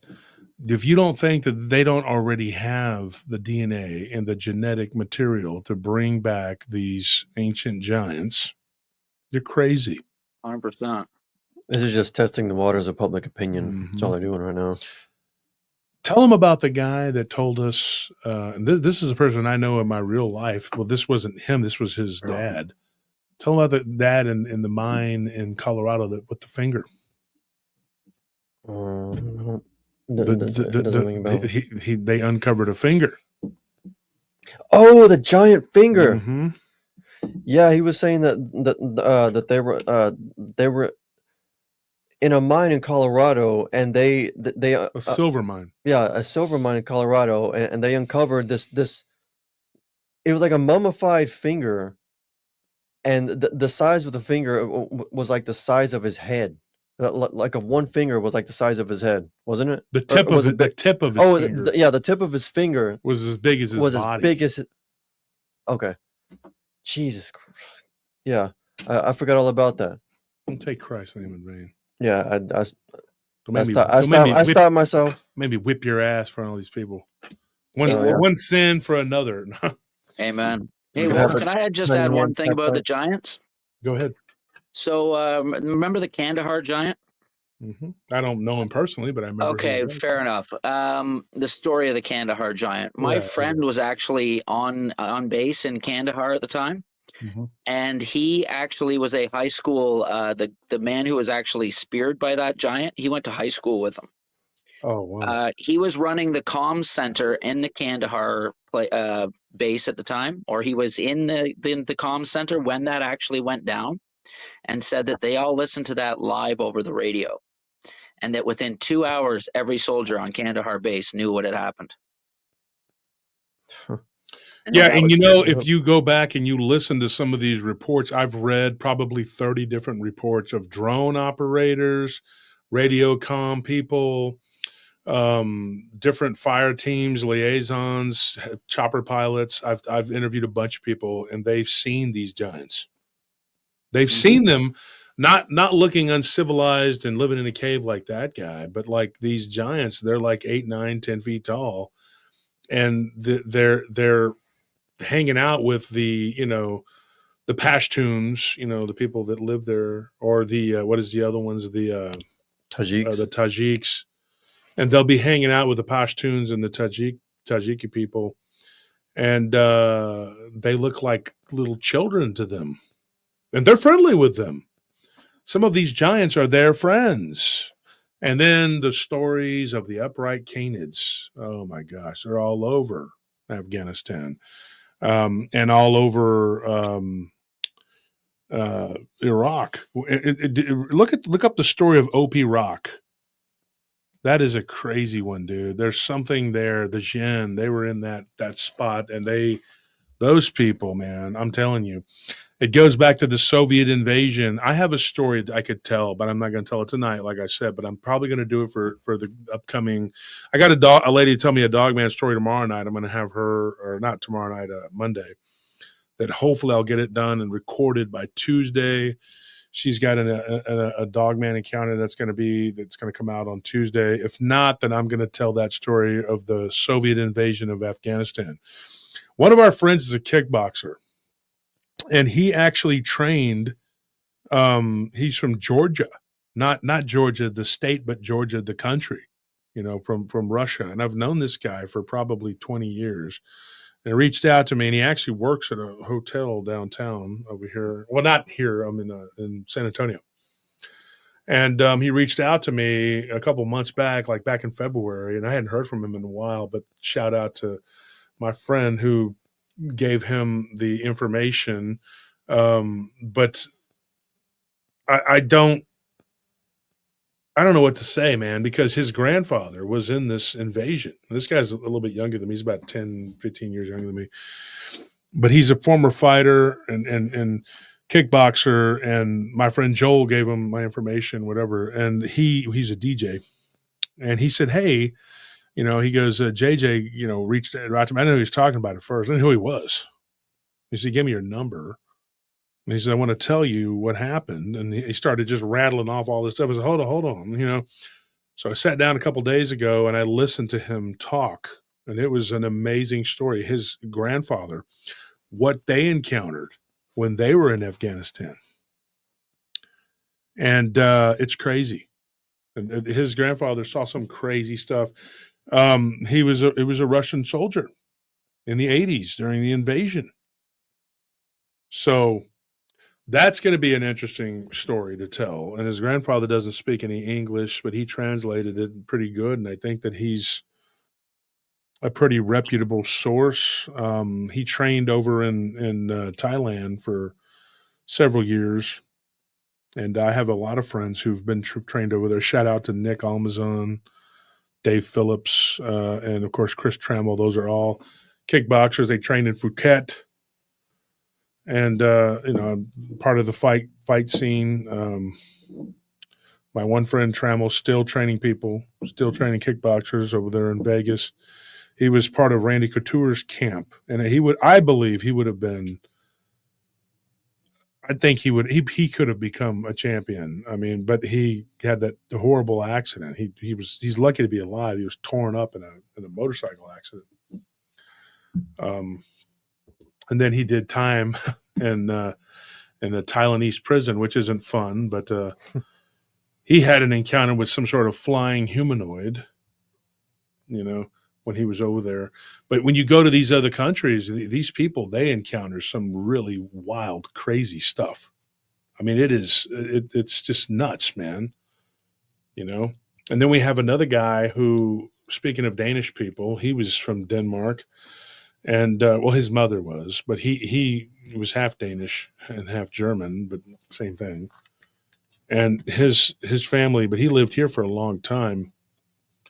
And he went overseas and he encountered something horrible in India that can only be described as like kind of like Shiva, like a multi-armed being that tried to kill him. Damn. Yeah, because the demons over there are just unbelievable, dude. I mean, it's unbelievable. It was in Calcutta.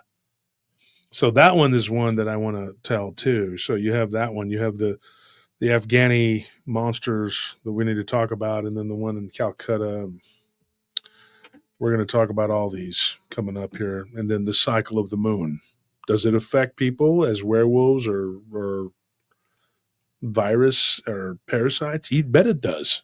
Lunacy is a thing, man. It's called lunacy. Yeah. And somebody said something in a group the other day. I said lunacy, it comes from lunatics, and they're like, "Oh my gosh, that's as stupid as hysteria." And I said, "Well, I don't want to piss my wife off, but hysterics does come from the word from whatever." So I don't want to be, because back in the day they were like, a woman's acting crazy, you got to give her a smack so she'll stop, the hysterics, but that was the whole point, like, oh, well, she had a hysterectomy. Now she'll calm down. No more hysteria. Sheepers. It's crazy though. That's what that is. Yeah. That's the root of that. I'm not saying I agree with it. I know. No, I get what you're saying completely. Yeah. Disclaimer here, not everything we discuss tonight are my opinions. I'm telling you what people think and what people say. And I'm not saying I believe this, because every time I tell a story, somebody always get cheeky with me, and say, well, do you believe that? I'm like, how do I know? I'm not that person. How do I know? I don't know. Don't shoot the messenger. Sometimes I don't know what to believe. But it's the truth. I mean, it is the absolute unadulterated truth. You're going to get that on this show. Some people tune in just to see me get stupid on here. Get ridiculous, eat up all your crackers and your licorice. A bunch of French colonels shooting the messenger, eh? Yeah. It's just, but you're going to get what you get from the show. That's what and that to me is what separates us, because we're not afraid to take on the hard. There's nobody can come on here and go, well, I want to debate you about this or that. You think I give a shit? I'm not just talking about the guy tonight. I don't care. I left an open invitation to any of my enemies to bring their ass up to this show and talk about anything they want to talk about. You want to bring it? Let's talk. If you think it's too hot for TV, then let's go to Rumble. Right? Doesn't matter to me. What matters to me is the truth. All right, guys. So we're out of here. We're going to run. Thank you to those who donated. It says, everyone, please pray to banish the devourer, illness, poverty, witchcraft, and pestilent spirits off of Wolf and his family. We can get these spirits off of them. Please do. Amen. Because, we are going through some crap, and it's definitely caused by witchcraft. I don't know about pestilence, illness for sure, but the pestilence is like illness, but like multiplied, I guess. Poverty. I don't know if I'm poverty stricken yet, but I'm damn sure hit a rough patch. But that, you got the ebb and flow. Once I'm able to get my investors together and buy a British soccer team or an NBA team, and eventually the Cowboys, so I can get rid of Jerry Jones, the world will be a better place. Hey, right? Liverpool's doing really good. You can buy them. Wouldn't that be awesome? You become the owner of the Cowboys, and you could finally actually try to win instead of just getting by and making a bunch of money at it. Because as Tony Romo, I would agree with that. You look like Tony Romo. All right, folks. Tomorrow I'm off. I got a lot of things to do. I got to go out to my ranch. Got to do a lot of crap out there, man. Pray for me. I'll pray for you. Sunday, though, we'll be back, and I'm going to try and tell you guys that story. Which one are we going to do? Because we got. Have we fleshed out the what Grandpa has in his shed one? That one is ready to go. We could do that one, or we could use it. To that one, or we could use it as the Tuesday one because I don't know if it's over an hour's worth of entertainment. The guy that went to India got attacked. That's a pretty good one. And that one he saw quite a few weird things in that place where he was staying. And then we got the guy's grandfather from Afghanistan. That's another good one. But there's a bunch of them. We have a lot of different stories that we need to get done. And people still coming in on Mondays trying to get their stories in and trying to say what they got to say. Just remember what I said, guys. Thank you for the donations. Your name is in green. We got to do the giveaway. We didn't do it. We got to do it today. Oh, yeah. So if your name is in green and you have not won, speak up now or forever hold your peace.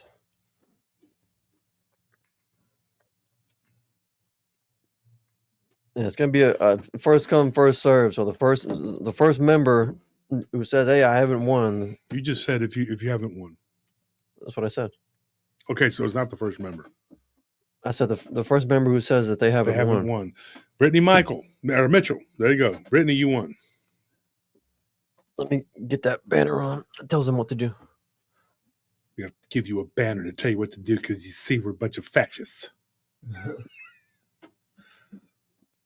They're literally Hitler. Literally. Like, that's literally him. He's still alive to this day. It's him. John Medic says, I won. Did you get my email? Did you send it to giveaways@prtpodcast.com? Giveaways@prtpodcast.com. So if you won, then just read that little banner scrolling at the bottom, and that's how you claim your prize. We just got to get your information so we know where to send it and who to send it to. Okay, John.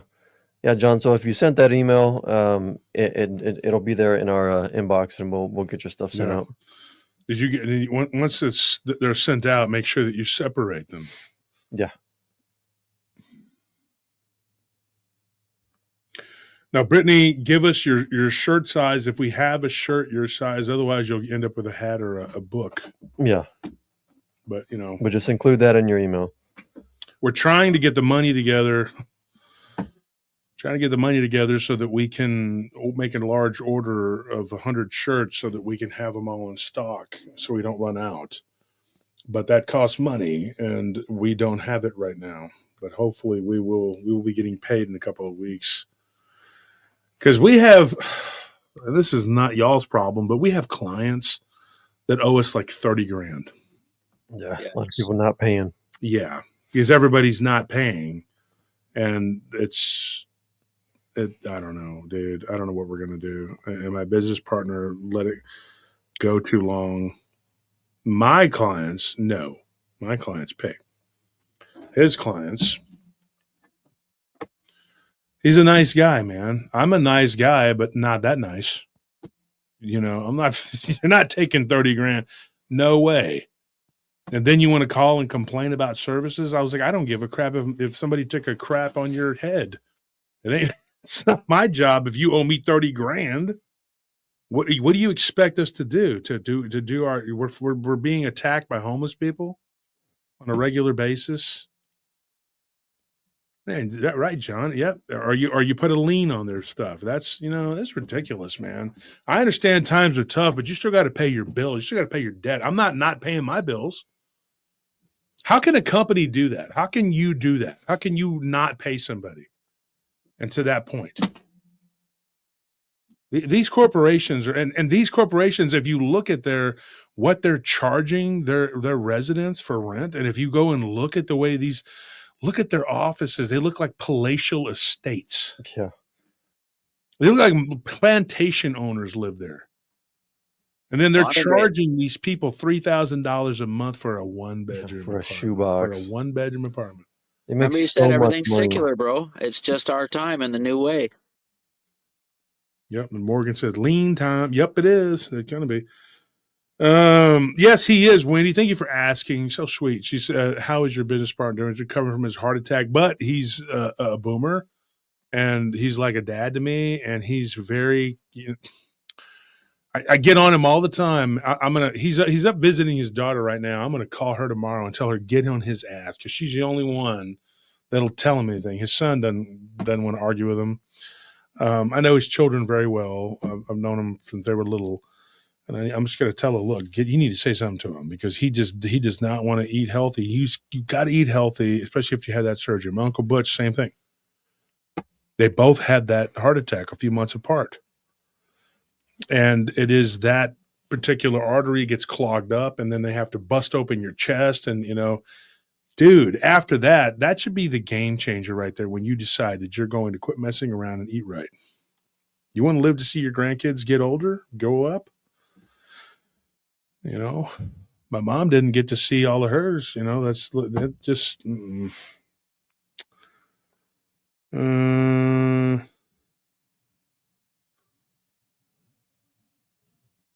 In my chat, what is Brittany talking about? I'm not seeing a link.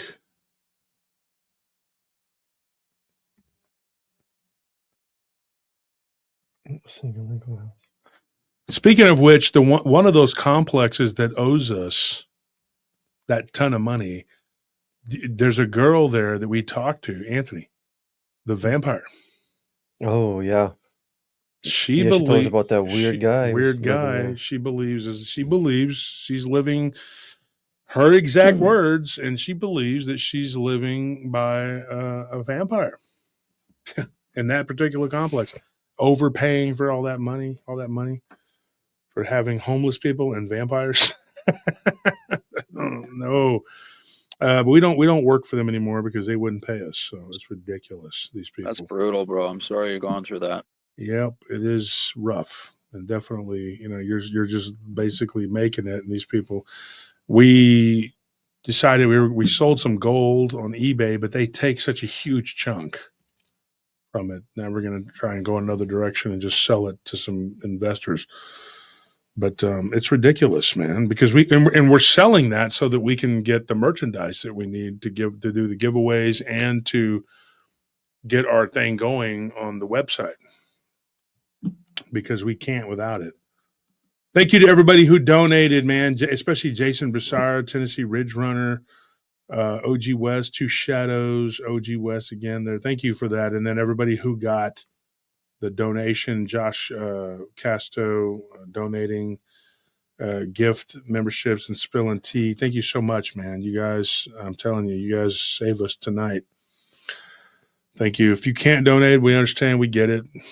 Everybody's broke. I get it. It is what it's the sign of the times.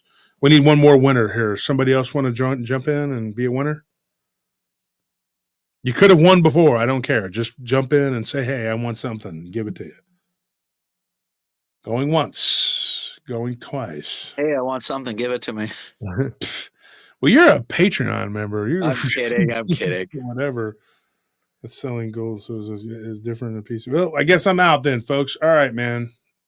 We'll see you. Good night.